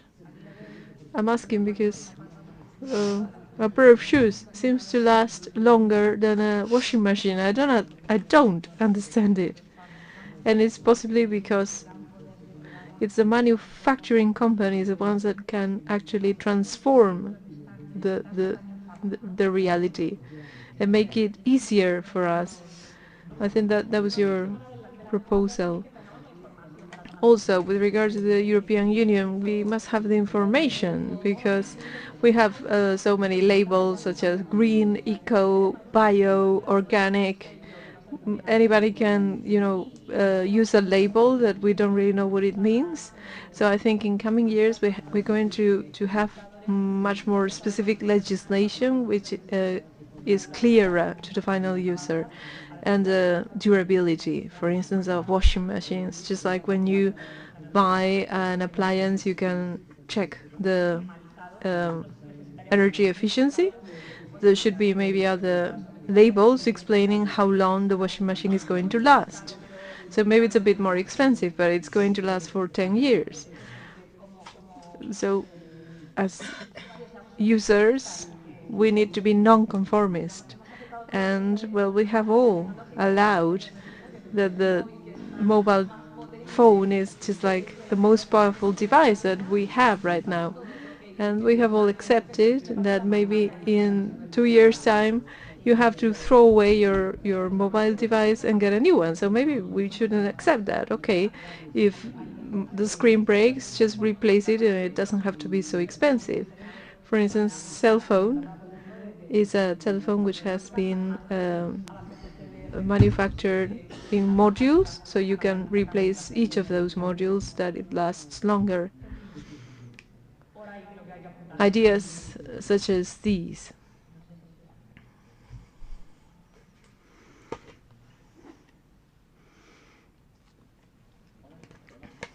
Hello? I'm here. Yeah, the spotlight, dazzling spotlights.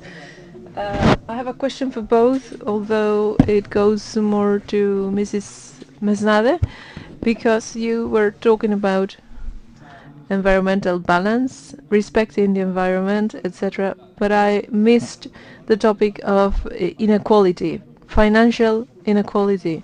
And to Mrs. Varela, in this case as representative of the OECD, the crisis of COVID is still there, so it seems that we are improving our prosperity, but there are still some problems. So the question has to do with the change of paradigm that is beginning in the USA. It seems that President Biden wants to increase the public spending. So what is your position about greater intervention of the government in the economy so as to guarantee the distribution? And in case of Mrs. Concha, how do you apply this circular economy to the improvement of the welfare of citizens, improving the lifestyles of workers, shortening their working days, etc.? How can we use it to achieve better quality of life? Well, I think that inequality is a crucial theme in the works of the OECD. Actually, the ministers met just recently, and they speak about a more inclusive future. And so this inclusion requires to reduce or eliminate inequalities, if possible. Inequalities that are connected with economic issues, gender issues, and thought issues. So it is a goal to cut down on inequality. The way to do it, well, there are different theories, but I believe that the environmental issue is something that also generates inequality. People who live in highly polluted environments have a much lower life expectancy. It is as simple as that. So if we can reach optimum levels, environmentally speaking, also makes us improve our well-being for everyone, because the air we breathe is universal. And I remember one time I was in a highly polluted city in a third world country, and I was talking to Spaniards who were living here, and they said, well, we live really well here. But I was thinking, well, you're breathing this polluted air every day, and you cannot help that. So this is perspective, and yes, the crisis has highlighted some latent questions, and everything, the good and the bad. The companies that had difficulties are having more, and the people that had difficulties now have more difficulties, because crisis has impacted those sectors that have the lowest added value, or less qualified, or more precarious jobs, those that access to less training.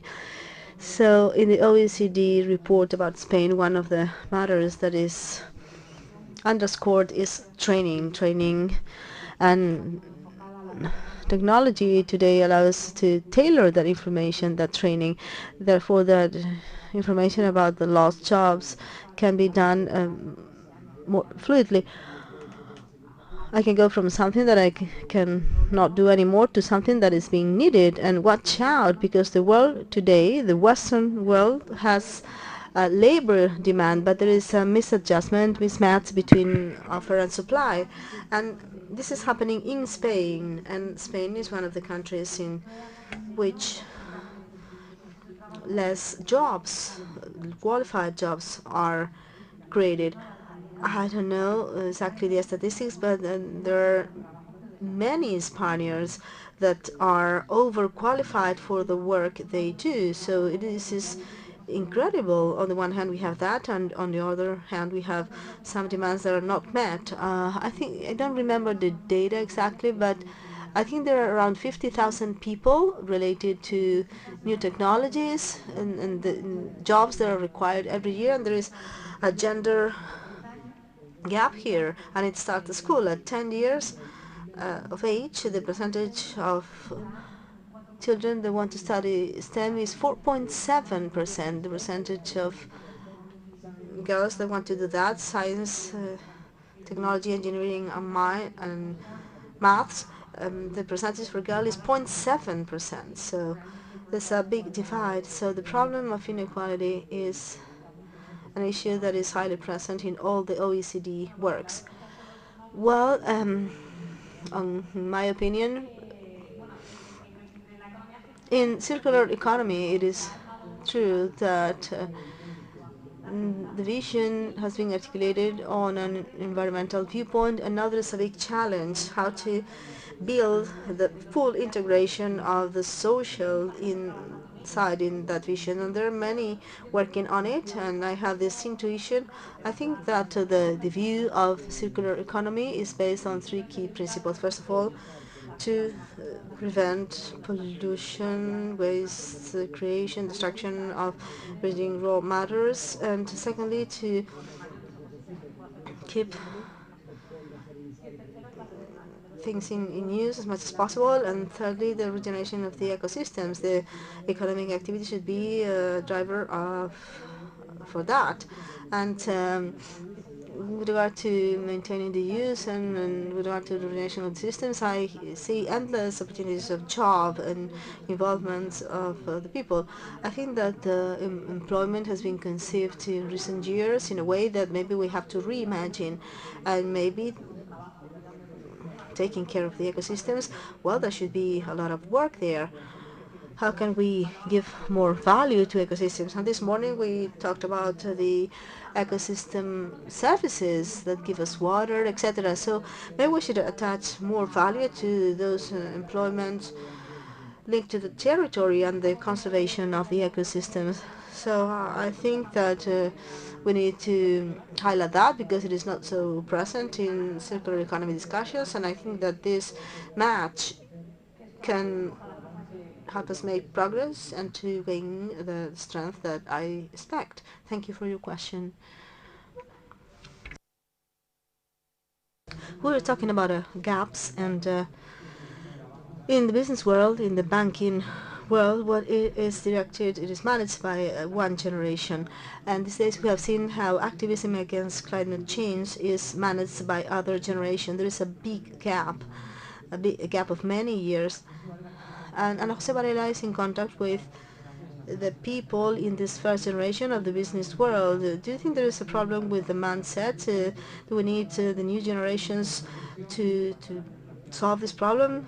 There's a lack of understanding by the managers of corporations versus the generation that is younger, even just children. Well, I don't believe in generations, I believe in people. So I think that there are people that understand the situation, and at any age, and even elderly people understand the situation perfectly well. So I don't know if it is a matter of age or a matter of where we position ourselves at a given time. Sometimes I believe that the elderly understand younger generations better than me, so I don't think it is a matter of age. I think it is also a matter of culture, and each generation lives. And we were just talking about how a culture is an adaptation to an ecosystem, so we all had to adapt one way or another, but I don't think it is a matter of age. And I think, and this is quite controversial, but sometimes as a society, we are too alert with the news. We are talking about climate change, and I have always been surprised that a 12-year-old girl has been more heard than generations and generations of scientists that have devoted their lives to those matters. So I've always wondered why. Why has this happened? Maybe scientists have not known how to communicate. Maybe a picture is more valuable. I don't think it is a matter of age. I think that it is a matter of mindset. And some people understand what is going on very well at any age. More questions?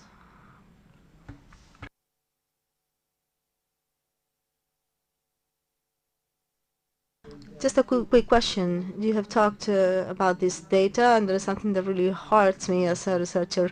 R plus D and I, this low percentage in Galicia, and you have also talked about overqualification. So there is an important mismatch here, and within the context of circular economy, how do we encourage or force to integrate this in schools or universities or research centers so they can adjust? So how can we favor or encourage this collaboration between companies, sustainable companies, and integrate the research centers here? Because we cannot have this imbalance in trading and low innovative activity in companies. There are other countries that do things better. Why don't we learn from them? Well, if I knew, I would go and talk to the Minister of Education, and I'd tell him, well, please listen to me. But the figures, just being aware of the figures, almost half of the graduates in Spanish universities is going to work in a job that does not correspond to their education. This is not circular economy. This is just wasting resources that the best a country has, the people. And I don't want to get overexcited. And we are the fourth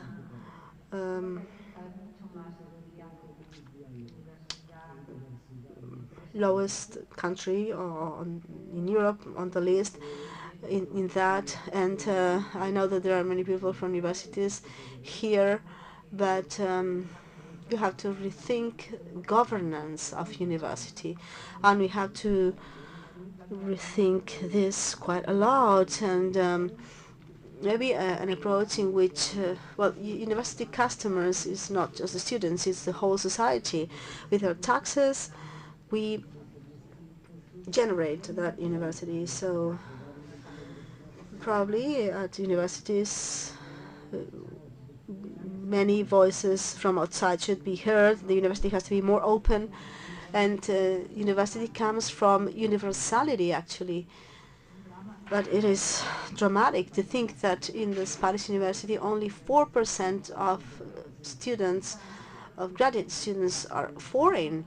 So Antonio Abril, you might know him. He is the president of the social councils of the Spanish universities. If you talk to him, he will give you data about how many university lecturers study and get a PhD and teach in the same university.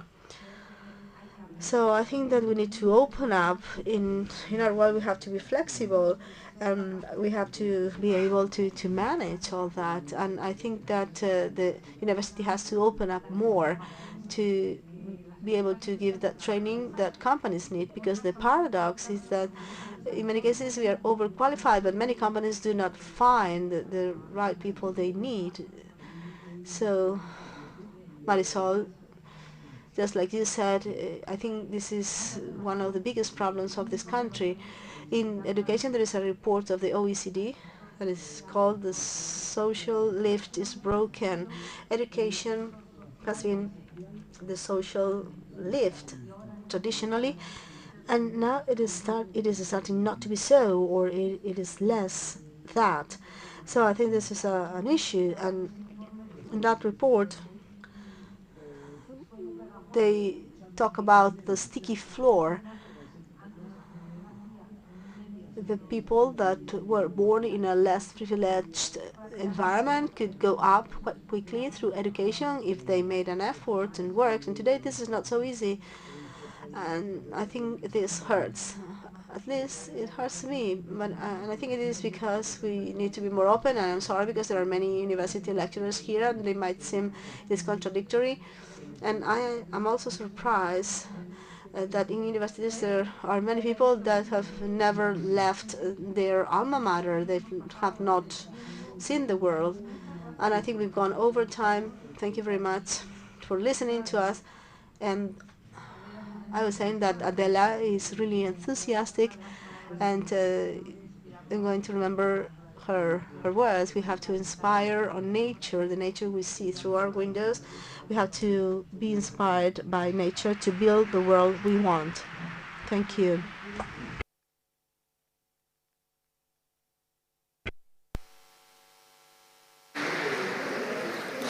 Tras un descanso de 10 minutos, lembre. After a 10-minute break, with your ticket, you will be able to enjoy this meeting with Alicia Tojeiro, Ainara Tubillaga, and Ana Freire. We will discuss education, diversity, and social innovation. So we hope you will continue to enjoy Carta de Santiago.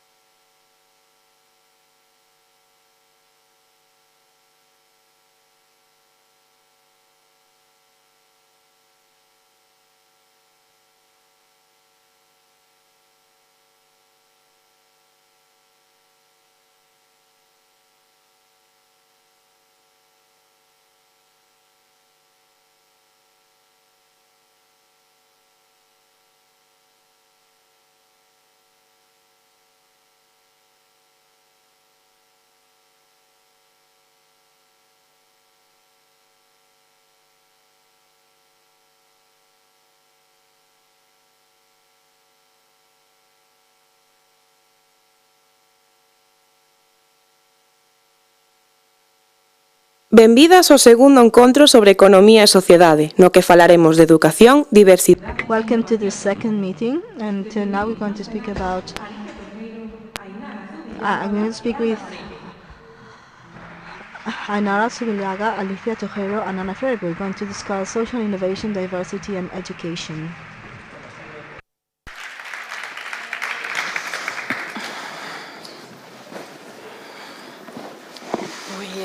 Muy buenas tardes, es un placer estar aquí. Good afternoon. It's a pleasure to be here with so many nice people, and this is a session in which women are well represented.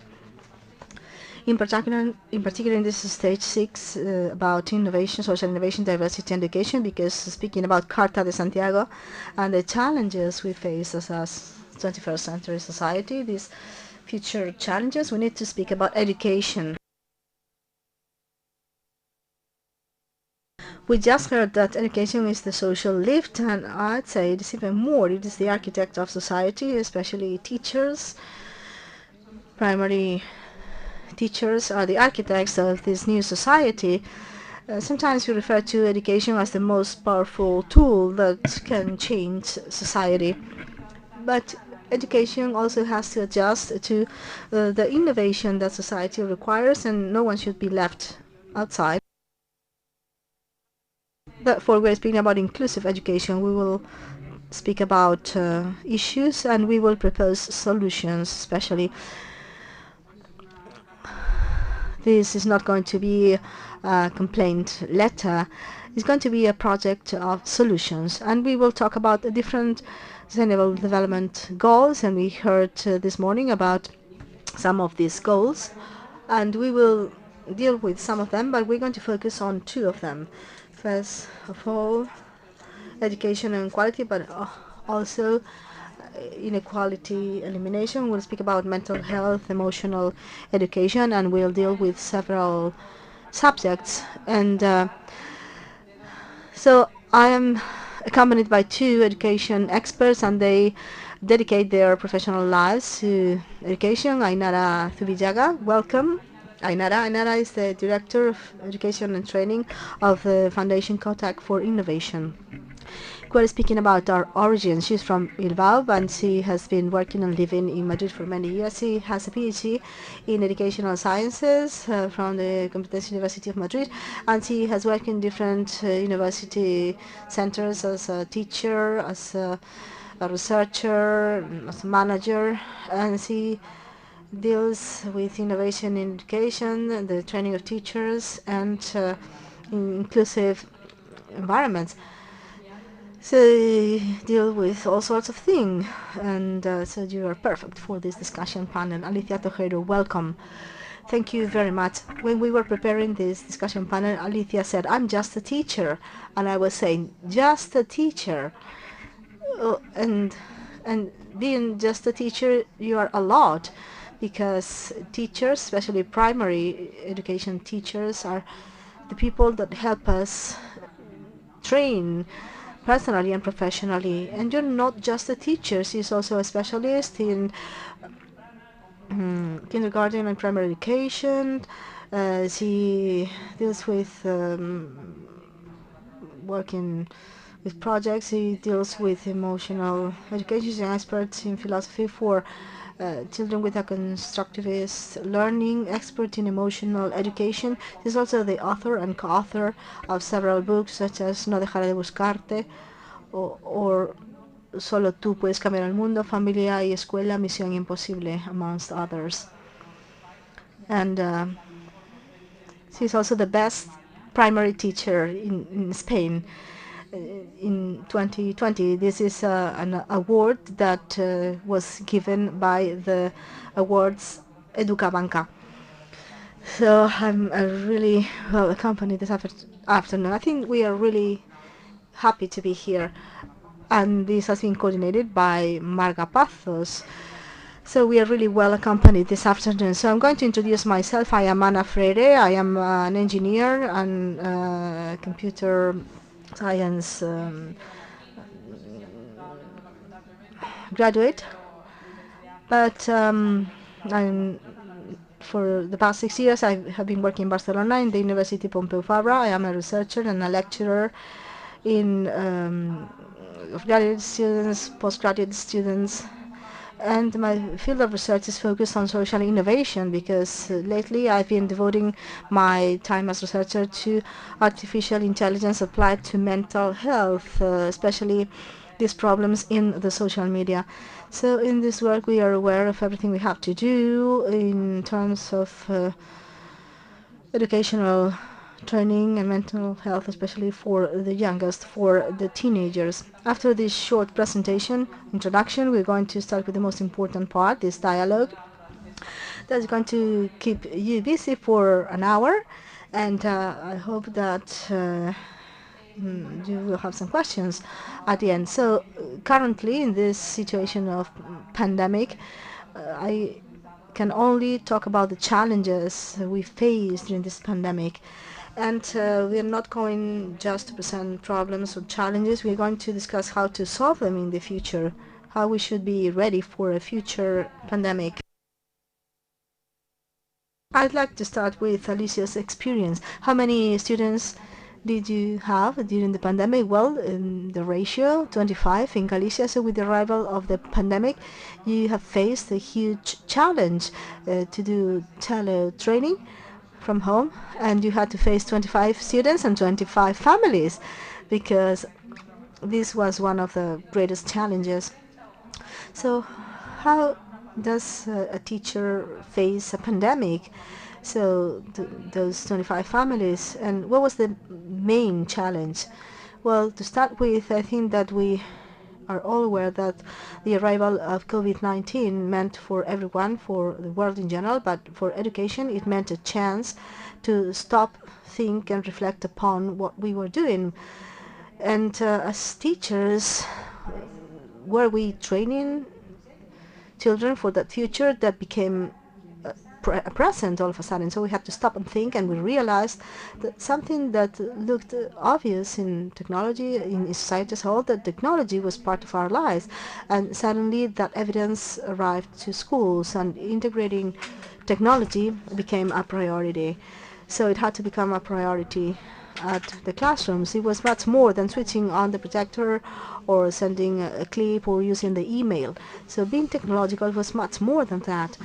And so at that point, teachers had some challenges. First of all, the tools we could use, and from software to hardware. I don't know if I've pronounced that well. So what laptop we can use to communicate with our students, and the tools we can use to encourage them, to motivate them to communicate, or to send a document, or even to assess or evaluate our students. And also the scenario had changed. It was not one-to-one scenario in the classroom, and you could work with them as a team. You could see your students and motivate them. The scenario was virtual, and it was different from what we were used to. And the challenge we had was to get to all the children, because we knew that not all the families, as we just heard, have this technology or have access to the internet. And education is a constitutional right. We all have that right, and we all have the obligation to communicate this information. So in the face of these scenarios, sometimes families were overwhelmed, and so this became a difficult time, and teachers were forced to be creative and to overcome the situation. And in the face of these challenges, the regional department of education, and in Galicia there were some tools that were working, such as ISCAL, and children are given their own personal laptops. So many homes had this technology and that basis to be able to access the content and the virtual classrooms. But this did not happen in every level. I was in the 4th year of primary, and we didn't have access to that. So to me, one of the solutions is to have the possibility to train teachers, first of all. Technology training all these tools we have, and I know there are many tools, but very often we don't know which ones we should use, how to manage them, or even how to accompany teachers along this step. Because very often we want to do things, we want to innovate, and we want to learn about that, but then in the classroom you feel alone or you don't know how to continue. So to me, the solutions should be, first of all, to supply all the households with some means to work with. There should be virtual classrooms to upload the content, to offer the content online or offline, and that content should be adjusted to many students. In this case, there were families or households with children that were hard of hearing or they had visual disabilities, and that content has to be prepared for everyone. I think that what you said is really important, the support and training of teachers. Teachers are not the only responsible of the training of students. The teachers should also be trained, and I get the feeling that you don't get that support you should have. Well, I'm speaking about Galicia, and there is a lot of training, a lot of offer to be trained in courses and technology. The problem is that very often this is done off your working hours. It is up to you. So if you want to get training, there's a big offer and you can be trained in many aspects, and sometimes you do not prioritize that, sometimes you don't have time, and there are many teachers who are women, as we just discussed, so you have to decide when to get that training. And I think that training should be compulsory, and if we could do it during working hours, so everyone could have that basis. It is crucial to get the IT training, the tools we have, how to handle them, and to have that support, because sometimes we want to do it, but you feel that you cannot do it, and then you have to know to whom you have to address. And as we just heard, I'm not talking about the fact that a person can come to help you in 15 or 20 days. It should be someone you have near. Maybe we could create a network, a multidisciplinary network to feel that support. Ainara, could you give us a general perspective of the programs that are being implemented, the challenges of many schools during the pandemic, and what other solutions you can find here? Well, COVID-19 has been a stress test for the two main systems of the welfare state, the health and education.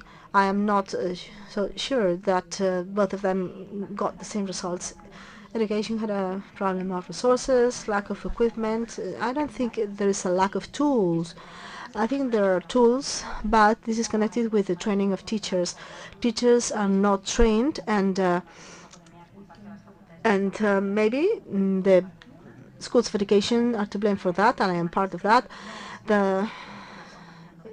In the teachers' training, this is not envisaged, and I am sure that the classroom of the future will be technological and diverse, and these are two dimensions that are missing in the syllabus of the student teachers, primary and secondary education teachers. So resources, this is the first issue, and the ability to select resources according to your educational project. So pedagogical decision-making, not just technological decision-making, which is prevailing today. And there's a third leg to make, which is the school. Those schools that work as a group, that have a shared project, have done better, not just an addition of each classroom. And this happens in many other centers. When there is a common project after the initial shock of the closing of schools between the 11th and the 13th of March for everyone, for Easter, more or less, those schools were working, and during the COVID school year, with a high level of work in the summer of the managing team, and I must say that, were able to overcome it.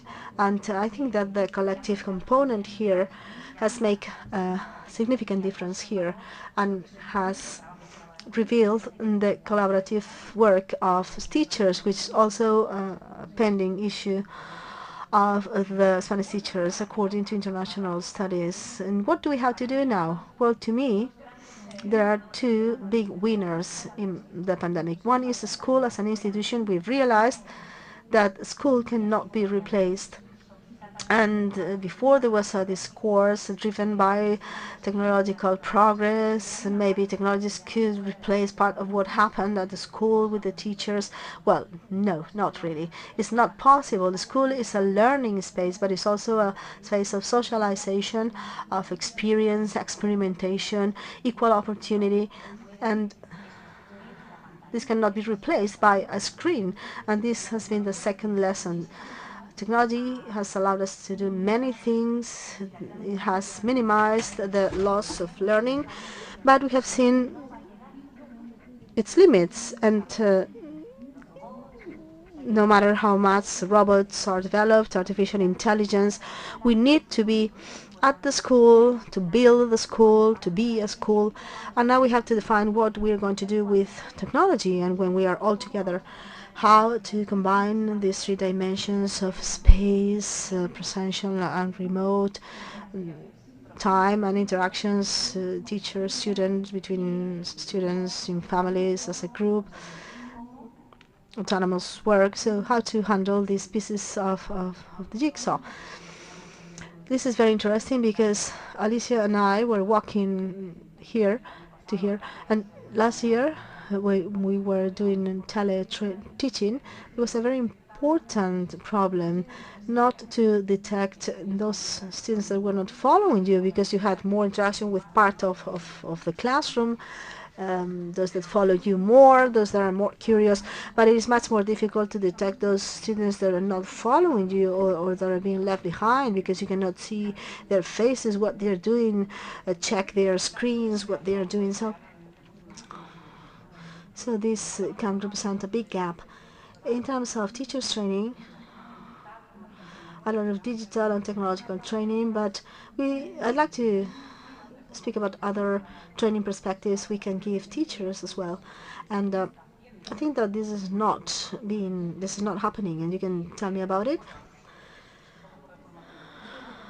But it is part of the trade. But I work in artificial intelligence applied to mental health. So we do social media analysis, how users express themselves in social media, in topics such as depression, stress, anxiety, or even more serious cases such as suicidal tendencies, self-injury, etc. And after studying that, we've realized that after the pandemic, the cases of these mental issues have expanded in young people, because they express themselves more through the social media. So I have a personal experience about that. At the university, one time I detected a student that always wore long sleeves, but in a test, he was feeling hot, and then he pulled up his sleeves, and I saw he had some cuts, some self-injury scars. They were already cured, but I was alarmed, and I talked to the therapist of the school and other teachers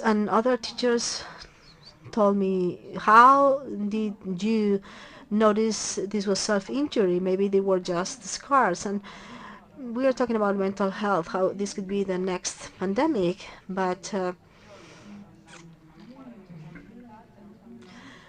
we have a responsibility as society to improve our mental health. We need to support, understand when a person might need help, and it is crucial, especially knowing that these problems are being developed in young people, and the teachers should be trained to detect when a person might be suffering from a problem, and maybe not as evident as this one. It was evident to me, but not for many teachers. And by the way, now this person is receiving psychological support paid by the university, but maybe issues that are not so self-evident or obvious, depression or food disorder. So do you think that this training is given to teachers in mental health or emotional skills? So is there a flaw there, Alicia? Well, there are many sectors in which we should act because we are quite complex and we need to get training in many aspects as people. But undoubtedly,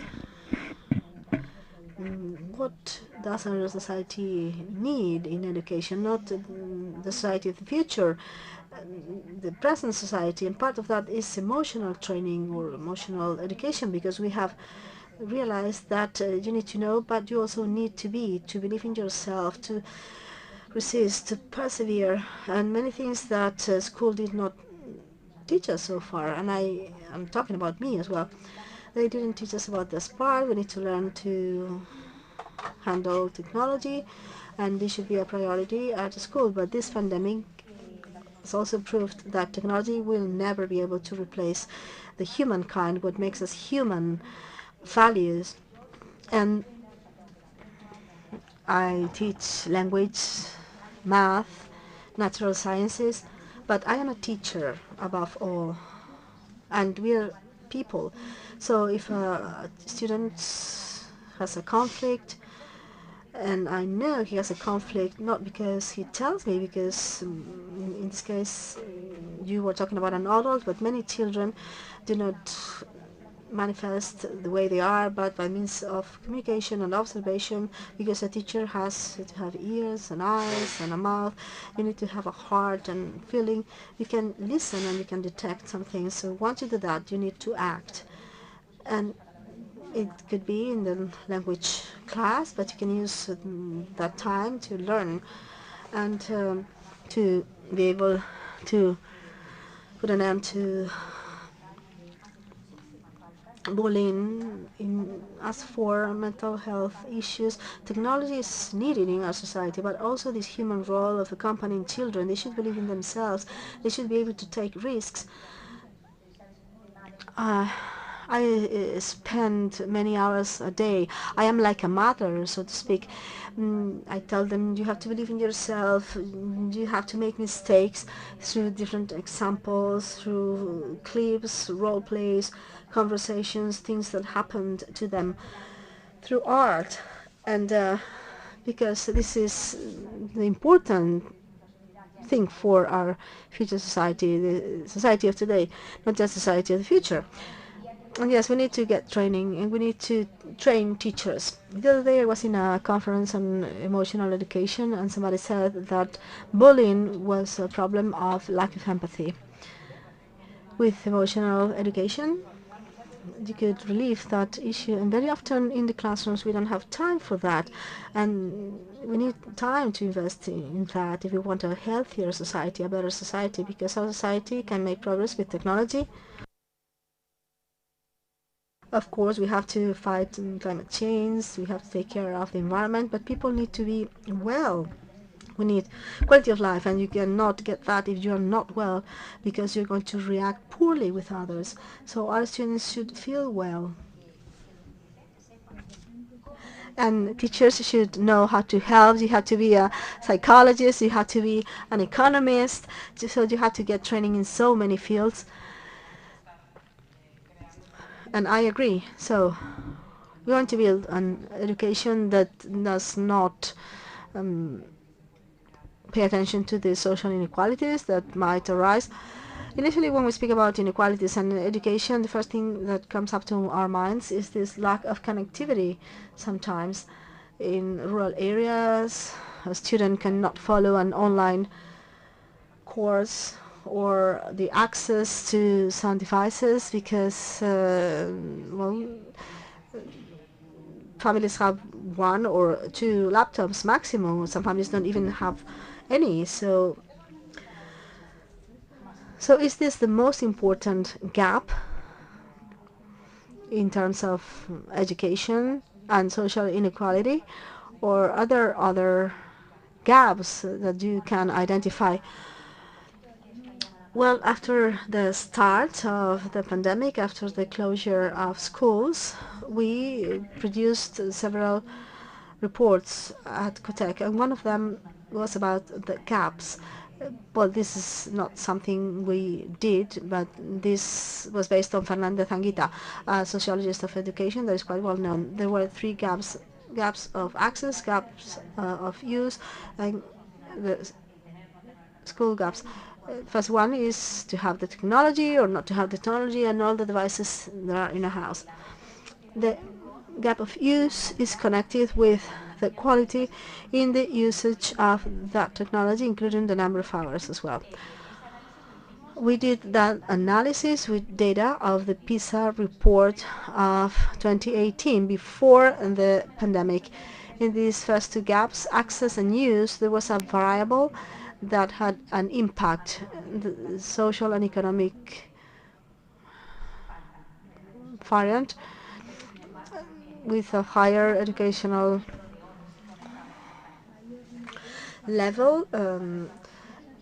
Well, those underprivileged families have less ability to offer alternatives of healthy recreation to their children. And there was a third gap, and Anguita always says that this is avoidable. It is the school gap that is related to the fact that schools have resources and the teachers are trained to face a scenario of digitization of the educational process, not necessarily online, but a process in which technology is integrated. And we saw that above the social and economic variable, the variable of the degrees was there. The public network was disadvantaged versus private or semi-private schools to be able to face the challenges in education and resources in terms of digital education. So these are three gaps, and the public policy is focusing on access. Right now, many devices are being distributed, and they seem to be falling from the sky, and the EU funds are going there. And I am concerned because people might think that the problem is solved just like that, and this is not the case. And it is also just one side of the problem, but it is not the key one. The pedagogic use, and I'm going back to teachers training, and also the skills, the digital skills of the population. And another report we launched about the digital skills of the population and those variables that had the biggest impact to have more or less digital skills. Education was the most determining factor. The highest the educational level, the highest the level of digital skills. And I must say that in a ranking we did, report we did with an institution from Valencia. In Galicia, well, Galicia was the last in this ranking in population with the lowest levels of digital skills. I'd like to specify something. I'd like to say that we also have to train families in the good use of computers, because, well, now we gave them computers, they have computers, but very often families are not aware of what they're doing. And we're speaking about social inequality in this case.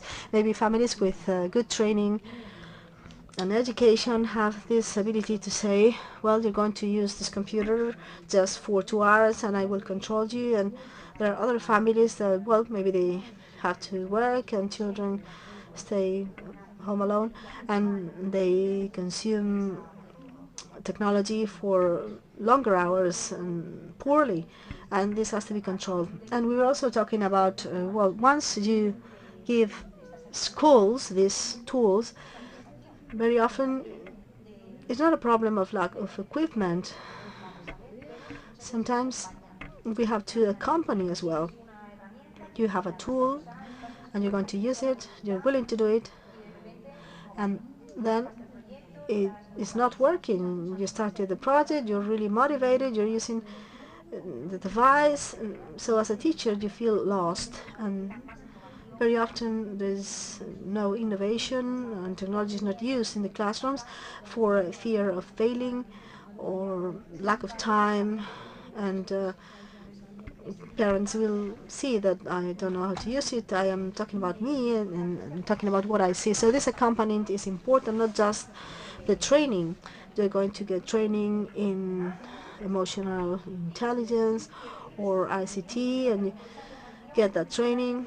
But once you get it, and then some time passes by until you apply it, and then you're alone again. So there are courses, there's equipment, there's a lot of investment, at least in Galicia, and that has been done after the pandemic and during the pandemic, so these resources could be distributed.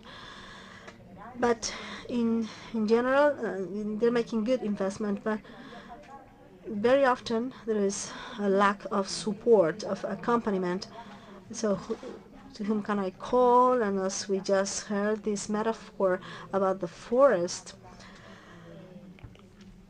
Adela and the other speaker talked about this metaphor, how we all need each other, and teachers are important for that, but also ICT experts, computer people. This multidisciplinary team is fundamental to be successful. This is what we are looking for. Education should work to give schools of different profiles, and yes, that would be wonderful. So we don't have to be experts in everything. If I am doing a specific project, and if I need an IT person, I can hire him or her, or a photographer. So any profile, I have to know to whom I can talk to be able to make progress. Is there a lack of mentors, in counselors in primary and secondary studies or at universities? Yes, of course, there is lack of counselors, and more and more there is more need to have them more present. They should be more integrated in the dynamic of the schools and in the everyday activities of students. And now we're talking about how vocational training is growing, and there is a very powerful discourse around the leverage that this education can be as a tool of progress for the digitization of the country, etc. So counselors have a lot to say in that focus on vocational training. Another role of a counselor, and well, they can explain that better than me, but they are not the counselors we had in the past. What do you want to study? Science, humanities. Now this is a guidance, a vocational guidance about your life project. You do not ask boy, what do you want to study? The question is, what do you want to do in your life? So let's take a look at the different routes, and university is one of them, but it's not a single one. The options are enormous, and so it is a life project. The UK has many interesting projects, guidance projects integrated into the schools, and this is something we can look at. We talk about education for elementary, medium and high school, but I'm going to show you some results that the European Union has published about the Digital Index of 2020, analyzing the general digital performance of Europe by tracking the progress made by member states in their digital competitivity, and studying 5 blocks: connection, digital skills, the use of internet by people, and the integration of digital technologies by companies and public services. Spain occupies rank 11 among the 28 member states, including the UK at that point, 11th out of 28. So, well, it's not so bad. We're also the second of the European Union in the matter of public digital services. That is very positive, but it's very different from the fact that Spain is below the average of the European Union in human capital indicators, meaning that almost 1/2 of the Spanish population lacks key digital basic skills. I'm not talking about in artificial intelligence. I'm talking about how to send their tax return online or how to write an email. That means that actually there is a very different rhythm of uptake between the public administration and society at large. Because if you digitize the public administration a great deal, but over 50% of citizens are not capable of using public services through the internet, that you're increasing the digital gap. Another problem could be people's participation. In many cities, there are, for instance, participatory budgets that can be voted by citizens. You have to do it through a website, but if 50% of the population cannot use a website, then only those who are technologically well trained are the ones that are going to make decisions. One of these vulnerable groups is actually the elderly. You have referred to the elderly as a vulnerable group that has to be included in the new type of social innovation that digitization is demanding. And I think education has a key role to play also for the elderly. Not just the elderly, but, you know, vulnerable groups. In Estonia, for instance, they are the most digitalized country in the world.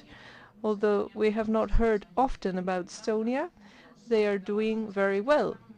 Estonians spend over, or rather use more than 300 digital services for establishing a company, for electronic prescriptions that we also have in Spain, but over 300 public services. In the mid-90s, when digital progress was very scarce in Spain, Estonia had a program focused on providing access to wideband to every school. And by 2001, all school children had access to internet in their schools.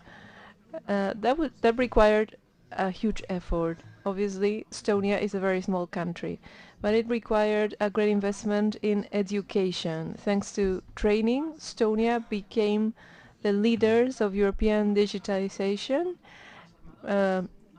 training the trainers, training the teachers, and training the elderly, because those are the key sectors. The elderly, because they tend to become isolated from the digital world, and the school system, because they are training the young people. So what do you make of the role of education as a transforming and integrating tool for the elderly? Are things being done in that regard, or what can be done in general from the field of education? I think that it's difficult, but one of the activities that could be done from schools and which can be tackled very easily is to use the service learning methodology, where school children serve the community, in this case the elderly. The younger generations are skilled with the use of technology, so they could train themselves, the elderly, and thus fostering intergenerational relationships thanks to what we call service learning. For instance, I think I know specific examples, not applied to technology, but I know examples of how to foster intergenerational relationships between high school students who go to elderly people's homes so as to train grandparents about how to use the internet. So that could be a strategy that can be used as what we call service learning. Yes, there are many examples of what we call service learning linked to the elderly. This week I read something in Catalonia about having elderly people go to a high school, and this was for children in risk of dropping out of high school, so they work together so that the elderly can pass on their knowledge about the neighborhood to the kids, the traditions and the history of the neighborhood, and the kids teach them about digital literacy. In Cotec, a couple of years ago, through the Open Innovation Program that we launched, we had a project in Ourense. We had an intergenerational workshop where young people and elderly people got together in co-creation labs, and they came up with solutions for 3D printers, virtual reality, drone building, etc. So this was a very interesting co-working space. And the good thing about these projects is that the elderly can contribute. Apart from receiving training, they also contribute something to the community. So they are not just receivers. You have to teach us how to use tech. They can also share their expertise with the younger generations. So I think that is very enriching. That's really very, very fruitful, and it strengthens intergenerational relationships, and it also fosters solidarity, empathy, etc. I'd like to. Can I give you a personal example? Maybe we had a project in 4th grade just before the pandemic started. It was called "You Can Do It," similar to a TV show. So my students would send a letter to the elderly people's home, and they send letters to them every week or every month, inviting them to take part in the project. So we collected data, and we surprised them by sending them letters to participate in a play. So we would surprise them with letters, and later on we would go to the elderly people's home so as to share with them different cultural activities. For instance, one of the grandparents could play guitar with an old song, and then the kids would learn it, those who played guitar, etc. So it was a way of generating, solidarity between generations, good vibes between generations, and teaching values. This was done from Spanish language, but sometimes we do it in ethics. In Spain we have something called ethics for elementary schools, and I think it's actually one of the foundations of such a subject, providing what we call service learning. This is very important because the elderly feel valuable because they can teach them things. So the grandparents would play songs for them, or they would even dance for them. Teach them little poems or old tales, things like that, idioms. And for instance, you said that the elderly would go to the high school itself, to the building, but is it also possible for people who live in cities? I think in the rural areas it's a lot easier because we have the so-called unitary schools in rural areas, and one of the great things about unitary schools is that they are in the middle of the village. The school trains the village, and the village trains the school. And actually, the families, the parents and the grandparents often walk in and out of school on a daily basis.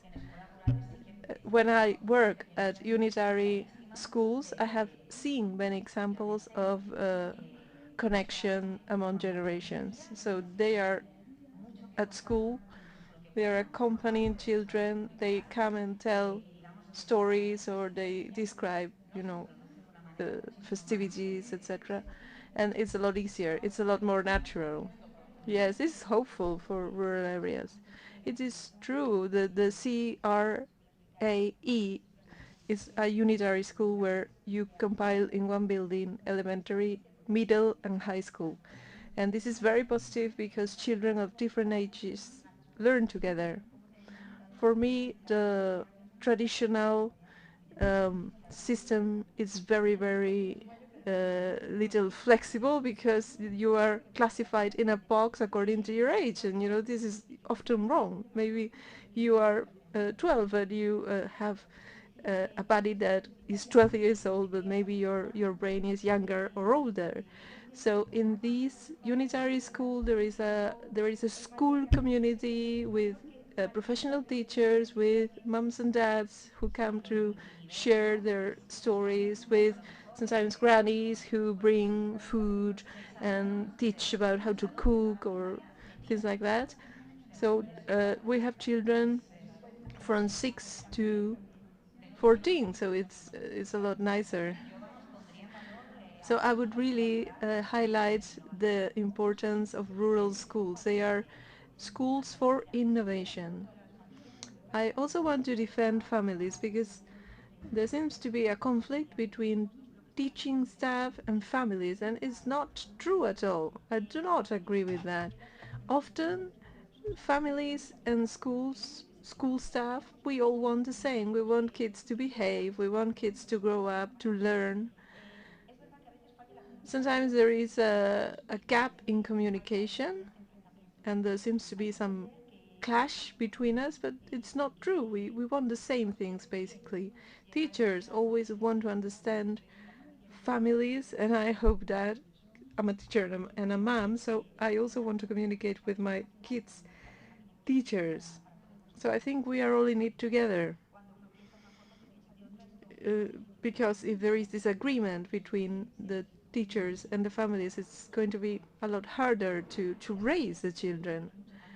And sometimes families are right, because I'm a mom and a teacher at the same time. So when the parents sometimes suspect something, it's often true.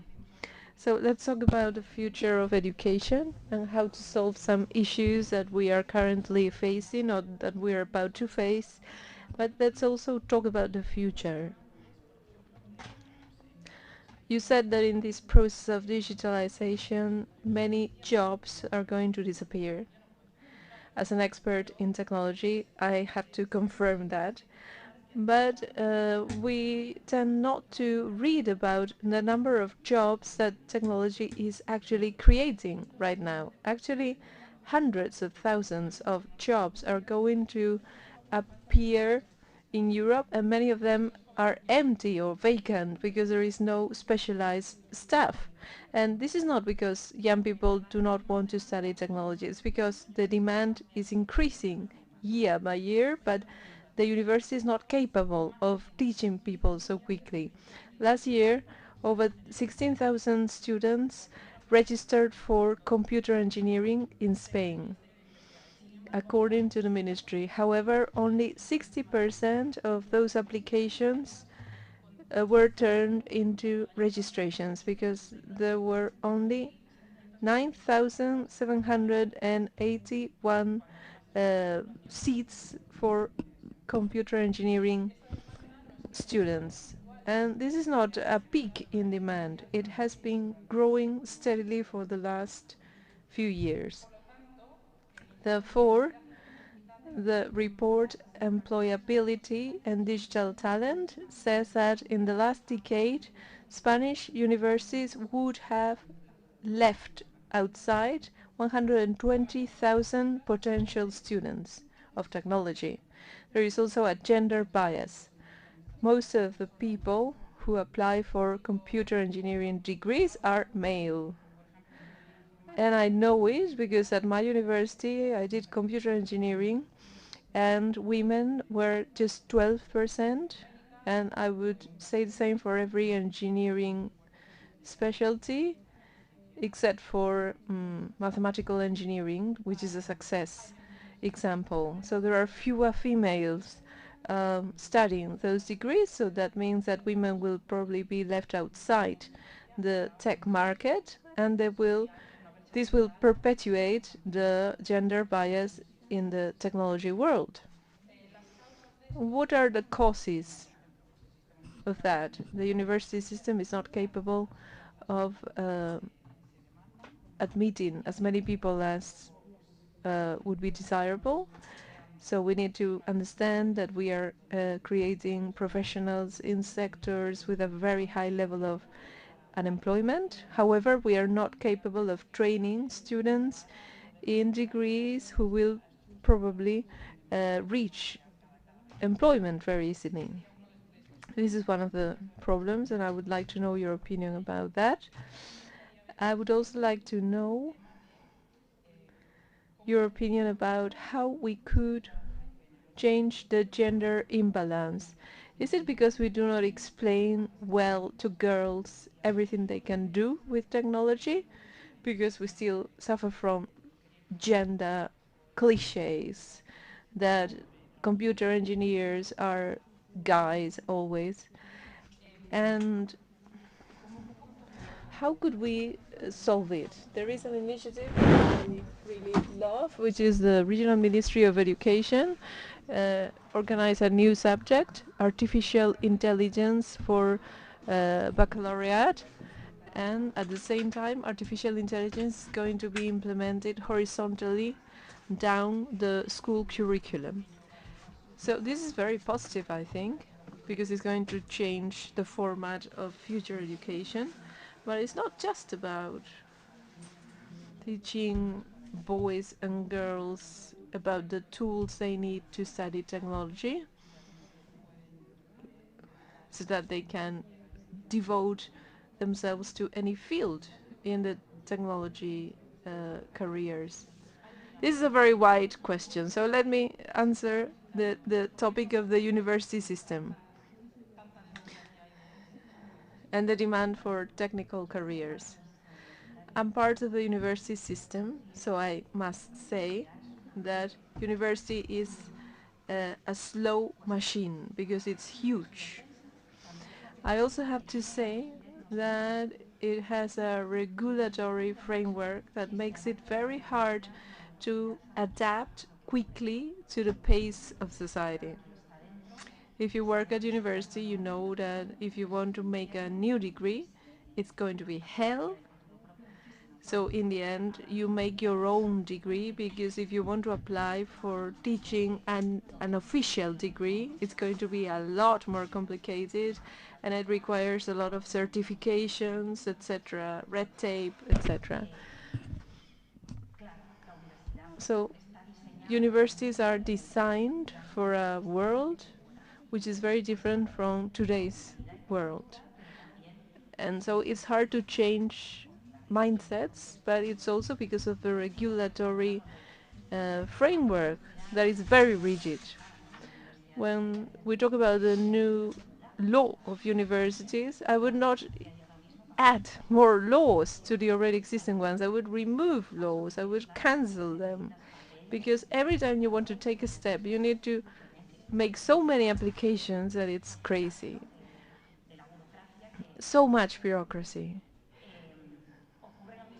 The same goes for vocational training. Vocational training is meant to lead the digitalization boom, but the new vocational degrees take about 4 to 5 years to be implemented, so the educational system is very slow in itself. Moreover, we are talking about we have to push vocational training, but there are not enough empty seats in Madrid and Barcelona, because there was a very high demand for vocational training degrees, but it was not possible to fulfill all those positions in public schools. So once again, we are increasing the gap for vocational training. Now vocational training is looking cool, and once again public school children are going to be left outside. And then we have the gender issue. We put everything in the same bag with regard to women and science, but I would differentiate between pure science and technology. the presence of women in subjects related to biology or health science is very high, and they are scientific subjects, and there is a very obvious presence of females there.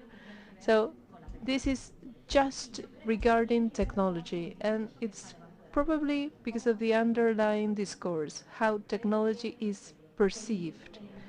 I think the focus is about junk, machine, and not goal. I mean, what is the machine going to be used for? So women cannot seem to fit in that box.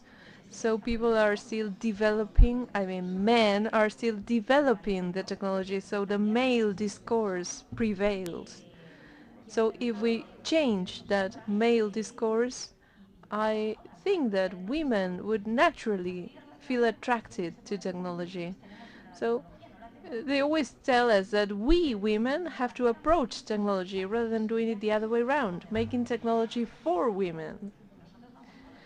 Because, I mean, if the technology is attractive, women will go there. We don't need to be taken by the hand.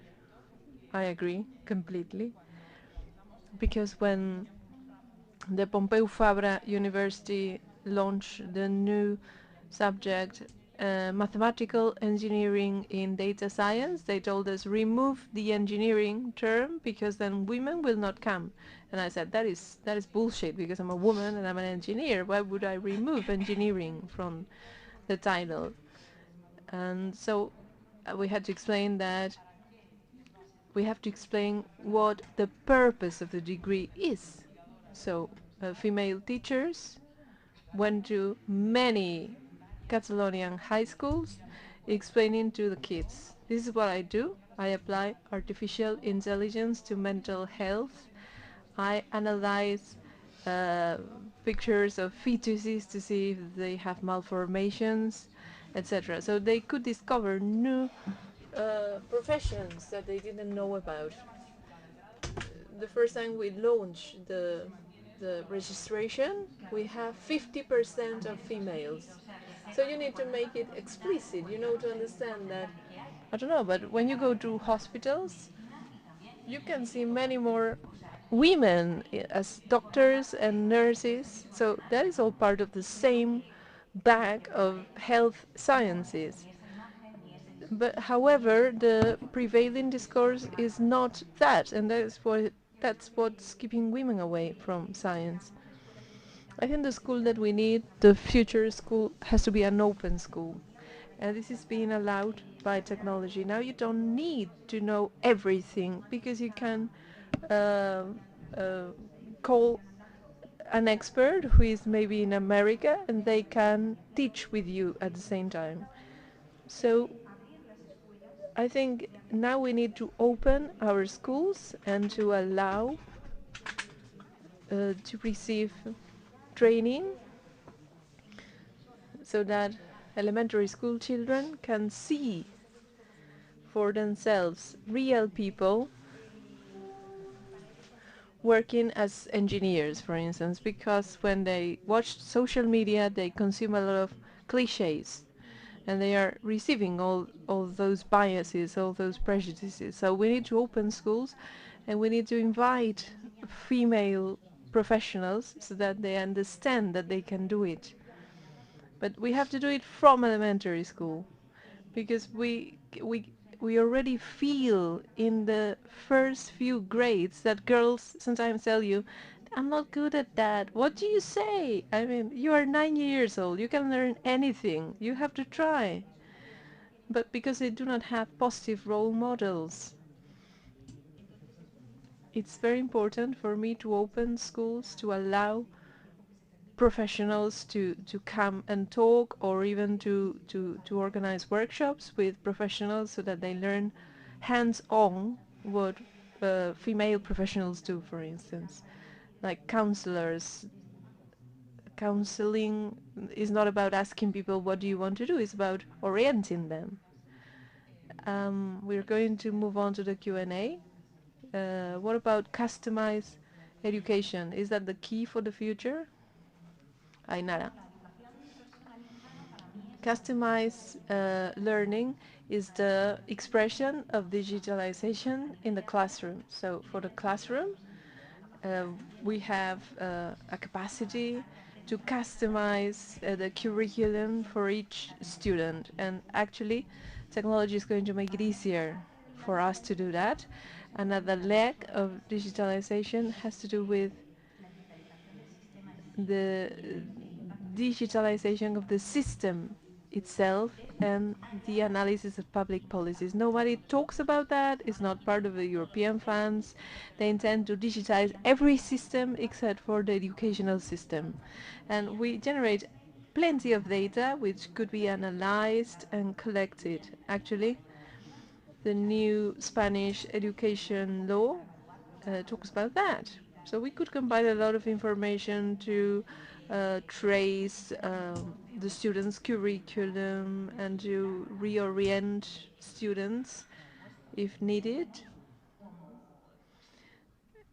And we can also monitor which projects are working and which ones are not working, applying artificial intelligence and big data to managing the educational system. Not just adding subjects, because we tend to add more subjects, one more subject. It's not about that. It's about changing the system.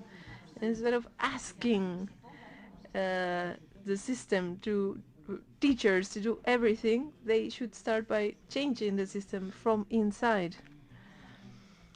I think it's important to remember that technology has reached schools. It's a priority now, but we should not forget the human side, values that have to be there. And with the arrival of COVID, technology has shown to us how important it is to serve diversity, for instance. It made teaching easier. It made customized teaching more easy, but technology without teaching staff, without a guide, without values, is not going to work out. This is a perfect conclusion, I think. To open our Q&A, I can see many hands being raised.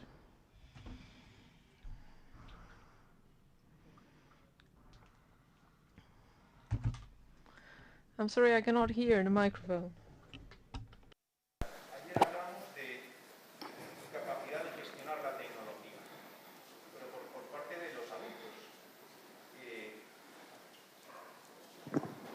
Sí, perdón.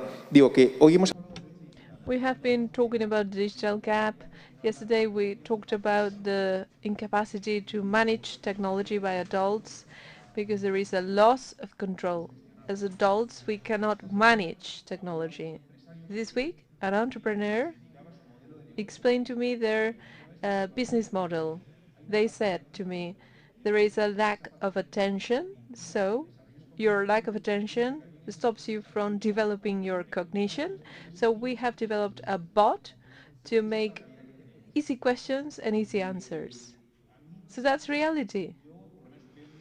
So I can see that my children cannot handle all that technology.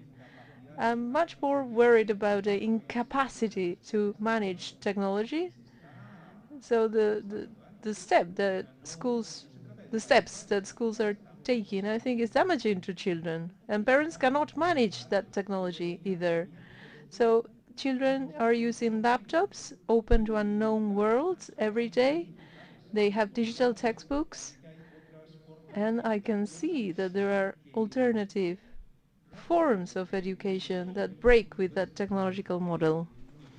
As a parent, I'm worried about all that. A ver, esto es un poco el debate. This is the discussion that we have been talking about before the pandemic.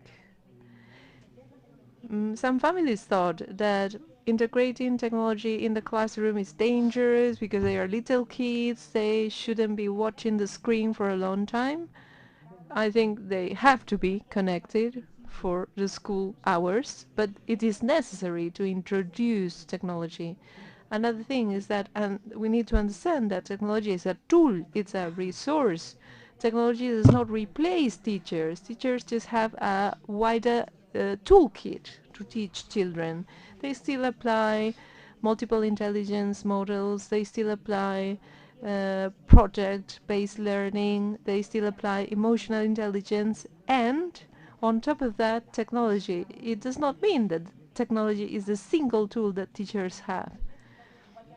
So just with textbooks are just a tool, a resource, but they are not the single resource that teachers have to teach. So that is why I say technology has come to help us. And I totally agree with you. We cannot focus everything on the laptop in order to, use the laptop for 5 hours or even more, because that would be damaging to children. And this is what happened during the pandemic.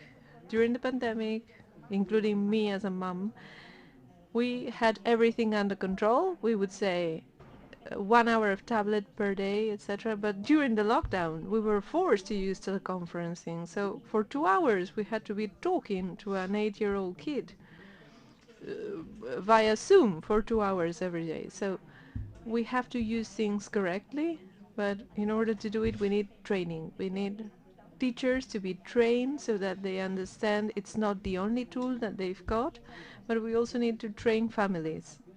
Even the PTAs could give training about how to make a good use of technology, because some families are not aware of how to use technology.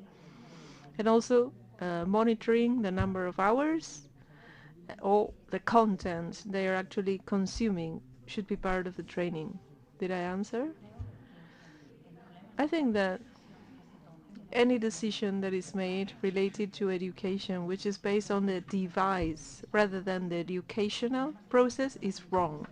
And many of the decisions made, that is why I said I'm worried about the public policy, about distributing laptops that literally rain on schools. It has to be a pedagogical decision, and you need to think what is best for our students' learning. I'm working with an innovation foundation, so the question is, sometimes technology disguises as innovation things which are not innovative.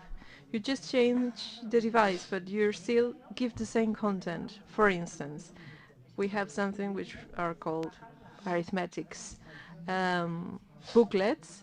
If you download the same booklets from the app, they are identical. In Finland, for instance, they are replacing handwriting with typing. Yes, but they still, it's necessary to learn how to type. Or maybe not, because you're going to use voice rather than typing. So basing an educational decision on technology is wrong. It's nonsense, because what is prevailing nowadays, in 10 years it will be different. That is why it's so important to teach children that things are changing and they must be flexible. Cognitive flexibility. And I think teachers are a very good example. For instance, as a teacher, the laptop is offline, so you need to use a tablet, and then I'm not good at using tablets, but then maybe a student can teach me how to use it. So there are problems, there are obstacles, but you have a plan B. And this is very positive, because I think this is the world that they are growing up in. COVID arrived and everything changed from night to morning, literally. So we all survived. And this is the future. This is the future that they're going to grow up in. So once again, we shouldn't leave everything to the computer. We have computers, that's enough. No, we have to train the human being so that they are capable of being flexible, of adapting themselves, working with their emotional intelligence, learning in alternative ways, not just with technology, but we have also technology. Antes de nada, daros las gracias a las tres porque ha sido... First of all, thank you to the three of you. It was a very interesting panel. And I'd like to ask you, as teachers, and talking about the new law of universities that Ainara mentioned, how is it going to be possible to include emotional intelligence or mental health in the daily curriculum? I always say something that I believe in. You can change the law 25,000 times, but if the teacher does not change, if the teacher will not change, very little is going to change in the classroom. Also, the process has to change from the inside. The teacher is the engine of change. So it's not about adding one more subject and call it emotional intelligence or artificial intelligence. It's about changing the process. In the classroom, we have to talk about anything. Emotional intelligence, artificial intelligence. We need to use the language for talking, for solving conflicts, for improving social skills. We must be skillful socially. We must be able to apply content to real-life problems. We need to work with a more hands-on approach, with a more practical curriculum, and we need to have a global overview of all that. Let me say also that the law is a framework that makes it possible to have a flexible approach, and the new project for curricular content, which is now a bill, is not a final law, talks about a curriculum with a different approach, fostering skills rather than knowledge, and allowing the integration of new topics that are more aimed at having a more integral type of training rather than the encyclopedic curriculum, which was typical of secondary skills. So we're talking about soft skills, right? Un par de ellas.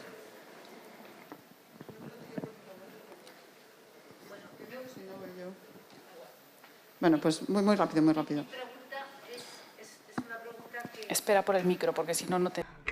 You need to use a microphone to ask a question. That's something that really hurts me. I work in an international environment, and Spaniards are as well trained as anyone, but we tell things in a worst way.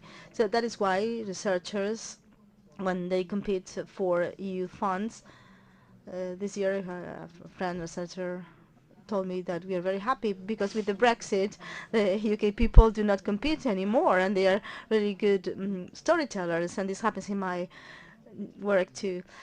And this has to be for a life project. So what can we do to be able to tell things better? Because telling is ordering the data and the reasoning and the discourse and making a story appealing, and this is going to happen throughout all of our lives. So maybe with the new regulations we will be able to achieve that. I think that at school so far we were forbidden to talk, and you cannot talk to your colleague. If we forbid to speak, how are you going to learn how to speak? But we are afraid of sound and rumor, but now we are communicating, so we need to set up classrooms with debate, discussions, reflections. They should dare to come here and present things, and they should do that since they are born now. We cannot wait for them to grow up, because they are at different stages in life and they will feel more ashamed. And if they are trained, I think that would be fundamental. I don't know about the rest, but I think that this is basic, to let people speak in schools, to allow for communication. And COVID-19 emerged, and Now this is another excuse to keep our distance and to be far away from the teacher, a distance of 2 meters, so we don't touch each other. We barely talk, and if there was a lot of noise, now it's even worse. I think we need to speak in schools. Final question. Yes, very quickly. I have a comment about role models, women role models, and Ainara has driven Visibilita. It is a fantastic project, and I believe this is really important, and I think that change starts from there. And now this is my question about educational models, and I think I know the answer, but I'm going to say what I believe about that, about this contact of teachers with students. But there is a whole movement of homeschooling to educate at home, and this is based on the fact that your students can get good grades in a specific test. So what do you think about that? Is it good? Is it bad? Because I hear people saying, well, I teach my son or daughter at home because I can teach more. I think that school works for a holistic development. I'm not saying they cannot learn outside school. You can learn anywhere, anytime, and thanks to technology, well, maybe somebody can explain math better than me. So, but it is true that the school is striving for a holistic development, and you don't need to live in community to learn those social skills, those mistakes, those screams. This is part of learning. This is a chance to grow as a person if the teacher makes use of that. Maybe at home you can have 2 or 3 children. I don't know, but those social environments are very necessary for holistic development. It is not just about knowing, it is much more. This is my opinion, and I'm going to end as I started. The big winner of the pandemic is school as an institution, being at the school and building the school.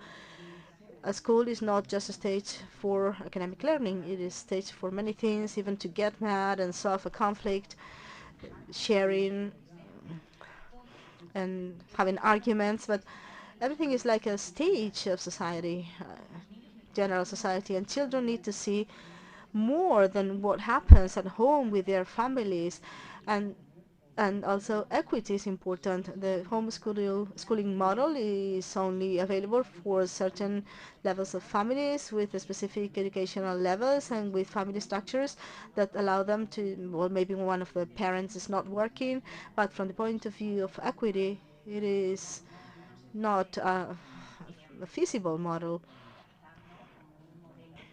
It cannot be considered a model that should be generally accepted. So in Spain, there's not a clear legal framework like in other countries, like in the US, but I will always advocate for schools. So if you will, we're going to stop here. Thank you, dear colleagues. This conversation has been enriching. We have discussed issues and solutions, and we'd like to thank the organizers for allowing us to have this communication we've had here for these enriching questions, and let's continue to share this forum tomorrow. Thank you.